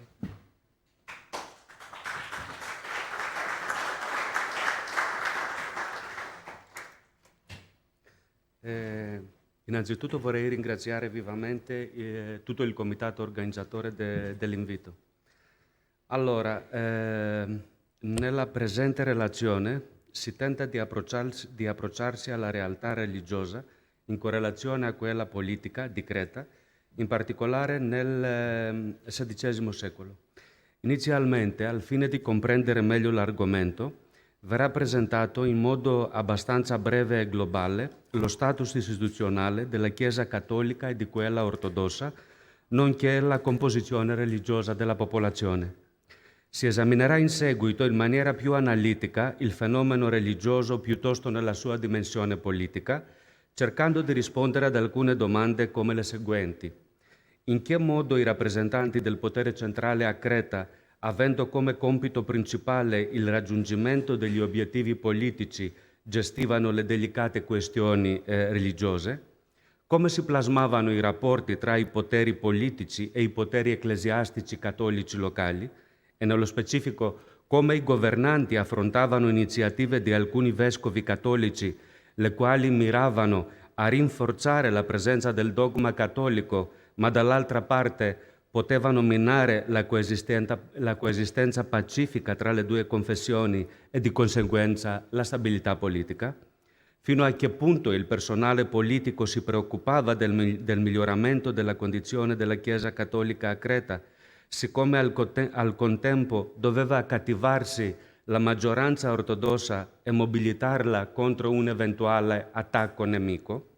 Inoltre, come veniva affrontata dai dignitari veneziani l'adozione di pratiche della Chiesa ortodossa da parte di diversi nobili cattolici o la loro conversione definitiva all'ortodossia? Allora, dopo la Quarta Crociata e il conseguente passaggio di Creta dal dominio bizantino a quello veneziano, la Chiesa cattolica assunse ufficialmente la gestione del potere religioso dell'isola. Venezia, al fine di ottenere il maggior controllo politico possibile sulla vasta area insulare, impose una serie di rigide norme a danno degli ortodossi, tra cui la sostituzione delle diocesi ortodosse con quelle cattoliche, l'istituzione di un'arcidiocesi latina con sede presso la città di Candia e il divieto di ordinare nell'isola sacerdoti ortodossi. Allo stesso tempo si impegnava in maniera sistematica a recidere gli stretti legami spirituali tra i cretesi e il patriarcato ecumenico di Costantinopoli. I primi secoli della dominazione veneziana furono segnati da reazioni spesso forti al programma religioso del sovrano, che andarono gradualmente attenuandosi, soprattutto a partire dal Cinquecento, a causa di diversi fattori piuttosto politici e sociali, ma anche economici.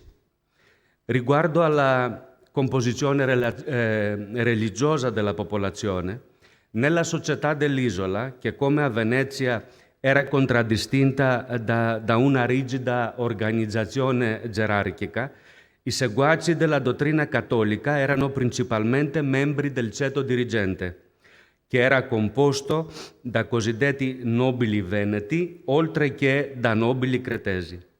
Come dettato dalle strutture aristocratiche oligarchiche dello Stato marciano, questi due gruppi patrizi avevano il diritto esclusivo di partecipare ai consigli comunali delle città cretesi e di conseguenza il privilegio di comunicazione politica con gli organi centrali, come anche quello dell'elezione alle alte cariche locali.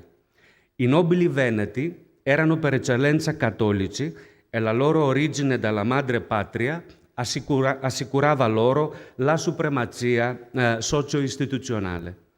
Il resto degli aristocratici deteneva il gerarchicamente secondo titolo, quello di nobiltà cretese, che non aveva carattere etnico, poiché, almeno inizialmente, non veniva assegnato a cretesi, ma a latini non veneti, che provenivano principalmente da città del nord Italia.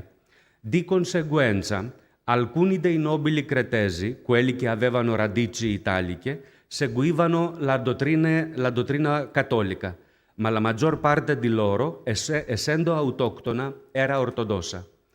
Nel 500 e 600 molti patrizi di origine italica, nobili veneti ma anche nobili cretesi, avendo convissuto a lungo con la moltitudine di abitanti indigeni, parlavano la lingua locale, seguivano inoltre sporadicamente le pratiche religiose degli ortodossi e alcuni di loro finivano per abbracciare definitivamente la fede ortodossa. La defezione dal cattolicesimo era anche il risultato dei matrimoni misti e dei numerosi problemi della Chiesa cattolica nell'isola, come l'assenza molto frequente di vescovi e di altri membri del clero cattolico, le gravi difficoltà finanziarie, le cattive condizioni delle cattedrali in alcune città, nonché la mancanza di chiese cattoliche in campagna. Per quanto riguarda i cittadini, che come nella città lagunare costituivano il ceto medio, essi erano principalmente indigeni ortodossi, come anche coloro che provenivano dagli ampi ceti inferiori, i popolani delle città e le migliaia di contadini delle campagne.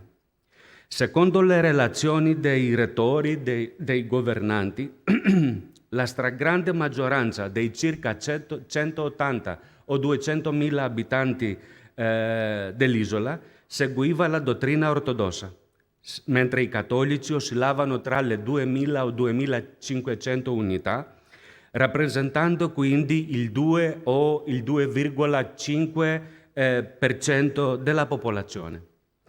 Come già accennato, a partire circa dal XVI secolo avvenne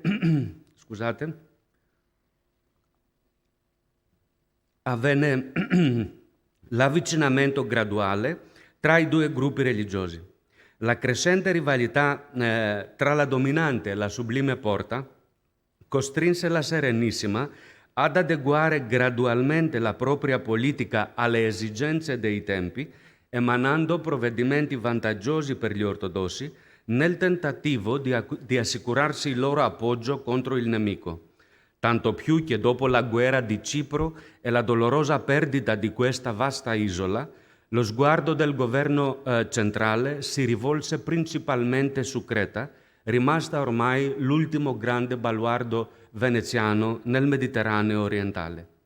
L'atteggiamento più mite della dominante nei confronti dell'elemento indigeno contribuì in modo significativo a calmare le precedenti tensioni religiose. La convergenza tra i due gruppi religiosi era dovuta anche al crescente indebolimento del sistema feudale e al contemporaneo sviluppo dei centri urbani, con la partecipazione di molti indigeni a proficue attività commerciali. Tutti questi fattori limitavano il ruolo del dogma nelle relazioni intrasociali. Nonostante però gli importanti passi verso la coesistenza armoniosa dei due dogmi, non mancavano le tensioni, seppur occasionali, spesso innescate da divergenze tra il potere politico e quello ecclesiastico, tensioni che potevano minacciare la coesione sociale. Al fine di approfondire i rapporti tra Stato e Chiesa, l'atteggiamento dei due poli di potere nei confronti di questioni politico-religiose e il coinvolgimento delle due comunità religiose in esse, ci si concentrerà in modo più sistematico su alcuni eventi molto caratteristici di tali dinamiche, accaduti nella seconda metà del Cinquecento a Rettimo, in greco Rethymno, città costiera della Creta nord-occidentale, che contava allora circa 7.000 abitanti. Uno dei principali protagonisti di queste vicende, che ebbero un rilevante impatto sulla vita politica e sociale del piccolo centro urbano, fu il vescovo cattolico Giulio Carrara, il cui mandato ecclesiastico nella diocesi di Rettimo era iniziato nel 1582, in un periodo delicato per quanto riguarda le relazioni tra lo Stato marciano e quello pontificio. L'intenzione principale di Carrara, come si deduce dal ricco materiale archivistico, era irrobustire e ripristinare il cattolicesimo nella sua diocesi, ma anche più in generale a Creta, evidentemente in un contesto di rinforzo della presenza della sede apostolica nell'isola. Agendo in questo senso, diverse sue azioni lo portarono a confrontarsi con il personale politico con i rettori delle città, ma anche con i provveditori generali dell'isola, la cui priorità assoluta era l'attuazione del programma governativo per la protezione di Creta dall'invasione nemica sulla base delle indicazioni dei consigli centrali. Con questo spirito politico era già stata completata l'enorme e costosa opera di fortificazione del grande colle roccioso che si ergeva sopra la città di Retimo e i governanti avevano chiesto a più riprese al vescovo di consacrare la cattedrale cattolica di San Nicolò, sita all'interno della fortezza e di recente costruzione, nonché l'insediamento dello stesso nel cortile della fortificazione. In questo modo sarebbe stato offerto un ulteriore incentivo alla popolazione urbana, inizialmente ai cattolici e poi al resto degli abitanti, di trasferirvisi e quindi di costruirci nuove case. Però le intenzioni politiche conobbero la forte resistenza del vescovo, che si rifiutava sistematicamente di soccombere alle pressioni del Senato veneziano e delle autorità locali, adducendo svariate argomentazioni. Secondo lui, il suo trasferimento nella fortezza avrebbe significato il suo allontanamento dalla piccola popolazione cattolica risiedente nelle parti bassi della città, causando l'ulteriore declino, la ruina, come diceva, del rito latino. Inoltre molti cattolici si stavano già convertendo alla dottrina ortodossa, cito, si ritrovano molti che si partono da noi. La dottrina ortodossa, che pure era già dotata di molti sacerdoti locali e circa 20 chiese a Retimo.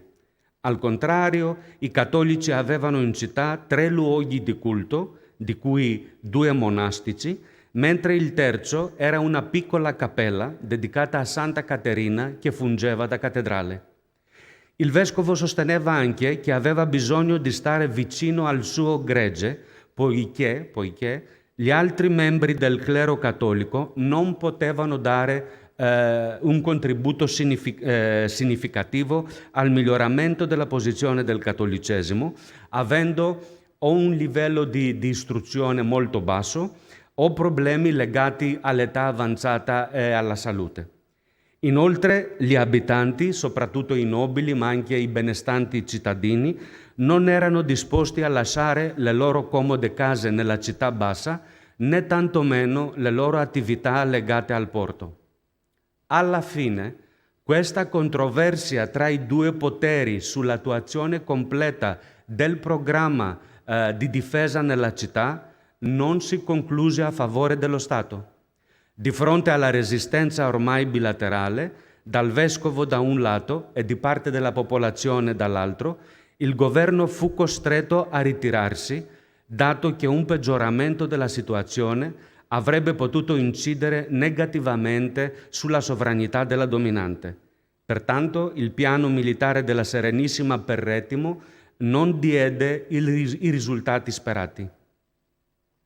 Gli attriti però tra Stato e Chiesa furono ulteriormente acuiti da varie iniziative del Vescovo riguardanti spinose questioni di dogma, iniziative che avrebbero avuto gravi ripercussioni sociali e causato forte malcontento ai governanti. Nello specifico, il capo della Chiesa locale inizialmente si rivolse contro alcuni sacerdoti ortodossi che secondo lui ricorrevano a sotterfugi pur di convertire alcuni cattolici all'ortodossia. Emanò quindi una circolare secondo cui era severamente proibito al clero ortodosso confessare e far la comunione ai cattolici.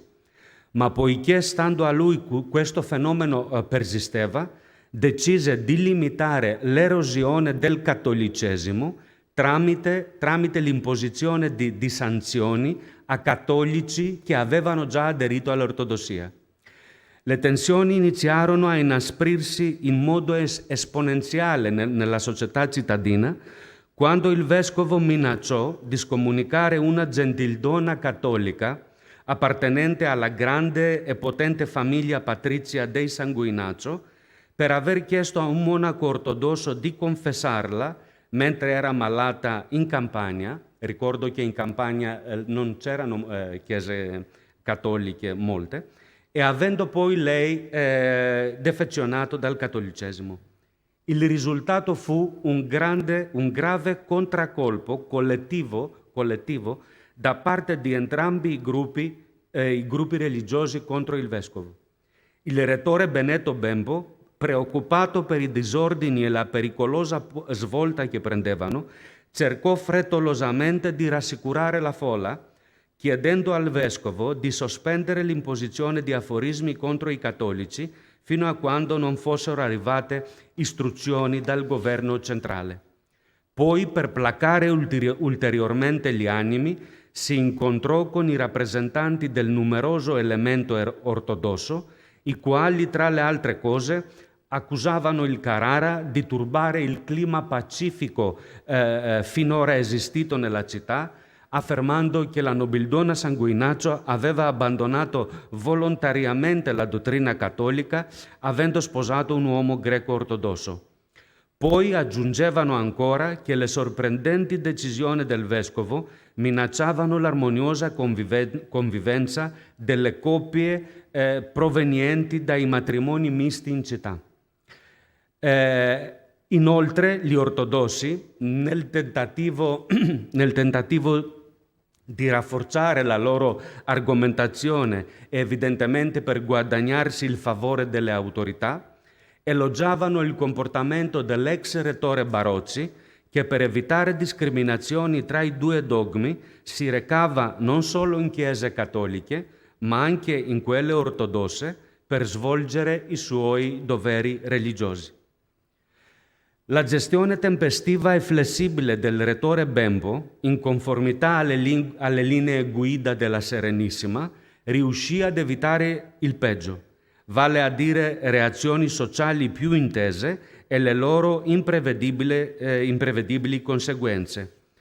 La susseguente deliberazione del Senato, intrecciata con l'ideologia prevalente della presenza veneziana nell'isola, dava ragione al rettore, metteva in secondo piano le preoccupazioni del vescovo sulla sorte della dottrina cattolica e prevedeva in modo esplicito che sia i cattolici che gli ortodossi potessero, come avveniva prima, esercitare il loro culto, cito, senza impedimento alcuno, con ogni possibile pace ed unione tra gli uni e gli altri. Un anno dopo l'inizio degli episodi, il rettore espresse soddisfazione per aver riportato la calma in città e soprattutto per l'atteggiamento consensuale della numerosa popolazione ortodossa che ormai esprimeva disponibilità a offrire, in caso di necessità, i suoi servizi alla Repubblica. Allora, in questo caso è evidente che i contrasti politico-ecclesiastici furono risolti nel modo migliore per gli interessi della dominante.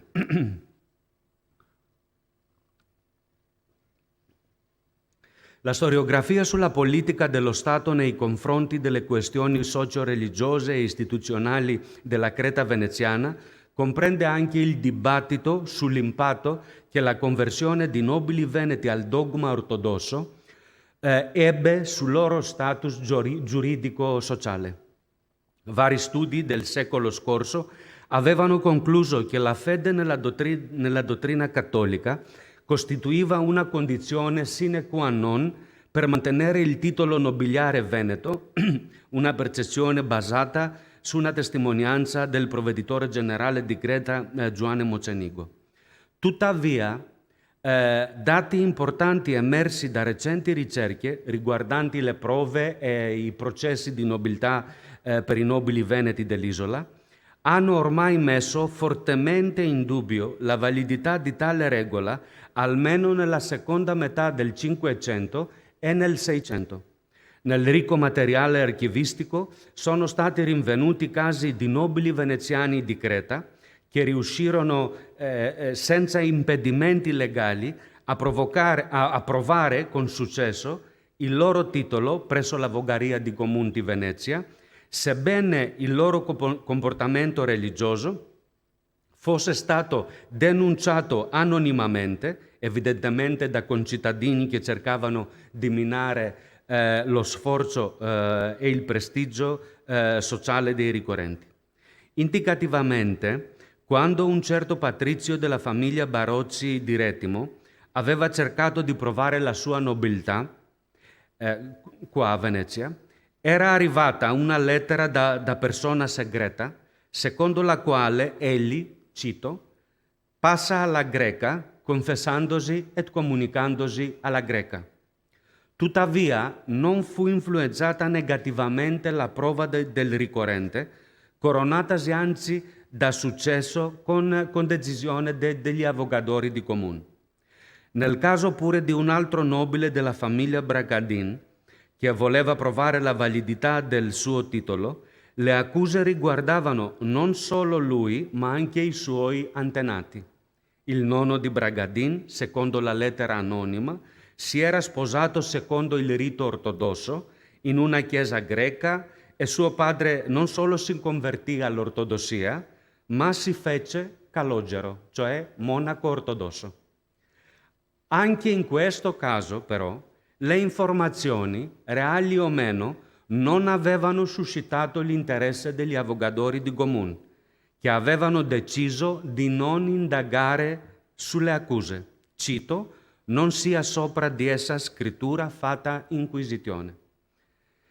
Come si deduce dalla documentazione, il miglioramento della posizione del cattolicesimo non costituiva una delle priorità del governo, preoccupato principalmente, come già visto, a respingere efficacemente una possibile invasione nemica e a mobilitare in questo senso quanti più abitanti possibili al di là del dogma religioso.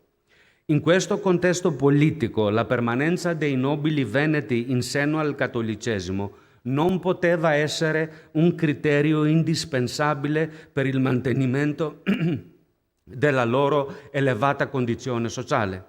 Peraltro, questo gruppo aristocratico, più saldamente attaccato allo Stato, incarnava lo spirito filoveneziano ed era quindi considerato fondamentale per l'applicazione della politica centrale nell'isola.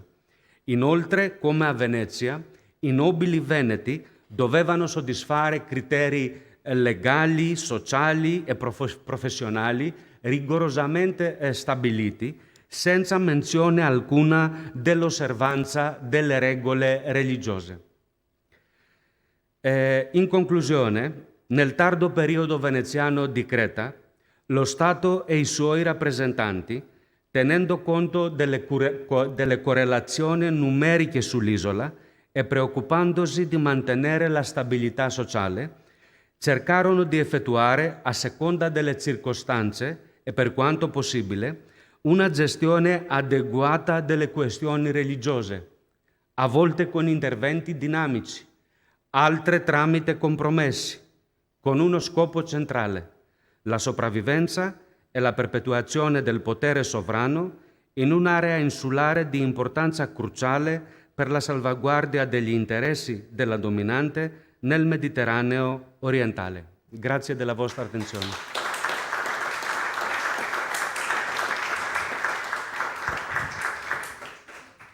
Ringraziamo il collega Lamprinos di questa magistrale presentazione che ci ha anche dimostrato che questo cambiamento della politica religiosa veneziana di fronte agli ortodossi a Creta coincide proprio anche con l'istituzionalizzazione del metropoli di Filadelfia qui, nella metropoli dello Stato in genere, e soprattutto ci dimostra anche un altro fatto, è proprio il peso demografico di questa presenza ortodossa non soltanto alla periferia, ma proprio nella metropoli dello Stato. È anche quella una grande differenza tra Venezia e gli altri casi che ho cercato di evocare.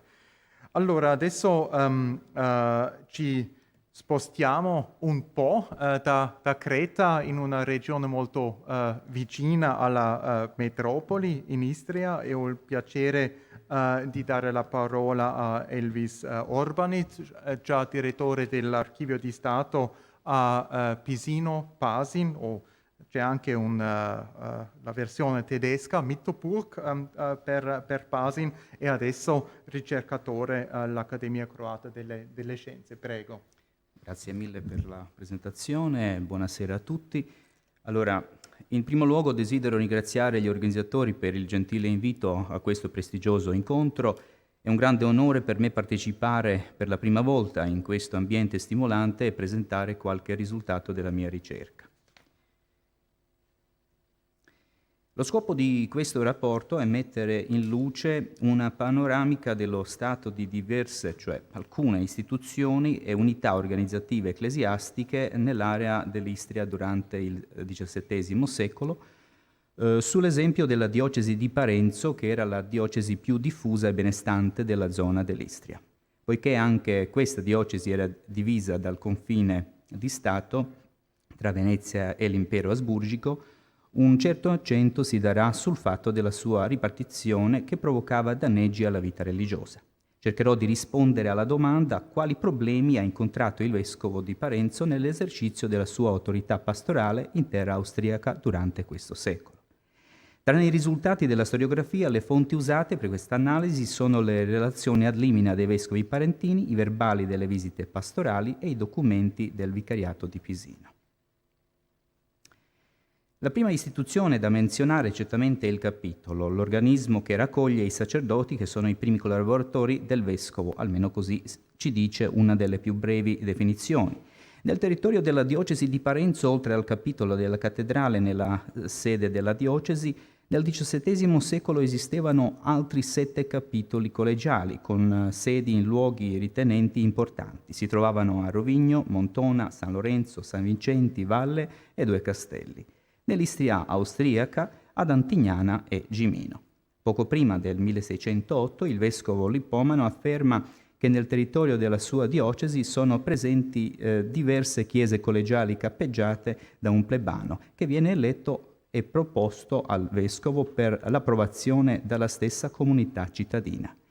I risultati delle ricerche fatte finora non indicano problemi particolari che potrebbero sorgere a causa del confine di Stato quando si tratta di capitoli collegiali. È noto che i vescovi di Parenzo dal 300 avevano diritto a un canonicato a Gimino, cioè raccoglievano le sue entrate e pagavano una tassa statale, steura, per quell'importo. Però, dopo la morte del vescovo Giambattista del Giudice, avvenuta nel 1666, veniamo a sapere che il principe Auersperg, proprietario della contea di Pisino, che comprendeva il vicariato di Pisino con 10 parrocchie, le quali facevano parte della diocesi di Parenzo, avendo il ius patronatus sul capitolo di questa collegiata, ha nominato il vescovo De Tauris, ordinario di Pedena, al suo posto. Nel secolo successivo vedremo che il canonicato di nuovo sarà usufruito dai prelati parentini. I capitoli, siano essi cattedrali o collegiali, avevano il compito durante il XVII secolo di aiutare nella distribuzione dei sacramenti e di partecipare alle celebrazioni liturgiche nel loro ambito geografico di attività. Il numero dei canonici variava a causa della situazione sociale ed economica. La prima dissertazione che è in corso di preparazione sul capitolo cattedrale di Parenzo dovrebbe rispondere a una serie di domande sul suo funzionamento durante il 600 e 700. Lo storico della Chiesa dell'Istria, Mario Pavat, osserva che c'erano 16 monasteri maschili e un monastero femminile sul territorio della diocesi di Parenzo durante il XVI e XVII secolo. La maggior parte dei monasteri si trovava nel territorio di Venezia, mentre nella parte austriaca dell'Istria, componente della diocesi di Parenzo, furono a Pisino il monastero dei frati minori osservanti, dal 1481 ad oggi, e a San Pietro in Selve il monastero degli eremiti di San Paolo I Eremita. La situazione con i monasteri si rivela più da vicino anche attraverso i rapporti ad limina. Nel suo rapporto del 1592, Cesare De Nores, vescovo parentino conosciuto anche come visitatore apostolico nel Friuli, scrive in generale che nella sua diocesi ci sono diversi monasteri e piccoli monasteri, cenobiola, con 1 a 2, al massimo 3 monaci che vivono senza seguire le regole, quindi il vescovo chiede l'autorità al Papa per visitarli e portarli sotto disciplina. Le informazioni di Nores saranno ripetute dai suoi successori, così come la richiesta alla Santa Sede di una visita. Infine, Papa Innocenzo X diede al vescovo del Giudice il permesso di visitare i monasteri francescani. Una sfida specifica nel 1660 fu sulle faccende all'interno del piccolo monastero e chiesa di San Sisto, dove visse fra Giovanni Radmanic Paolino. Questo fu minacciato di morte da decreti imperiali se avesse osato recarsi al monastero paolino nella parte austriaca. Secondo le decisioni del Senato veneziano, anche i paolini austriaci non potevano recarsi al monastero di San Sisto e nelle altre regioni venete. L'origine di questo problema sorse quando i frati del monastero austriaco uccisero alcuni del monastero veneziano e attaccarono armati il suddetto frate Giovanni, lo ferirono e cercarono di ucciderlo. Per l'intervento del governo statale non si doveva attendere molto. Nel 1661 l'imperatore Leopoldo I ordinò al monastero paolino a San Pietro in Selve che senza la sua espressa autorizzazione in futuro non possa ricevere visite superiori di Stato veneziano o di qualsiasi altro Stato. Inoltre, nello stesso anno il sovrano ordinò al guardiano del monastero dei Serviti di Pedena di non ricevere visitatori e superiori di dubbia nazionalità, citando in particolare i veneziani. Alla fine del XVII secolo nella diocesi di Parenzo c'erano in tutto 9 monasteri, 3 dei quali avevano 8 a 10 monaci. Questi sono i conventi dei frati minori a Rovigno e Pisino e i paolini a San Pietro in Selve. Negli altri monasteri, come si legge nella relazione del 1679, o non ci sono monaci o ce n'è uno solo. Riassumendo, nel territorio della diocesi di Parenzo, nel corso della prima metà del Seicento, vi furono ripetute inadempienze alle regole, motivo per cui i vescovi chiesero alla Santa Sede il permesso di visitarli. A differenza dei monasteri della zona veneta, durante il XVII secolo i vescovi di Parenzo non hanno mai visitato i monasteri della zona dell'Istria austriaca, almeno così risulta dai registri delle visite conservate degli ordinari di Parenzo. Solo il del Giudice ottenne il diritto di visitare i conventi francescani a metà del secolo, ma come afferma Pavat, senza però citare la fonte, i frati minori osservanti di Pisino, per sfuggire al controllo del vescovo, erano ricorsi alle autorità civili, provocando così in risposta la scomunica lanciata dal vescovo. Alcune irregolarità all'interno dei monasteri ne furono anche, come si evince da quanto detto, adibite a scenario di conflitti tra i due stati, il tutto a scapito della vita religiosa, a cui miglioramento, come risulta dai comunicati alla Santa Sede, certamente i vescovi di Parenzo si adoperarono sistematicamente. Il seminario come luogo dove si educano i giovani per dedicarsi al sacro ministero viene per incitamento del Concilio di Trento istituito anche nella diocesi parentina. Il primo che lo fece era il citato Cesare De Nores nel 1579 a Parenzo, usando i suoi propri mezzi, però con poca durata a colpa dei scarsi finanziamenti. I suoi successori, con molta fatica, cercavano di tenere aperta questa istituzione, vista molto importante nel cerchio della riforma tridentina. Ripetutamente mancavano i finanziamenti e le malattie ostacolavano il suo funzionamento. Il vescovo del Giudice trasferì il seminario a Orsera nel 1660 nell'ex convento francescano. Qui veniamo al nome di padre Giacomo Dmitri, che appare capitanava quel seminario. Questo domenicano, oltre ad essere rettore del seminario di Orsera, fu anche predicatore quaresimale per molti anni a Gimino, già menzionata importante parrocchia dell'Istria austriaca, ed era originario di Catarro, anch'essa veneziana, nel sud dell'Adriatico. L'esempio di Fra Giacinto punta a una comunicazione fluida in fatto di spiritualità senza conseguenze legali, però, tra la parte veneta dell'Istria e quella austriaca. Tuttavia, anche il progetto del seminario di Del Giudice Orsera durò poco. Già dopo 6 anni il vescovo fu costretto a chiuderlo. L'estrema modestia delle opportunità educative per il clero di Parenzo nel 600 deriva da ragioni sia economiche che sanitarie, poiché le autorità civili austriache non consentivano che i proventi dei benefici ivi stanziati venissero spesi per il seminario situato nel territorio veneto. Si tende a concludere che i seminaristi del seminario durante il 600 provenissero dalla parte veneta dell'Istria. Pertanto i chierici del contado di Pisino furono costretti a imparare dai confratelli più anziani e alcuni potevano andare a Fiume o Trieste dai gesuiti, perché non c'era seminario nel pisinese, condizione sventurata che continuerà anche nel XVIII secolo. Nonostante il lodo arbitrale di Trento del 1535 risolvesse la questione dei confini tra Austria e Venezia, magari non accontentò nessuna delle due parti, le cose rimasero particolarmente complesse per la Chiesa. Nella diocesi diocesi parentina durante il 600 c'erano da 40 a 44 parrocchie, 10 di loro stavano nella parte austriaca.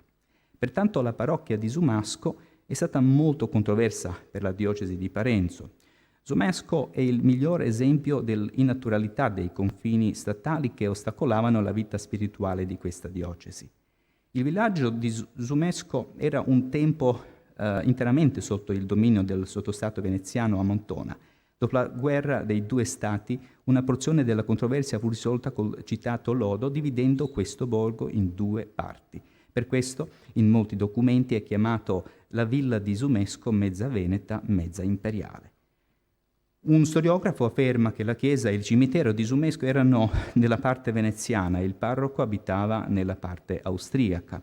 La strada principale Cascherga-Sumasco è stata per diversi secoli parte del confine di Stato tra l'Istria austriaca e quella veneta.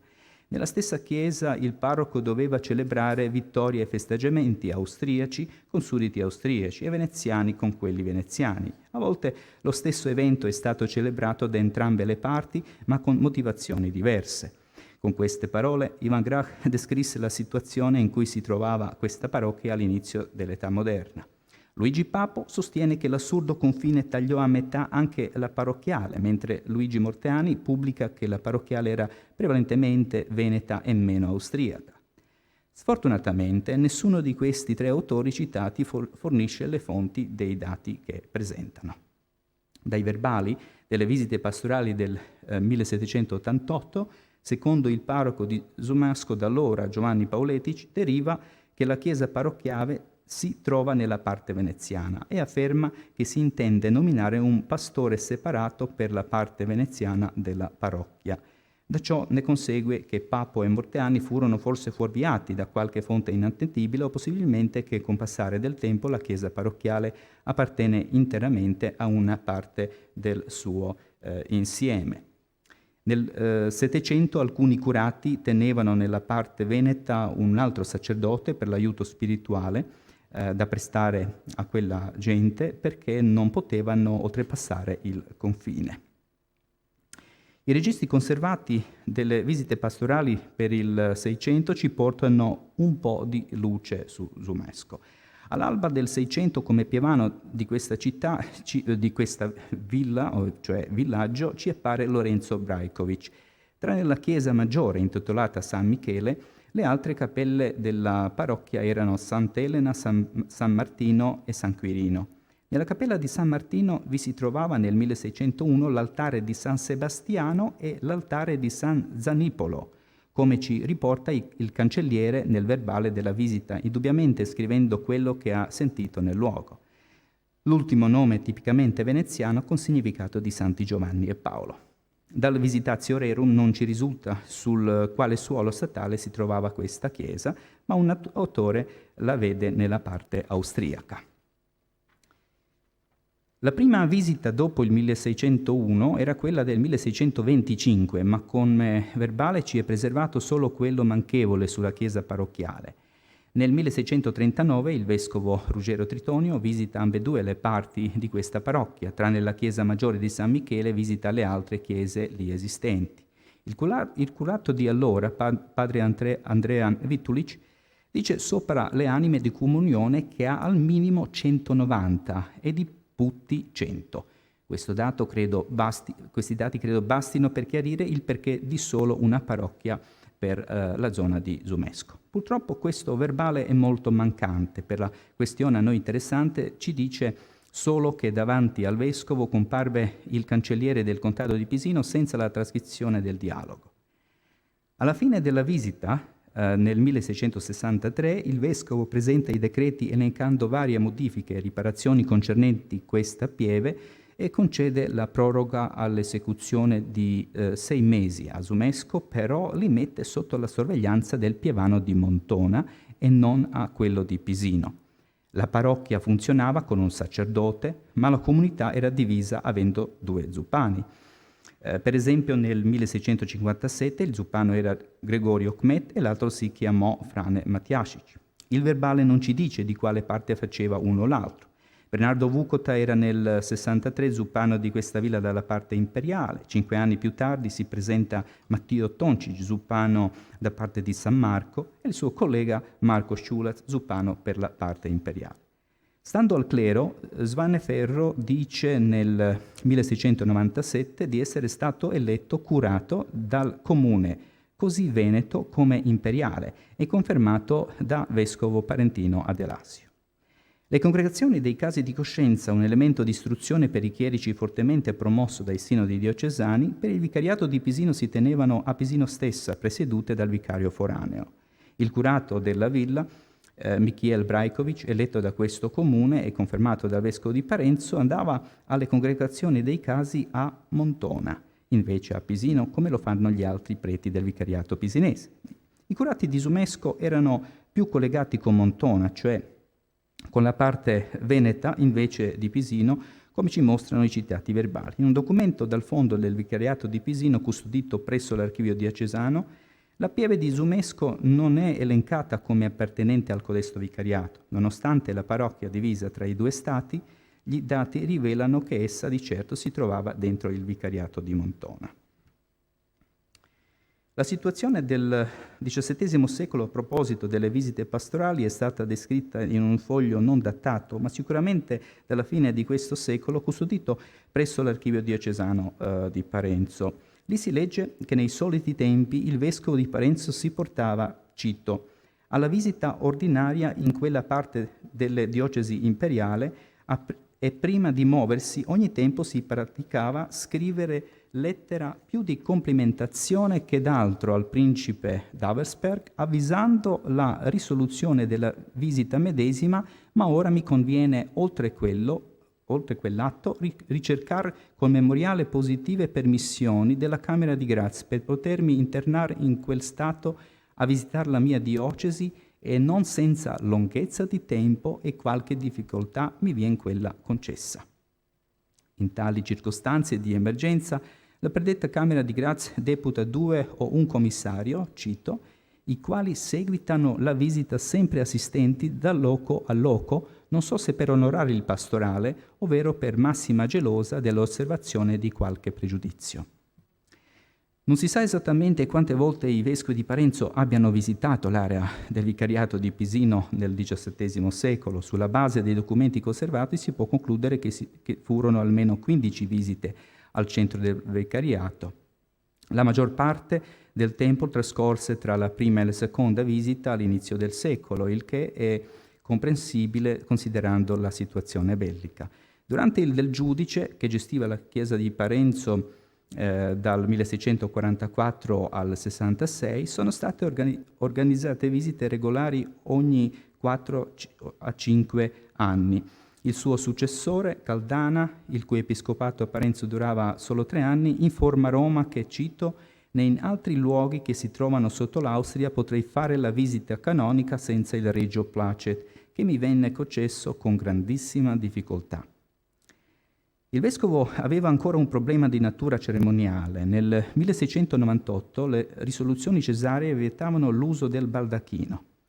Il baldacchino si praticava e era debito alla dignità episcopale, perciò il vescovo scrive di aver sospeso, cito, la visita medesima come farò anche l'anno presente, così e sino a tanto che non verrà permesso l'uso ordinario del cerimoniale dovuto al mio vescovato, ma non senza dolore però dell'animo mio nel veder quella parte di diocesi priva di quelle perquisizioni che santamente sono state stabilite dalla Chiesa. Non solo Adelasio aveva questo problema. Come si può leggere in una supplica del 1702, cito, la medesima sfortuna ebbe il Monsignor Vescovo di Pola, però dopo che con suoi umilissimi ricorsi fu rappresentato che col uso di baldacchino non s'aveva mai pregiudicato né preteso di pregiudicare in punto alcuno alla sovrana autorità e rispetto dovuto all'impero trono della Sacra Cesarea Maestà vostra, ma di servirsene semplicemente come d'un cerimoniale prescritto dalla Chiesa nelle funzioni delle visite episcopali. Onde ancor io supplico umilmente l'innata clemenza della Sacra Cesarea Maestra vostra di concedermi la graziosa licenza di poter adempire con l'uso del baldacchino sempre praticato per il passato la mia pastorale visita. Ricordiamo che il Concilio di Trento ha prescritto l'obbligo di visitare la diocesi ogni anno, oltre allo stato di guerra, il Regio Placet, altre circostanze come la peste e il brigantaggio rendevano difficile e talvolta impossibile le visite pastorali e non solo nelle parti asburgiche. Come scrive il professore Egidio Ivetic, tra la laguna di Marano, Grado, Bonfalcone e Fiume, Veglia e Segna si è infatti direttamente giocata dalla fine del XIV fino agli inizi del XVIII secolo la rivalità veneto-imperiale. In questa atmosfera di tensioni politiche tra i due stati si possono comprendere una parte delle cause dei problemi che ostacolavano la vita religiosa nell'Istria e nelle diocesi limitrofi. Quella di Parenzo non era solitaria, altre prese da simili ostacoli erano Pola, Trieste, Pedena, almeno per l'Istria. L'altra facciata delle difficoltà nelle parti imperiali si incarna nell'assolutismo asburgico che teneva ad indebolendo del potere dei vescovi. La situazione sanitaria, penso alla peste nei primi anni 30, e le finanze dei vescovi scarse di certo non aiutavano la fioritura della religione in questa penisola. Le sfide che si affacciavano ai prelati parentini durante il XVII secolo furono anche di natura giuridica, come ci si presenta dentro il vicariato di Pisino. Gli editi imperiali limitavano il potere giudiziario ai vescovi, ma di questo ne parliamo di più nel futuro articolo. Con passare del tempo la politica asburgica tendeva a essere gradualmente aspra, limitando ai vescovi parentini cittadini veneti le loro possibilità pastorali nelle parti imperiali. Dopo l'episcopato del giudice e specialmente durante Adelasio le visite periodiche pastorali diminuivano a causa del Regio Placet che si dava sempre più difficilmente, il cui culmine verrà nel XVIII secolo. Congiunto allo diminuire delle visite, i vescovi non potevano distribuire la cresima e le sacre ordinazioni ai candidati dell'impero perché impediti della loro presenza personale. Non ci è conosciuto che i vicari o altri sacerdoti del contado avevano la permissione per conferire questo sacramento dell'iniziazione. Le ordinazioni sacre le facevano altri vescovi stabiliti dentro il suolo austriaco, specialmente dagli anni 30 in avanti del Settecento, ma il Settecento è un altro capitolo. Grazie per l'ascolto.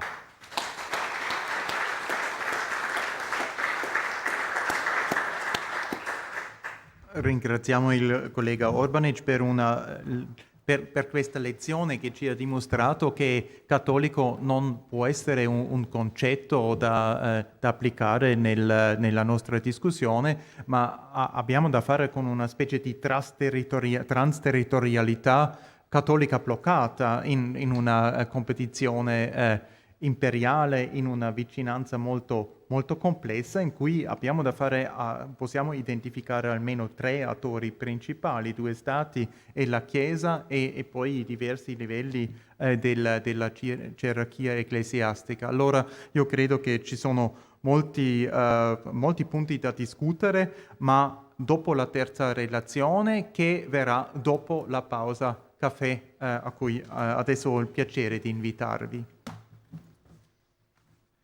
Davvero complimenti a tutte e due.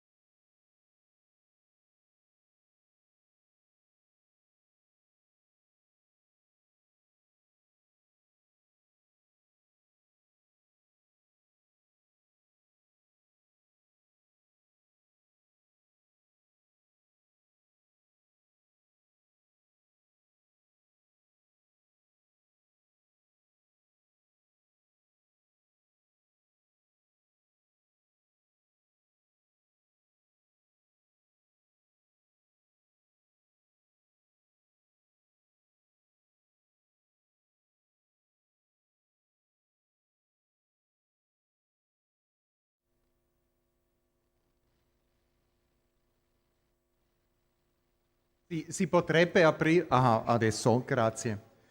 Allora, cari colleghi, la terza relazione si concentra su una realtà culturale estremamente complessa. Abbiamo discusso finora anche sulla pluralità linguistica culturale dell'ortodossia, ma si dimentica spesso che questa osservazione vale anche per la cultura cattolica nella parte greca e nella parte dalmata. Nella parte greca si tratta di un fenomeno che è molto poco studiato, sono i cosiddetti franco-chiotica, testi in lingua greca moderna, ma in caratteri latini, in alfabeto latino, che sono anche dal punto di vista linguistico molto interessanti. Io ho studiati un po' durante anche la mia ricerca sui Levantini a Smirne e a Costantinopoli, e si vede ad esempio che i libri, ma anche la corrispondenza privata, almeno dei clerici cattolici del primo Ottocento, corrisponde in quanto riguarda lo stile a un greco moderno dei giorni nostri elegante, che c'è una grande differenza anche stilistica del greco, diciamo, di eruditi ortodossi della prima metà dell'Ottocento e proprio del greco moderno coltivato nell'ambiente in cui si è scritto in franco-chiotica. Ma i franco-chiotica sono rimasto anche un fenomeno abbastanza marginale, non soltanto nella ricerca. Invece in Dalmazia abbiamo da fare con una cultura cattolica estremamente complessa, non soltanto in quello che riguarda le lingue, ma anche gli alfabeti. Le lingue, il latino, lo slavo ecclesiastico, slavone, ma anche il croato. E il croato che già dal primo XII secolo viene utilizzato anche come lingua ufficiale della cancelleria. Allora si tratta di un caso di una lingua vernacolare che appare molto presto anche su iscrizioni e anche documenti. E poi, in quanto riguarda la cultura cattolica scritta, dobbiamo distinguere tra 3 alfabeti, non soltanto il latino, ma anche l'alfabeto glagolitico e quello cirillico. Abbiamo già ieri sentito della Bosančica e della cultura slava con caratteri cirillici nella Bosnia della prima epoca moderna, ma questa cultura cattolica e anche il peso, la dimensione simbolica culturale gioca un ruolo molto importante per capire le complessità e le dimensioni culturali anche soprastrutturate in una maniera molto, molto difficile. Janja Ivantic ci presenterà oggi anche risultati preliminari delle sue ricerche, soprattutto nell'archivio del Vaticano e della propaganda fede, proprio su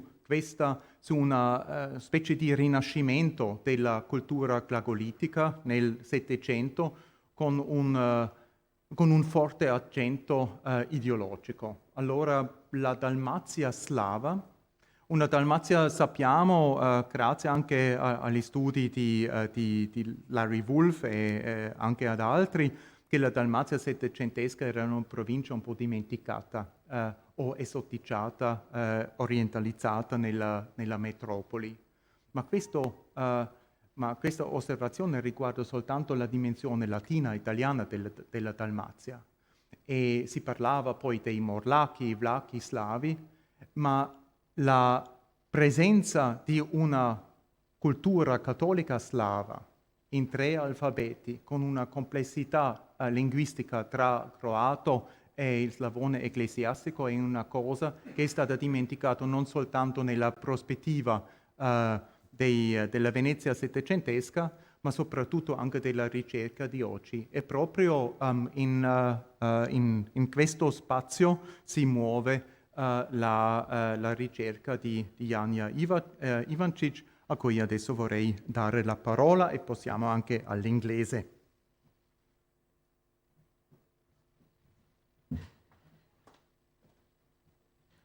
Thank you, Professor Schmidt, for the introductory words.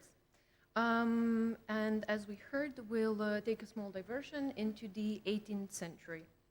Thank you all for being here, and thank you for this opportunity to present a part of rich yet unknown history of the last glagolitic breviary ever printed. From its preparation in Venice to eventual print in Rome, the linguistic debate surrounding it, and the struggle for power between Venice and Rome that played out in the field of glagolitic book production. The case study of Demetrio Theodosio, a Greek printer in Venice, will serve for the analysis of unpublished sources on glagolitic religious and especially liturgical book production for Dalmatia in the second half of the 18th century. In the historical archive De Propaganda Fide in Rome, under the shelf-mark Fondo di Vienna, volume 33, Stampa Terra Santa Transilvania, and volume 38, Caucaso Stampa, there is a lengthy correspondence between Propaganda Fide and its associates in Venice and Dalmatia. The fund evaded closer inspection of historians of Dalmatia. Firstly, because it was taken to Vienna after Napoleonic occupation and only returned to Propaganda Fide in 1925. Secondly, because the outward marking of the fund does not hint at a connection with Dalmatia. Only after opening volume 38 on a small piece of paper without a page mark, one reads in German, Mission to Caucasus, print of liturgical books in Slavic and Greek language. As one starts to read Fondo di Vienna, there is a constant mention of a glagolitic Breviarium Romanum Slavonico Idiomate under print in Venice in 1760s for use in Dalmatia. This is unusual, as the last known glagolitic breviary was printed in 1688 in Rome, and the one after that in 1791, again in Rome, with no recorded glagolitic breviaries printed in Venice in 1760s. As church books, breviaries contain prayer texts and readings according to the hours of the day, lending them the Slavic term chasoslov. Next to missals, they are core liturgical books. As we already heard, the script of the breviary, glagolitic, was in use in Croatian territories for almost a millennium, but it lacked literary text production and therefore remained on the edge of literacy, at the time reduced to mostly liturgical books and administrative use within church. Liturgically, glagolitic was still in use mainly in Istria, Dalmatia, Kvarner, and the islands. The mention of a Venetian glagolitic breviary in Fondo di Vienna isn't surprising in itself. Venice was the center of missal and breviary production, but in the 15th and 16th century. One of the first glagolitic books printed in Venice were in fact two breviaries in 1493 and 1561. With the establishment of Sacra Congregatio de Propaganda Fide, a missionary congregation of the Roman Curia in 1622, the publication of the officially approved liturgical books was centralized in Rome. Its printing house, the Typographia Polyglotta, produced at least 18 glagolitic books, while many of the editions adopted a variant called Sciavit. They were church books in Latin script and Shakavian dialect. For historiography of Dalmatia, Propaganda Fide remains best known for its print of East Slavicized Croatian glagolitic missals and breviaries.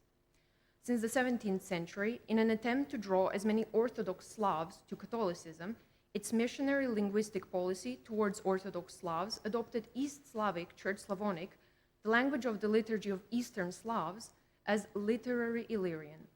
It recognized this language as the oldest Slavic and the only correct liturgical language. It also recognized glagolitic as the oldest Slavic script that would therefore be used in liturgical books. With it, Croatian glagolitic editions were East Slavicized for their missionary potential. Supposedly, by disseminating the East Slavicized glagolitic liturgical books in Dalmatia and in the broader Balkan region, Orthodox would recognize the language as their own, start attending Catholic masses, and eventually embrace Catholicism or church union. So, why would Sacra Congregatio, with its own printing house, choose to print a glagolitic breviary in Venice and in an Orthodox printing house? Conversely, if Venice had a tradition of printing glagolitic liturgical books, why was this Breviarium Romanum in the end printed in Rome? Due to the scarcity of the glagolitic books, Propaganda Fide kept receiving supplications from Dalmatia for a new breviary. After publishing of the Glagolitic East Slavicized Missal in 1741 and the second edition of a Glagolitic Cyrillic primer in 1753, in Rome, Propaganda Fide approached a reprint of the East Slavicized Glagolitic Breviary last published in 1688. The first problem appeared within Typographia Polyglotta itself. At the time, Typographia was bleeding money for Balkan prints. In 1760s, nearly 15% of Propaganda Fide's revenue went towards the Balkan region, a number superseded only by Rome at 50%. Therefore, it was decided to move the print to Venice, cutting the cost to Propaganda Fide, while theoretically maintaining control over the content of the breviary. However, the poor reception of Propaganda Fide's Glagolitic Missal in Dalmatia deterred Venetian printers from the print of Glagolitic Breviarium Romanum. As a memorandum in Fondo di Vienna records, the last East Slavicized Missal was met with severe criticism from Dalmatian clergymen because they found the language incomprehensible. Many priests would not buy it, and the edition was nearly retracted. Furthermore, printers in Venice were discouraged from printing as Propaganda Fide was reluctant to lend its Glagolitic typeface or letters to Venice, so the necessary initial capital a printer would have to invest was high. The printer mentioned in Fondo di Vienna in connection to the breviary is Demetrio Theodosio, a Greek printer in Venice. The printing house of Theodosio is not unknown to historiography. However, it was largely analyzed as a printing house for the Greek and Serbian, not Glagolitic books. Fondo di Vienna informs us that Theodosio was commissioned to print the breviary by Propaganda Fide. One mustn't forget that Propaganda Fide wasn't a stranger to redelegating Slavic prints. There was an attempted print of a breviary in 1648 and of Officium Sanctorum, the liturgical formularies for saints' festivals, in Venice in 1750. Sacra Congregatio did print some booklets towards the end of the century in the Venetian territory. In fact, as much as 15% of the Venetian book production was exported to Curia. Calculating the potential economic gain, Demetrio Theodosio jumped at this opportunity. He had learned his craft in the printing house of Nikolaos Glikis, and after several failed applications, in 1755, Theodosio had finally gotten the approval of the Venetian government to open a printing house. In his supplication, he highlights his is the only printing house other than the one in Rome where Glagolitic missals, breviaries, and other necessary books could be printed. He was also granted a 20-year privilege for Illyrian, in this case meaning Glagolitic and Cyrillic, print for Dalmatia, Bosnia, Serbia, Bulgaria, as well as for the Orthodox in Hungary and Wallachia. Fondo di Vienna informs us he procured his typeface from the Foundry Falconi in Venice. However, finding an adequate place of print wasn't the only problem.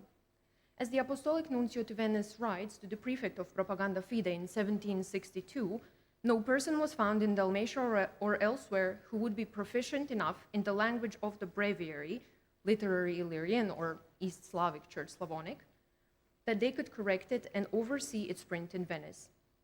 The editor was expected to know Illyrian language, common language of Dalmatian or Bosnian idiom, Latin, as well as Glagolitic and Cyrillic scripts. As mentioned, Propaganda Fide insisted on print in East Slavic liturgical language and Glagolitic script for Dalmatia. However, Dalmatia used its own strongly Croatized liturgical language, Croatian Church Slavonic, and therefore the very same policy posed a problem when trying to find an expert who would prepare the new breviary. After several Dalmatian priests refused, Anton Juranic, a third-order regular of St. Francis from Krk, was made publico revisore for Glagolitic letters in Haus Theodosio by Riformatore dello Studio di Padova, the body responsible for publishing of books. As a book needed the approval of both state and church, Vincenzo Premuda, prior of the Pia Casa dei Catecumeni in Venice, helped with the preparation of the breviary as the revisor for the Sant'Ufficio, the Venetian Inquisition. He records that by August 1763, the new breviary was ready for print. The main task of this edition was to make it uniform with the Latin one of 1757 liturgically and with the East Slavicized Missal of 1741 linguistically. However, the first tensions arose between the printer Theodosio and Premuda as the representative of church's interests. Theodosio pushed Premuda for the fede, or the license of the Holy Office, so the book could be printed. Premuda was reluctant to grant the necessary testamur, since Theodosio was preparing to simply reprint the breviary of 1688 without the necessary additions such as new offices of saints or linguistic corrections. In his letter to Propaganda Fide, Premuda therefore implores a new bull be issued and inserted into the frontispiece of the breviary that would ensure no unofficial reprints would be possible. There was also dissonance within Venetian Inquisition regarding the print. Filippo Rosa Lanzi, Padre Inquisitore of the Sant'Ufficio, writes to Propaganda Fide supporting the idea of a bull inserted into the breviary. By confirming it was printed by the approval of the Holy See and Propaganda Fide, he hopes the Dalmatian priests would be more willing to buy the book. As a Venetian subject, however, Lanzi advised against strict rules for the press. He did not believe the new bull should ban religious books in the Slavic idiom printed without the approval of Propaganda Fide, as Premuda demanded. And while the print of the breviary prolonged, Theodosio printed other Glagolitic books with Antun Juranic as their editor. A primer or bukvar in 1763, canonical tables in 1764, and a prayer book, Precationes, in 1765. Further contestation arose between the Inquisition and Antun Juranic as representative of the Dalmatian clergy. Namely, Juranic had translated the prayer book from Latin to literary Illyrian. But as Juranic was a Glagolitic clergyman from Krk, he considered Croatian Church Slavonic literary Illyrian, not East Slavic Church Slavonic, and had made his translations accordingly. Namely, until the 17th century, Croatian Church Slavonic enjoyed papal protection as literary Illyrian, and it was only with the expansion of Propaganda Fide's missionary ambitions onto the Balkans that it was replaced with East Slavic Church Slavonic. Premuda, upon noticing what he deemed grammatical errors, wanted to have the work examined by Propaganda Fide first. Power play between Venice and Rome continued, as Theodosio suggested to Juranic he could circumvent the examination by procuring a license from the Riformatori to print the book with data forestiera. This tactic was commonly used for works in conflict with Church's teachings to avoid Catholic censorship and put a work beyond jurisdiction of the Church. One mustn't forget that the relationship between Venice and the Church entered another acute phase at this time. In a report from 1765, the Riformatori blamed the curial censorship for the industry's decline. Additionally, in 1760s, there was a general anti-Roman sentiment in Venice directed not towards religion, but separating religious and worldly jurisprudence. Venice therefore gave more power to the Venetian corrector in hopes of balancing out the papal fede. This translated to Juranic being also named consultore of the Sant'Ufficio alongside Premuda. Therefore, less interested in curial missionary policy, Venice had protected Theodosio. Even though the Republic generally discouraged the use of Glagolitic in public discourse, preferring instead Shavet, Theodosio brought in revenue that was much needed after the crisis and stagnation of the art in the previous centuries. Despite linguistic disagreements with Rome, Juranic now continued his translation of the offices of saints for the breviary. But it was Theodosio who decided to postpone the print until these were done. The Venetian practice would have allowed for print of the new offices separately from the breviary, but estimating he could sell 500 copies in Venetian Dalmatia and Hungary, Theodosio realized that printing them together was the only way to ensure the priests buy the breviaries, therefore paying back his investment. To help him distribute the Glagolitic breviary and bear some of the costs, Theodosio partnered with a merchant from Zadar. He also complained that, to his own disadvantage, the Dalmatian priests, the Glagolitic priests in Dalmatia, are too economic with their copies, so they keep on using them for too long, and he wanted to rush with the print. And while the print of the Glagolitic breviary was being postponed by disagreements between Propaganda Fide, Venetian Inquisition, and Glagolitic correctors, Theodosio continued the print of other books, including a Cyrillic breviary. As the nuncio to Venice reflects, there was now a danger Theodosio might sell the Cyrillic book in Dalmatia, and the Dalmatian clergy, having no other breviaries, would buy it. Theodosio was aware he had no competitors for Glagolitic liturgical print in Venice or in the Croatian territories, putting Dalmatia in a difficult position, as it would be forced to use the books he printed. Across the Adriatic, the Dalmatian clergy was growing impatient, waiting for new liturgical books, which deepened their rift with Rome. In 1764, they sent a petition to the Venetian Senate to solicit the printing of the Breviarium Romanum.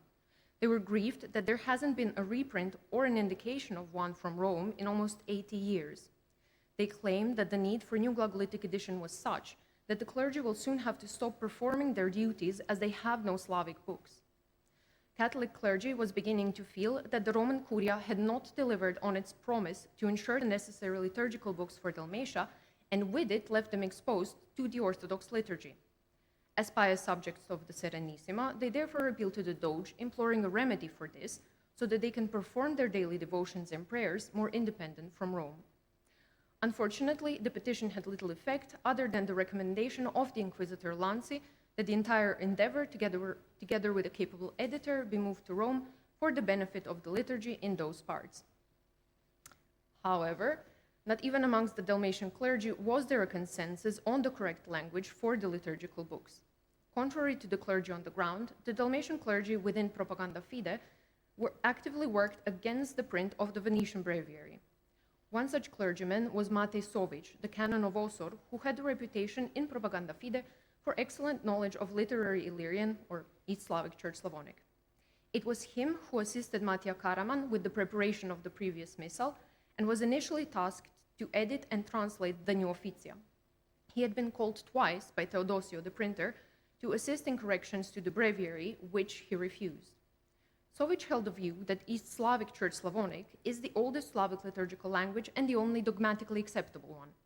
By extension, he was particularly critical towards the Glagolitic primer and Precaciones Antun Juranic had printed in Croatian Church Slavonic in Venice.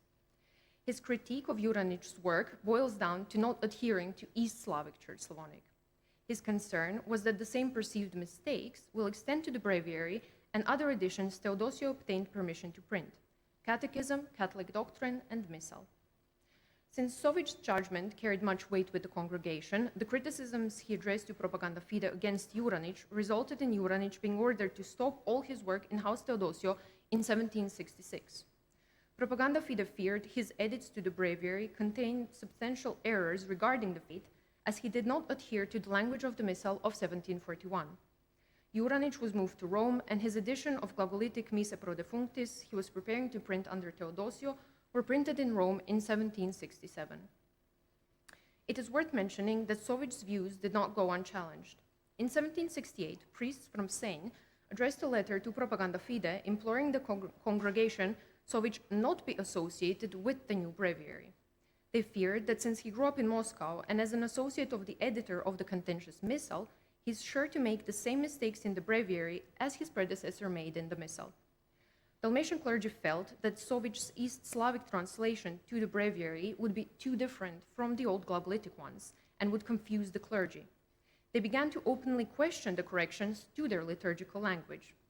If a breviary is printed as Propaganda Fide suggests, they reasoned, Dalmatia would have two sets of breviaries in use, calling into question papal infallibility and even giving rise to a new schism. To add to it, they also point out that the Orthodox clergy in Dalmatia will use the changes to scare the people, saying Rome is erroneous in its teachings. There were now serious doubts anything of value will be printed in Venice. Theodosio, fearing for his investment, did not want to print without the permission of Rome. Seeing how criticized the breviary was, other Greek printers in Venice wouldn't assume its printing, preferring Latin and Cyrillic liturgical books for which the sale was guaranteed. Dalmatian bishops began to voice their concerns about Orthodox printers in general, judging it undesirable for the liturgical books of the Catholics to be printed by the schismatic Greeks, for the fear that even if correct translations are made, the printers would change them and so spread the incorrect teachings.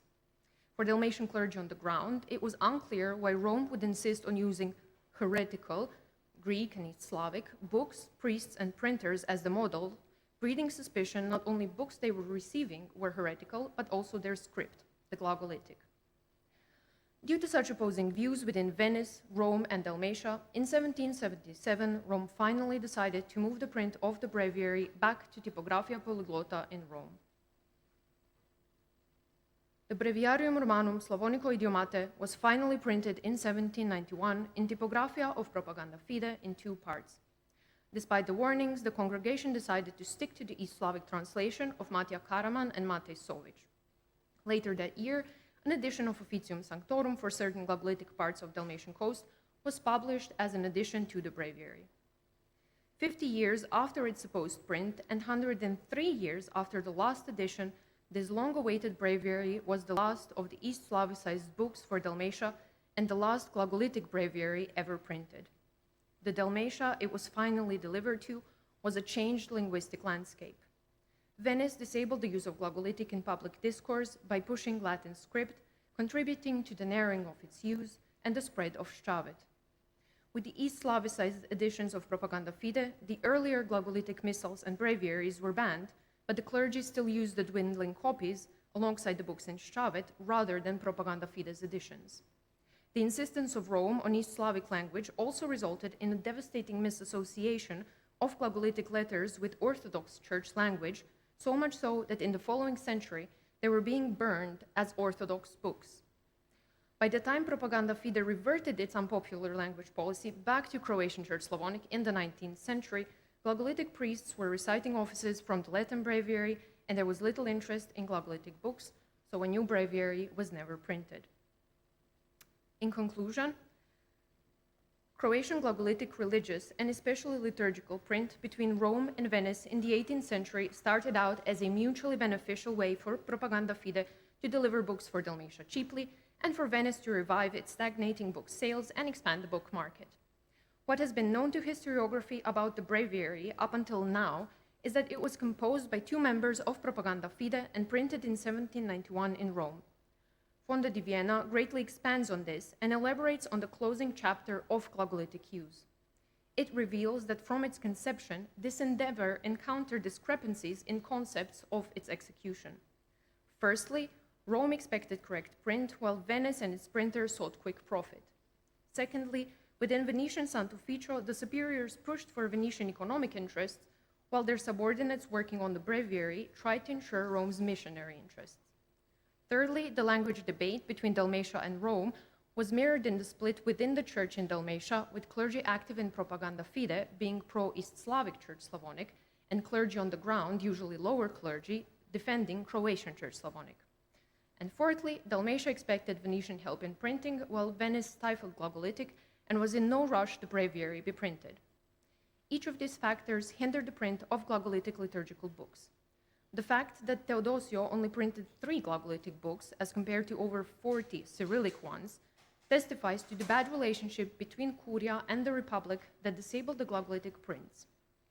In the end, the attempted endeavor only acted as a catalyst for the deterioration of Glagolitic, leaving its religious print lodged in an unfruitful collaboration between Rome and Venice.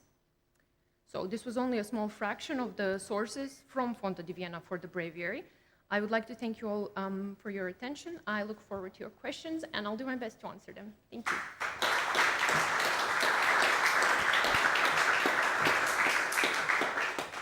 Thank you very much for this fascinating paper. I think that for most of you, at least for the colleagues who are not representing the Croatian Academy, this was revealing and really new, and probably also for most of the Croat colleagues, because I mean, Janja Ivancic really introduced us into what I announced that it will be very complex. It's also a small world. Yeah, we are talking not about millions of people, but several thousands, and the actors were several dozens.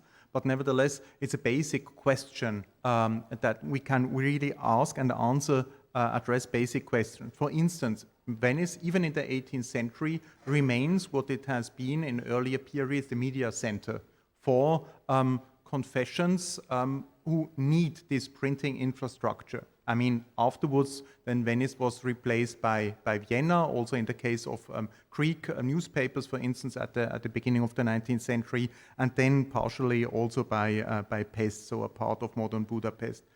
But the second question, and this is really, I think, crucial also for understanding 18th century Venetian statehood and state institutions, is shall Dalmatia be used, Venetian Dalmatia, used as a hub for Catholic mission in an Orthodox Slavic world? And then the third question, which was discussed in this paper, is shall the Slavic Catholic culture stick to its own regional traditions, So this was the Croatian version of Slavonic. Or shall it import, and this is now a link also to my introductory remarks, should it import this Islavicized version of Slavonic that was not only tested but had a very old tradition in Polonia, Lithuania, because this was also the language that was used by the Uniate Church created by the Union of Brest in 1596. And of course, there was a very close interaction in the linguistic culture of what is nowadays Belarus and Ukraine. So, and this is really fascinating. So these, mainly also Mate Karaman and others, so the archbishops of Sadas were fully aware of the linguistic culture in the eastern part of the Polish-Lithuanian Commonwealth. They were fully aware also of the linguistic dimension of a language that can be also tuned and channeled towards the mission of Orthodox population. This more or less failed in the 18th century because you should not forget when these initiatives were taken, Poland was being divided by Austria, Russia and Prussia. So there was really a danger for this kind of, let's say, linguistic culture in the Uniate or Catholic tradition in the Slavonic language. At that time also, and then the small debate among some Catholic priests between Venice and Rome and Dalmatia really also gets a European dimension. The question was, will Venice jump in? Will Venetian Dalmatia, so this backyard of Venice completely forgotten, even so the coastal part, the Latin Italian part, will this become a major hub for Slavic Catholic culture at the moment when Poland, Lithuania was gone and all the major centers of the Uniate Church were annexed by the Russian Empire? And of course, then the question is, and coming back to Hermano Orlando's, one of the major questions yesterday, what is the relation of that with Venice? I mean, how present is Venice in that? And then we learn quite a lot also about, let's say, the limits of power of the Venetian regional state. It was not a major power in the 18th century. And how Venice also tried to defend its, what we can call a kind of religious sovereignty on its own territory, and especially in an area where the Venetian competences were rather few. Yeah? But I mean, you cannot expect, let's say, Venetian authorities to have a deeper understanding and knowledge of this culture. We know, and I think this is also very important, and you mentioned that at the end, that Venice was really pushing a bilingual administrative culture in Dalmatia in the 18th century. It's an irony of history that Italian as the dominating language of administration was actually pushed and introduced by Austria in the 19th century. So Venice was much more bilingual in its administrative practices than the Austrian Empire afterwards. So this as a first comment. So I would like now to ask all the active participants of this panel to come here to the forefront, and then I would like to open the debate in the languages you want to use. So what we actually perhaps for breaking a bit the ice, or beginning at least to melt it a little bit.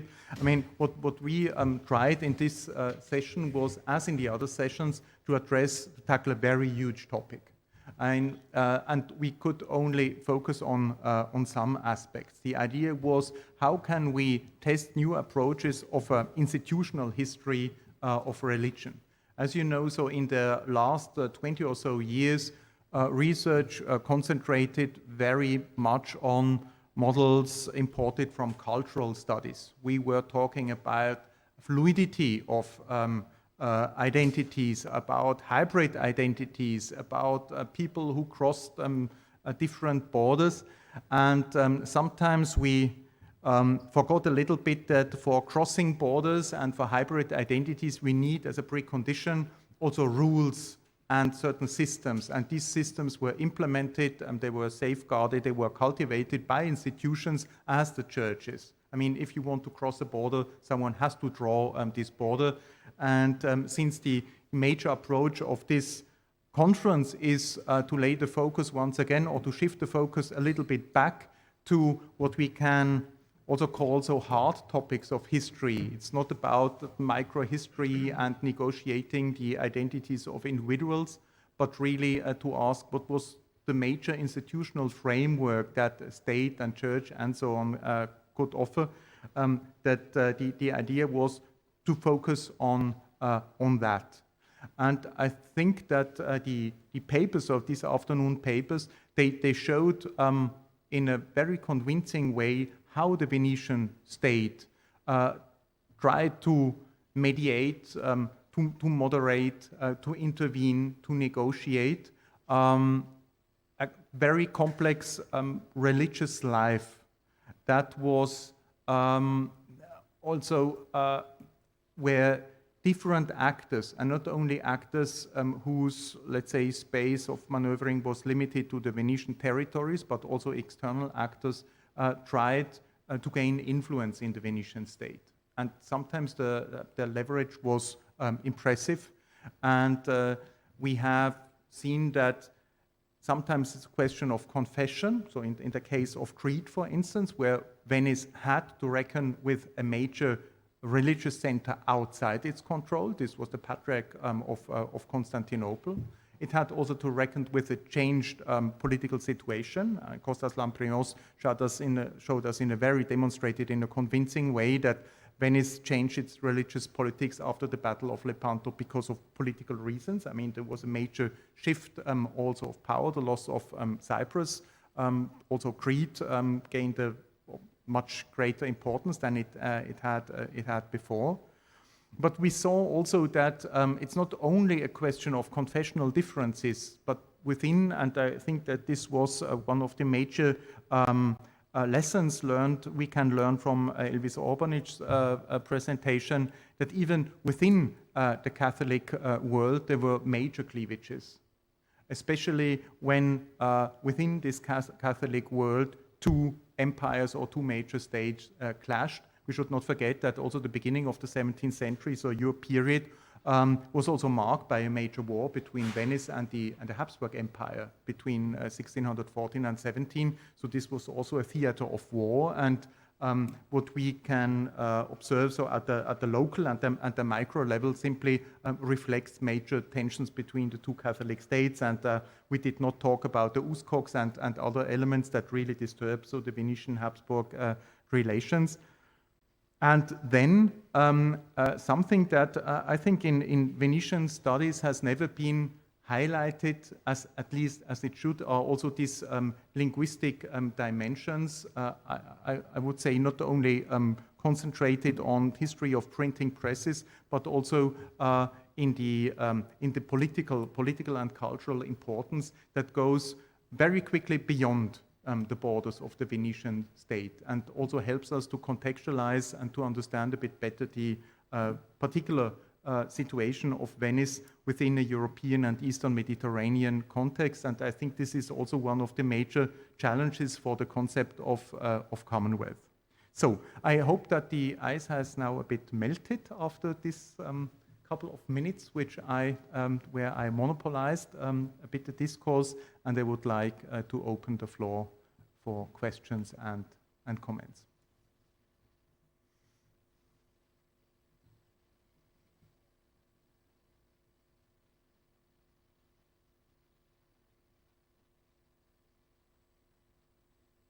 Is there any? Ermanno Orlando. Sì, chiedo una cosa alla relazione che mi è piaciuta molto su questa dimensione a Creta tra ortodossi e cattolici.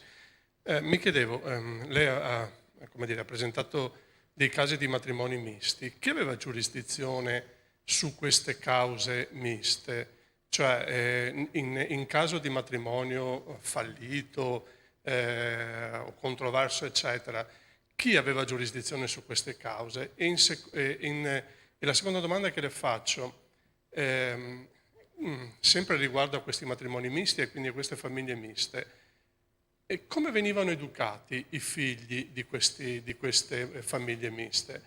Le spiego perché qui a Venezia funziona, diciamo, da dopo più o meno da metà 500, quindi dopo l'insediamento del suffraganeo di Filadelfia, funziona che in qualche modo, cioè, la giurisdizione sui matrimoni misti spetta appunto all'arcivescovo di Filadelfia se il matrimonio è stato celebrato nella chiesa ortodossa greca di San Giorgio. In tutti gli altri casi, quindi matrimoni misti celebrati nelle altre parrocchie veneziane, la giurisdizione spetta al patriarca cattolico di Venezia. Per quanto riguarda invece le famiglie miste, funzionava così a Venezia, però volevo chiedere che l'educazione veniva impartita come dire, a seconda della religione del padre. Quindi se il padre era cattolico, l'educazione impartita era quella cattolica, se il padre era ortodosso, l'educazione impartita era quella ortodossa. Ma sappiamo benissimo che in giro per l'Europa non funzionava sempre così. Spesso, come dire, l'educazione veniva impartita secondo una questione di genere, per cui le femmine secondo la confessione della madre, i maschi secondo la confessione del padre, oppure, come dire, a turnazione, il primo cattolico, il secondo ortodosso, il terzo cattolico e così via. Questo vale per i protestanti, non vale solo per i cattolici. Cioè ci sono vari modi per disciplinare l'educazione religiosa dei figli di questi matrimoni misti. Volevo sapere se a Creta, come dire, il modello è quello veneziano o se è un modello del tutto autonomo. Per Creta non ci sono studi speciali su queste tematiche e poi le informazioni non sono abbondanti. Possiamo solo indovinare, però non si può essere sempre sicuri di che cosa succede esattamente. E ovviamente che se si tratta di un patrizio, l'educazione, il suo orientamento sarà a seconda della confessione del padre, però neanche questo è sempre molto solido. Se si tratta di una... non so... È molto probabile che seguono la dottrina del padre, però non è sempre sicuro, no? Questo schema non è uno schema stabile. Per quanto riguarda le giurisdizioni dei matrimoni, neanche su questa tematica ci sono dei lavori che ci possono mostrare molte cose su questa direzione. Magari dal punto di vista giuridico avevano da fare come si dice? Le autorità, gli organi appositi politici, le cancellerie, eccetera. Non so quale sarebbe esattamente la giurisdizione, per esempio, della cancelleria vescovile che si trovava, che aveva sede nella città di Candia. Non ci sono lavori ancora, non ci sono lavori su questo argomento. Le uniche cose che sono già, le uniche informazioni che sono già consolidate come cognizioni sono le informazioni attraenti, si dice così, traenti, sì, dalle relazioni o dei rettori, dei provveditori generali, eccetera, eccetera, o anche dalle relazioni dei vescovi per quanto riguarda la sede apostolica, però anche loro non ci danno sempre dei dettagli, hanno un carattere un po' generico e questo vale anche per i dati demografici. siccome non ci sono elenchi per poter venire, per poter constatare quale era cattolico, quale ortodosso, questi numeri sono più o meno approssimativi. Però abbiamo un'immagine, un'icona generale di questi. Però il fatto è che la stragrande maggioranza era l'elemento ortodosso, lo dicono sempre i rettori, lo dicono i rettori perché devono accattivarsi questa maggioranza davanti, nei fronti del nemico, dopo, specialmente dopo nella perdita di Cipro.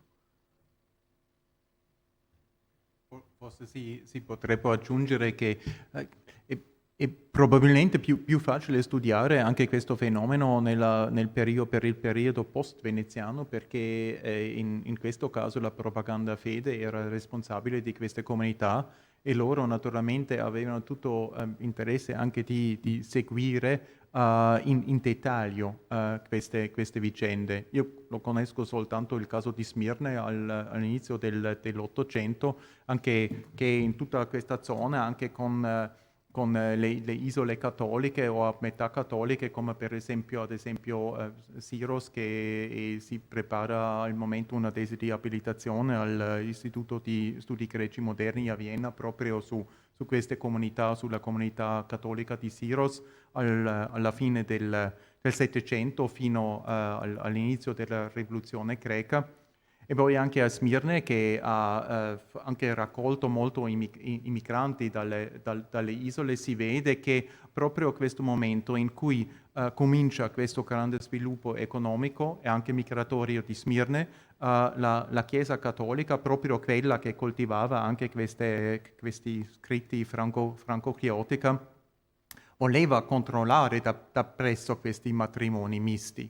E poi in questo spazio urbano, con una rete istituzionale cattolica ben sviluppata, perché anche questa è una condizione per un tale controllo, si è intensificato anche questo processo di verificare l'appartenenza e anche l'educazione cattolica, soprattutto dei figli, ma qui la Chiesa cattolica aveva un grande vantaggio che non esisteva in Creta. Queste erano le capitolazioni. Proprio anche lo stato giuridico dei cattolici, che avevano un accesso molto più facile ai privilegi per questo statuto di protetto nell'impero ottomano, e in questo contesto era molto meno interessante e molto meno anche attrattivo di rimanere o di diventare ortodosso, perché essere ortodosso significava in questo contesto anche essere suddito dell'impero ottomano, ma proprio anche in questo, e questo ha provocato il controllo dalla parte della Chiesa, proprio in questo ambiente che era grecofono esclusivamente, anche i cattolici erano di lingua greca. Proprio in questo ambiente naturalmente anche Kostas Lamprinos ha anche menzionato questo aspetto, la partecipazione a rituali, a feste anche dell'altro. Allora cattolici di lingua greca che partecipano naturalmente alle liturgie ortodosse, i matrimoni misti si sono anche svolti in un'atmosfera di ambiguità, con la speranza che il controllo della parte della Chiesa cattolica nel caso mai mancherebbe.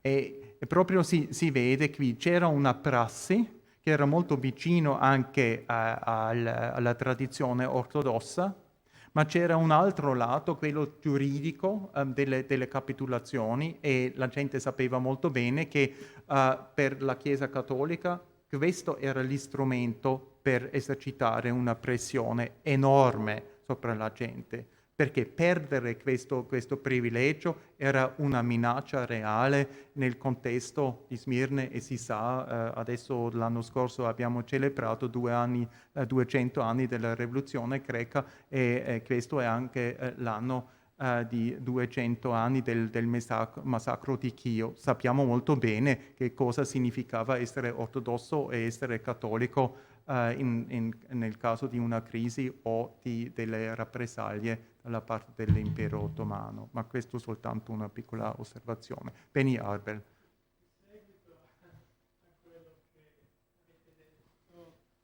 Sì, in seguito a questa discussione dobbiamo, mi pare, ricordare che l'unione delle chiese, diciamo così, ortodossa e cattolica, proclamata a Firenze nel 400 e poi non accettata, come sappiamo tutti,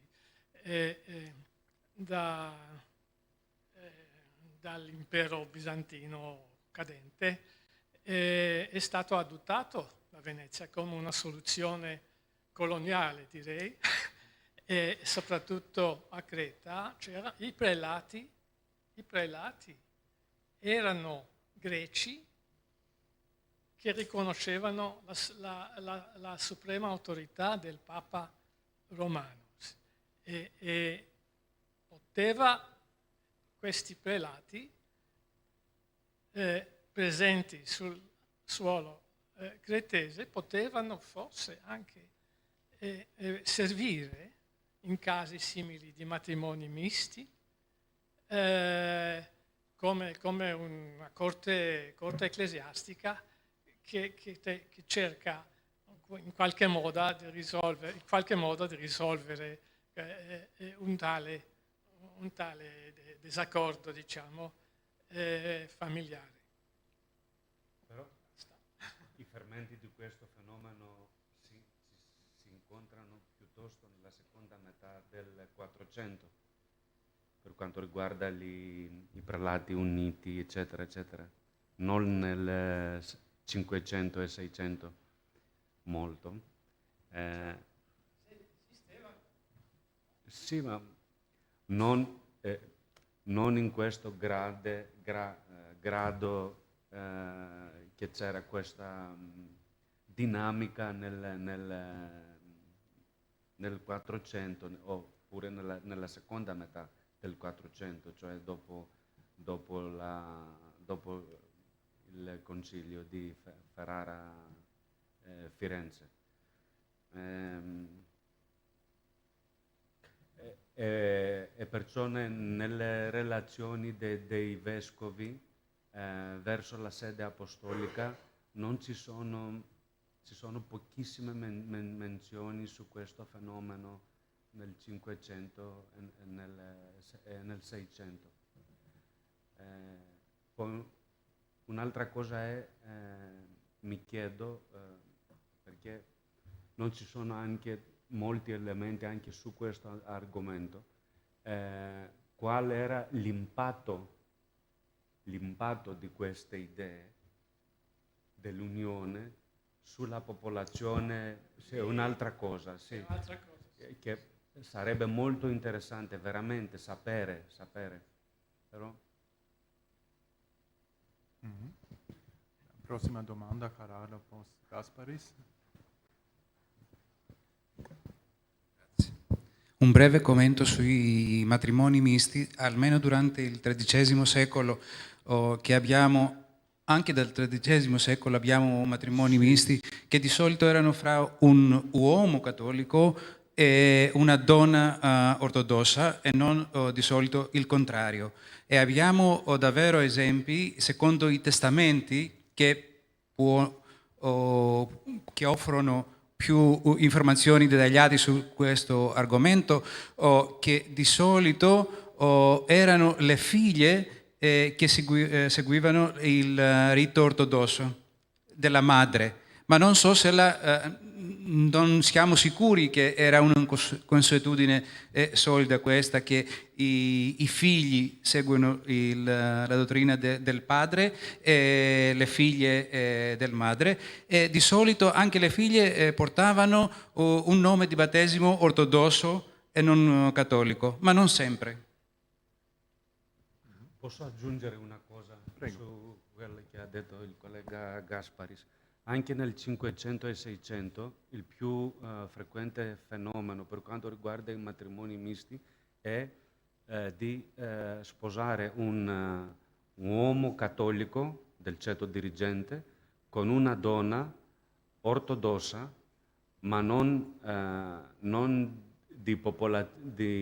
come si dice, di una provenienza sociale bassa, perché questo era regolarizzato molto dalle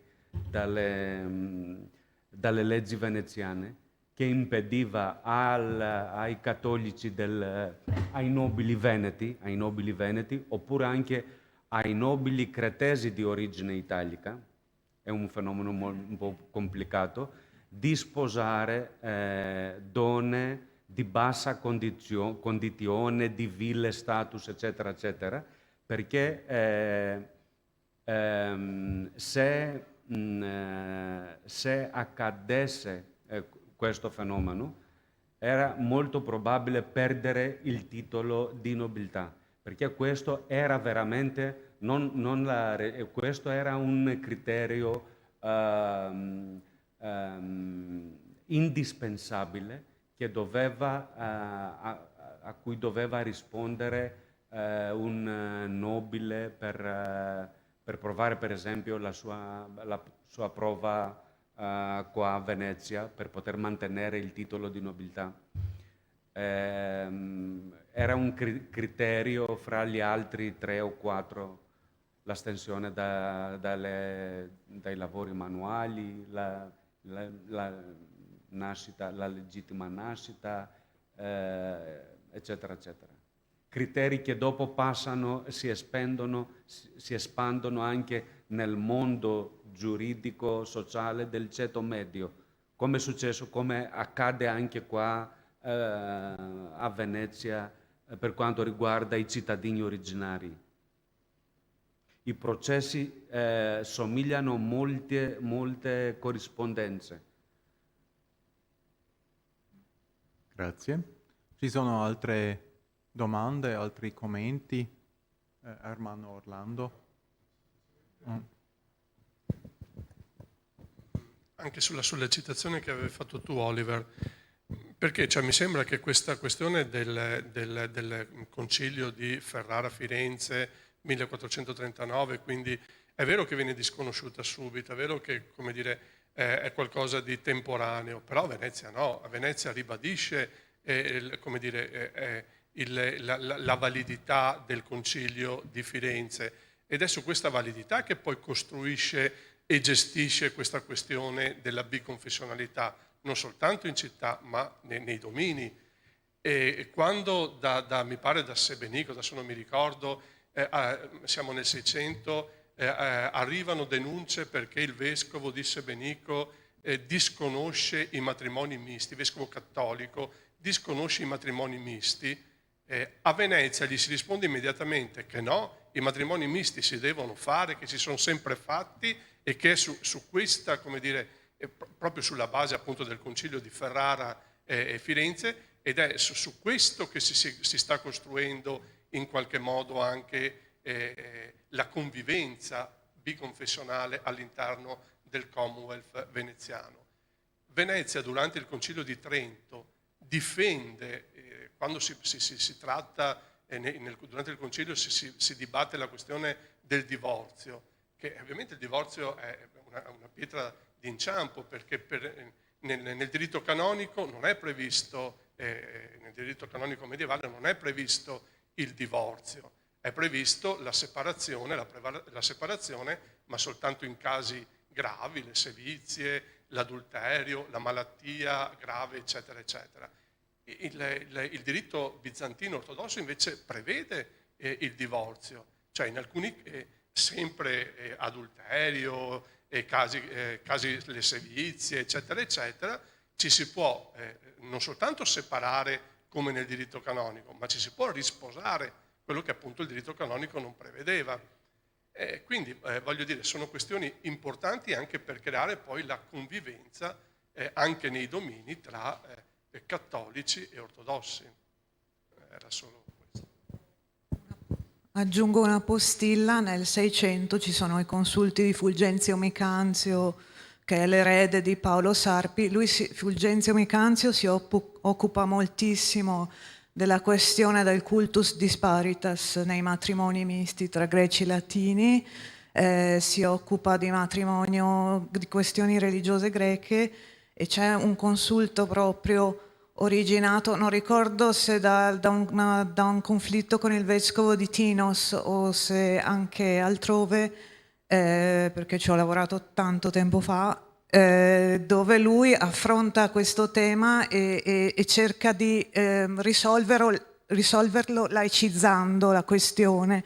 Cioè Micanzio parla di ius greco, cerca di camuffare, proprio camoufler il diritto canonico greco, che formalmente non può essere accettato in uno Stato cattolico, attraverso dicendo ma sono consuetudini della comunità e quindi sono legittimate dagli statuti veneziani che riconoscono le consuetudini locali.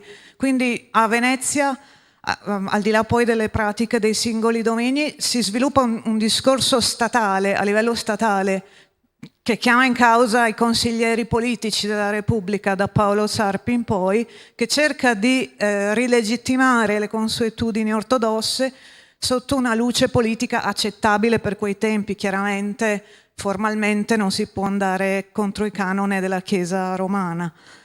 Quindi anche questa dinamica del primo Seicento è un po' diversa, in qualche modo superiore rispetto alla dinamica instaurata dal Concilio Fiorentino, che invece era una tipica dinamica unionista e sì un po' colonizzatrice, come direbbe il professor Arbel. Quindi io ci ho visto uno sviluppo differente tra il Seicento e l'epoca 4-500esca, ecco, solo per completare il discorso di Ermanno. Grazie, forse anche una domanda da parte mia, Ermanno, ma diresti che c'era una certa discrepanza tra l'interpretazione dell'Unione di Firenze nel centro e alla periferia, dove questa convivenza anche si svolgeva in condizioni del tutto diverse? Allora, qui gli ortodossi una minoranza, c'era tutto il controllo delle autorità centrali, alla periferia le cose erano un po' diverse. Possiamo parlare anche di una tensione, anche nella prospettiva di autorità ecclesiastiche che non dipendevano, cattoliche in questo caso, che non dipendevano dallo Stato veneziano, che era anche una specie di tensione centro-periferia. Certo. No, è la domanda che mi stavo facendo anch'io ed è la domanda che volevo rivolgere appunto ai relatori, perché io conosco molto di più Venezia, conosco meno queste dinamiche, diciamo, nei domini dello Stato da Mar, e quindi anche a me interessavano molto, ed era per questo che avevo fatto questa domanda, per esempio anche alla un po' diversa, che però sempre in quest'ottica, la relazione per esempio sulla diocesi di Parenzo, su una diocesi così frantumata, perché appunto in parte veneta, in parte austriaca, però anche lì poi mi chiedevo a livello poi di convivenza, di situazioni quindi diciamo sociali, come vivevano i fedeli diciamo questa difficoltà?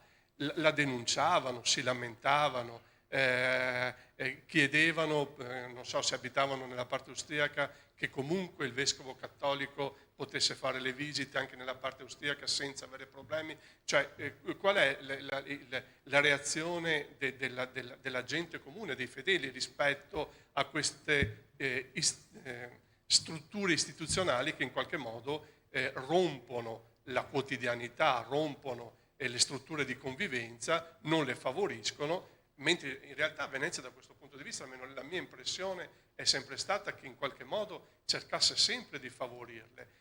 Il motto un po' a Venezia è prima veneziani e poi cristiani, cioè quindi come dire prima in qualche modo lo Stato e poi la religione, perché comunque l'importante erano queste dinamiche di convivenza. Non so se era quello che mi hai chiesto, Oliver. Sì, allora, questa domanda me la facevo spesso. Purtroppo i documenti che avevo dinanzi, cioè le visite, i verbali delle visite non ne parlano assolutamente.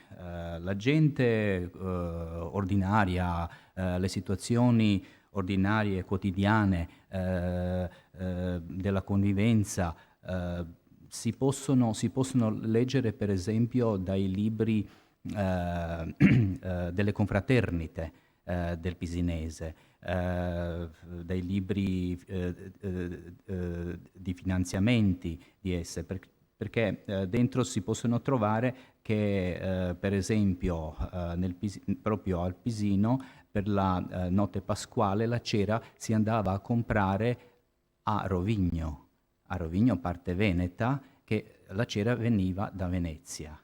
Parliamo dei primi anni del 600, prima della guerra. Perciò questo è solo un esempio della vita quotidiana che si può insomma, nell'ottica della religiosità, nel vivere il cristianesimo, osservare da queste fonti. Però i dati sono poi non tanti, non è che se ne può fare molto. Dei documenti tipo più esaustivi io non li ho trovati, purtroppo. Sì, io avevo una curiosità che un po' prende lo spunto anche da questo dibattito, già era qualcosa che era emersa questa mattina, ovvero l'importanza oppure l'utilizzo proprio per risolvere alcune di queste domande della fonte notarile, perché per quanto riguarda, mi chiedevo, per Creta e anche per la zona di confine dell'Istria, se le doti, i contratti di dote possono dare una qualche risposta a questa interazione nei matrimoni, per esempio, biconfessionali. Perché io ho presente, per quanto riguarda Venezia, ma anche per quanto riguarda Dubrovnik, per esempio, dove c'è proprio una serie dedicata agli atti notarili delle doti, che specialmente, ovviamente mi riferisco al periodo pre-Concilio di Trento, dove una parte del contratto di dote fa riferimento al momento del matrimonium, dello sponsale, viene chiamato in vario modo. Questo appare descritto con molto più testo negli atti notarili di Ragusa, Dubrovnik, proprio perché lì abbiamo un notariato sullo stile imperiale, dove il Dosset Matrimonium è un contratto dove si dà anche spazio ad eventuali gesti, quali per esempio gli sposi si stringono per mano, oppure c'è un saluto particolare, oppure viene tagliata una ciocca di capelli. Ecco, magari questi aspetti nei contratti di dote di queste aree potrebbe dare qualche riferimento anche sugli usi per quanto riguarda le tradizioni religiose di queste zone. Tutto qua.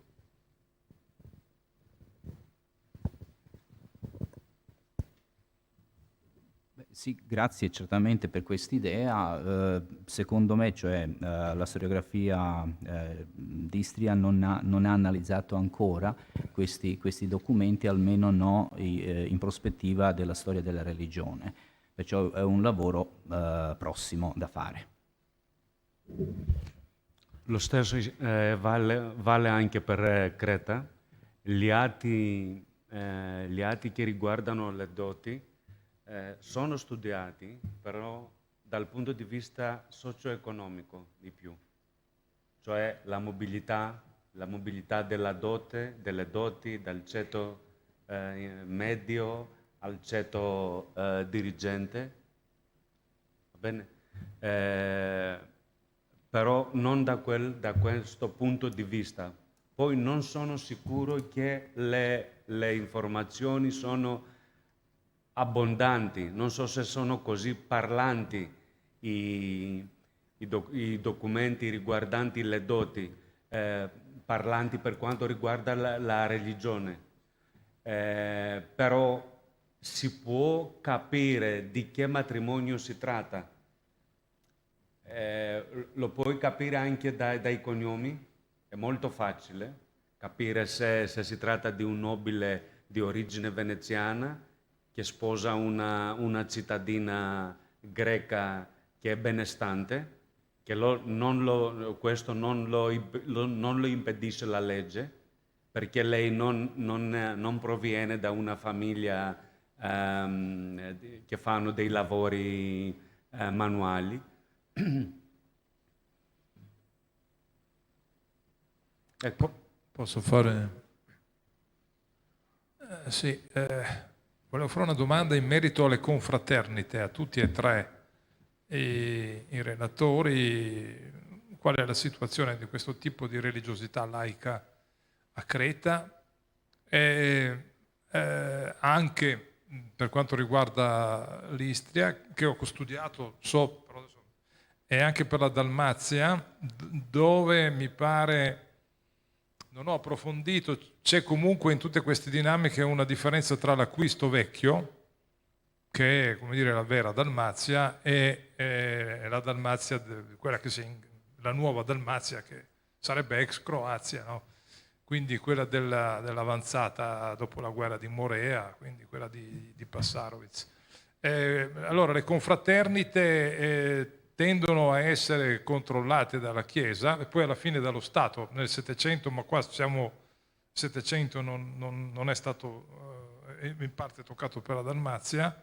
C'è un controllo da parte di Venezia crescente, per cui abbiamo una documentazione davvero dettagliata sulla situazione. Io ho studiato per l'Istria, per l'Istria Veneta stiamo parlando di 600 e passa confraternite su una popolazione di 80.000 abitanti. Quando ho studiato questo, ormai più di 20 anni fa, pensavo fosse una specificità, poi allargando i miei studi a tutta l'area del Mediterraneo ho capito che è una situazione particolare che trova riscontro in questa città, perché questa città al di sotto delle parrocchie ha un tipo di vita capillare, non oggi che ci sono le 3-4 grandi confraternite, le scuole, ma nel passato era davvero infraparrocchiale, era la vera vita, diciamo, religiosa e anche laica.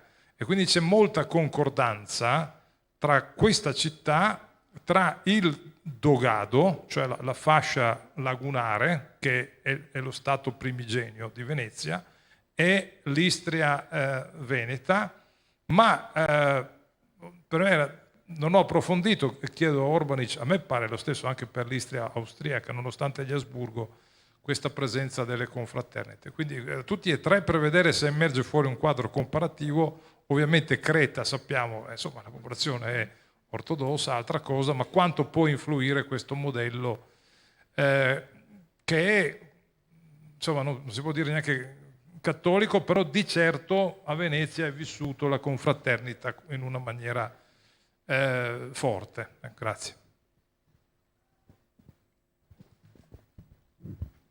Sì, allora, lo studio delle confraternite in Istria, tranne il professor Ivetic, ancora sono due autori. Uno è il professor Stokovic, che ha scritto vari articoli, ma mai fatto una monografia, cioè un sguardo generale sulla questione delle confraternite dell'Istria, e così anche una collega slovena per le confraternite di Capodistria. Purtroppo quello che riguarda l'Istria centrale ce n'è di materiale parecchio, per esempio per la parrocchia di Pisino, la prepositura, ma anche per Pisinvecchio, che è quasi intoccata, no? Perciò ce n'è da fare. Io personalmente non ho mai studiato questi casi, queste situazioni, ma di sicuro in un futuro prossimo penso di anche usufruire di queste fonti, che sono molto importanti per comprendere la vita religiosa, che naturalmente non si non era vissuta solamente nella parrocchia, ma anche nelle varie società come quelle confraternitali. Ecco.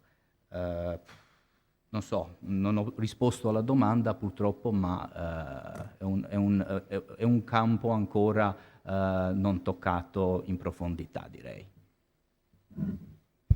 Per quanto riguarda il caso di Creta, che è abbastanza studiato, le confraternite nell'isola, le scuole, allora la composizione religiosa delle confraternite o scuole di solito erano un campo privilegiato per le multisfaccettate attività di cittadini, dell'elite dei cittadini anche, oppure di cittadini che facevano delle professioni più umili, però non manuali. Eppure esistevano, e allora per quanto riguarda la religione erano ortodosse, scuole ortodosse, siccome la stragrande maggioranza dei cittadini erano indigeni ortodossi, il ceto medio a Creta. Però c'erano anche delle confraternite in cui avevano un ruolo protagonista i professionisti più di provenienza sociale più bassa, che facevano lavori manuali. Anche loro erano ortodosse, queste confraternite, queste scuole. Però esistono anche alcuni 2 o 3 casi, se mi ricordo bene, di confraternite, diciamo miste, cioè per esempio un cittadino notaio, cancelliere notaio di origine italica che può essere cattolico, oppure cos'altro? Un cittadino anche un nobile cretese di origine italica che si occupava del commercio di larga scala, può partecipare a delle scuole con ortodossi probabilmente dell'elite dei cittadini, nella stessa scuola, cioè una composizione mista, però l'elemento prevalente dal punto di vista demografico è quello di ortodossi in queste, perché demograficamente il ceto medio, la maggior parte del ceto medio erano autoctoni.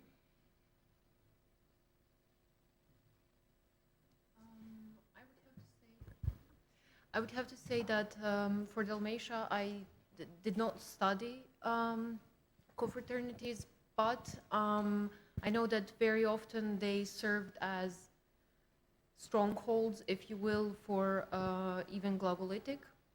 So, unfortunately, that would be my reply. That's all I can say. Ci sono... Sì, scusate, approfitto della confraternita.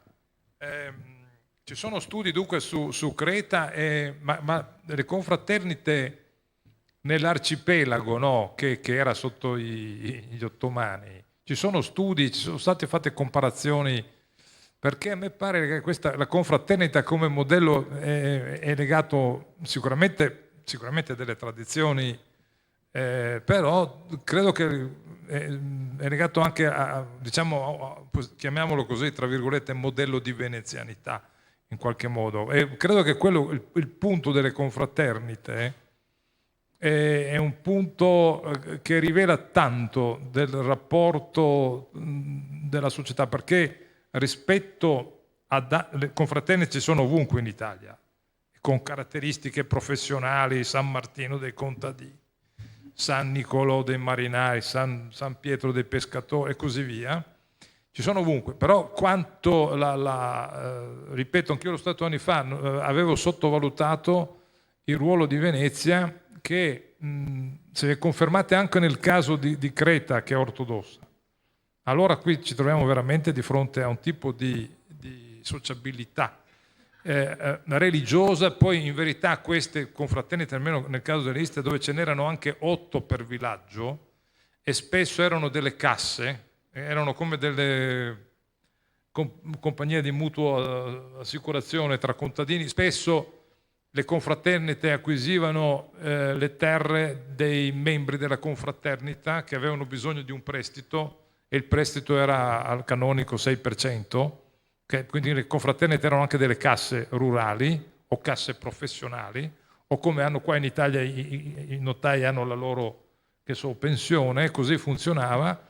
Ed è un modello che è studiato e noto per Venezia. La cosa che, non dico che mi sorprende, ma sicuramente credo che sia da approfondire, è la diffusione di questo modo, perché questa poi è la vita sociale, perché così vengono tutelate le vedove, i bambini e così via. A me ha colpito vedere nell'ultimo villaggio istriano una cosa molto veneziana, dove non si parla veneto, dove sono diciamo oggi croati, ma una volta li chiamano. E ho anche notato, nel caso di chi arrivava dall'interno della Dalmazia, dai territori ottomani, dai cosiddetti morlacchi, un lungo periodo prima di accettare la confraternita nel villaggio. Ho fatto qualche case study. I morlacchi preferiscono il clan, la parrocchia col parroco di loro estrazione. Nel caso di un villaggio ho visto che ci sono voluti 50-60 anni prima di introdurre una confraternita che era scontata nel villaggio vicino, dove parlano la stessa lingua, però sono slavi di vecchia data in Istria, rispetto a questi arrivati da poco dall'interno della Dalmazia. E quindi ho visto, come dire, un lungo processo di adattamento a qualcosa che dall'altra parte unisce anche l'ultimo villaggio istriano e di sicuro l'Acquisto Vecchio, cioè è pieno di confraternite lungo le isole dalmate, cioè l'Acquisto Vecchio, il mondo in qualche modo post-bizantino, no, quindi rispetto all'Acquisto Nuovo.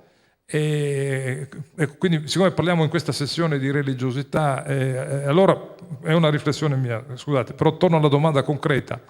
Creta è veneziana, gli ortodossi hanno le confraternite, nell'arcipelago, no, nell'Eialet ottomano, ci sono al 90 e passa per cento greci ortodossi, hanno anche lì confraternite. È stata studiata questo fenomeno. Grazie.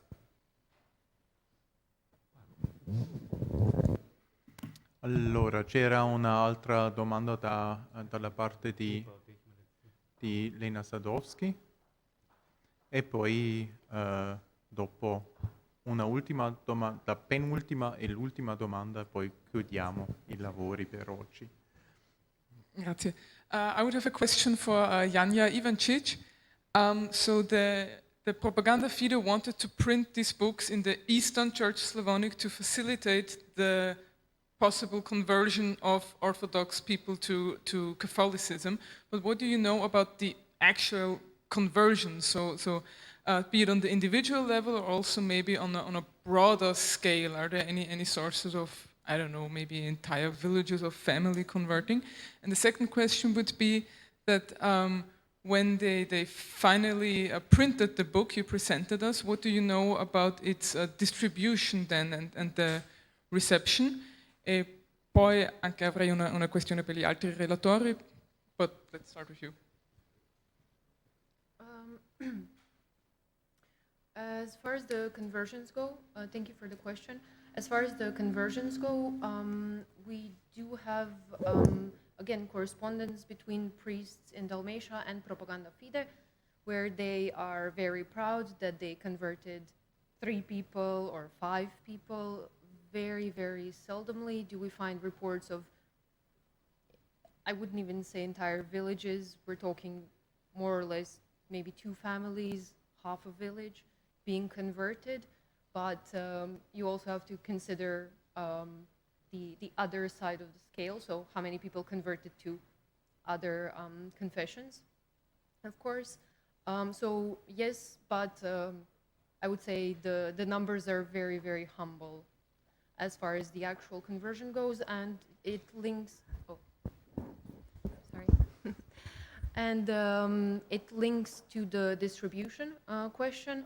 So there is very little evidence, or actually no, there's no evidence that the East Slavicized books in Glagolitic penetrated the border with Dalmatia. There are some copies in Dalmatia that were used, but there's also in the Typographia Polyglota, so in the printing house of the Propaganda Fide, there are reports that stacks and stacks, for example, the last breviary that I talked about was in the end printed in 1,500 copies in Propaganda Fide, but the majority of it was left on the shelves of Propaganda Fide.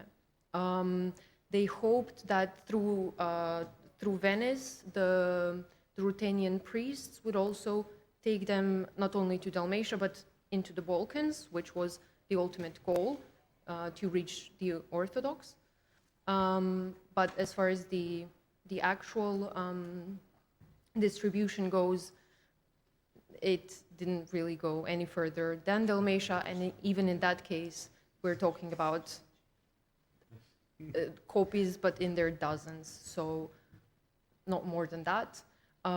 Because, to answer the third part of the question, because the reception was so unbelievably poor, Propaganda Fide reasoned they kept on receiving correspondence from Dalmatia that the priests don't understand the language, that they're turning to Ščavet, so to Latin script, and that they're even starting to recite in Latin. And Propaganda Fide simply thought, okay, they have an alternative. They can use Latin because it's in use there as a church language, and try to force this East Slavicized language onto Dalmatia and the rest of the Balkans. It was detrimental for everyone, for Glagolitic, for the Catholics in Dalmatia, for the Orthodox even. We actually have, to go again to the first part of the question, we actually have also reports that because the language in Catholic churches now became so incomprehensible for the Catholics, people started going to Orthodox churches because the language was more understandable. So they shot themselves in the foot, I would say. Fascinating, thank you.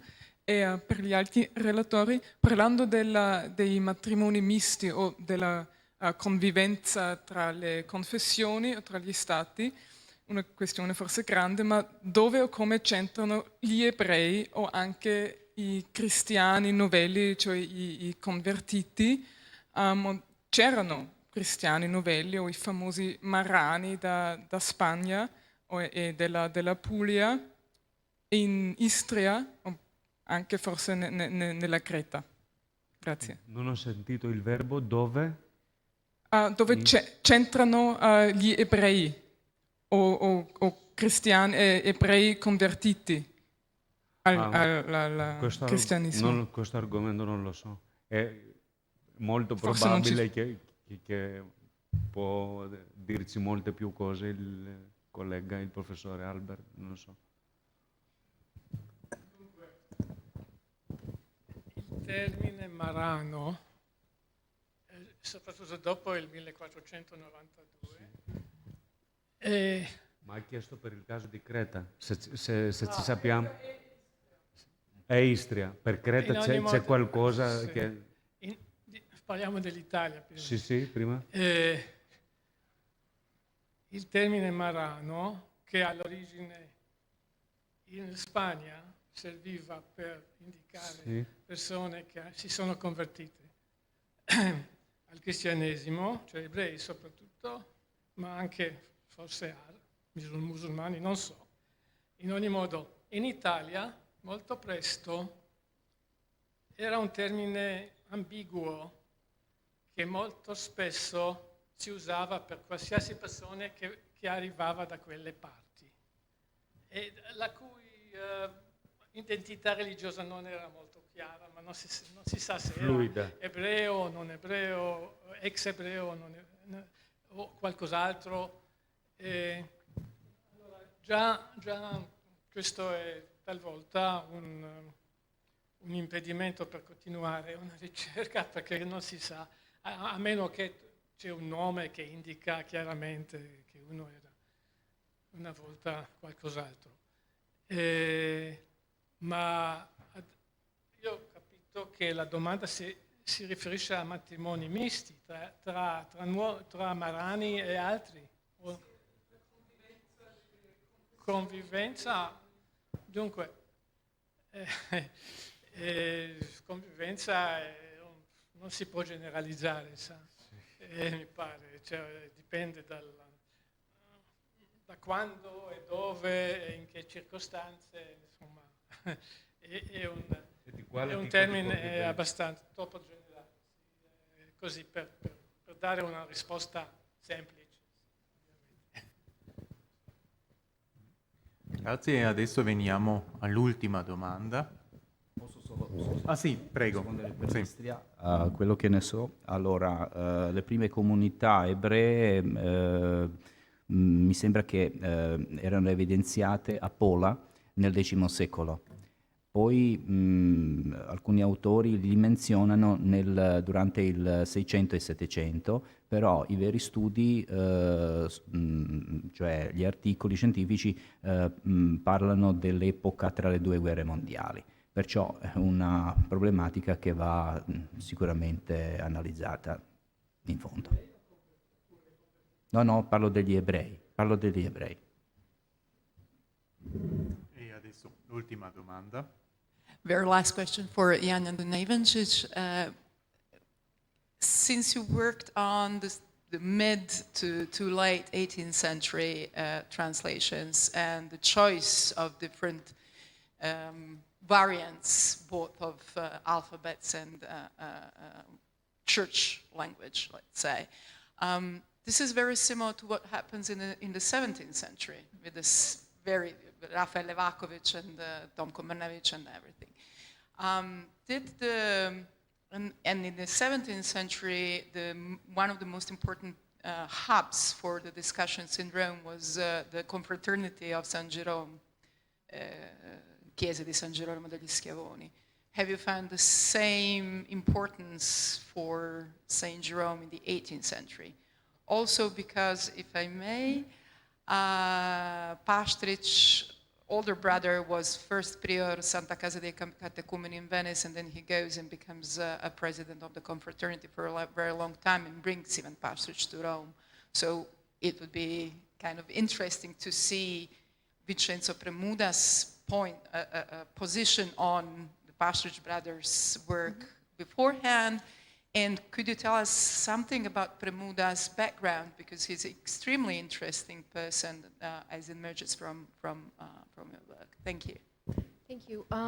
Well, as I mentioned, I actually, so I started with the beginning of the 18th century, and then I focused on the Missal of 1741 of Matei Karaman, and I finished with the Breviary because Fondo di Vienna gives us plenty new information, including Premuda as a person who was involved.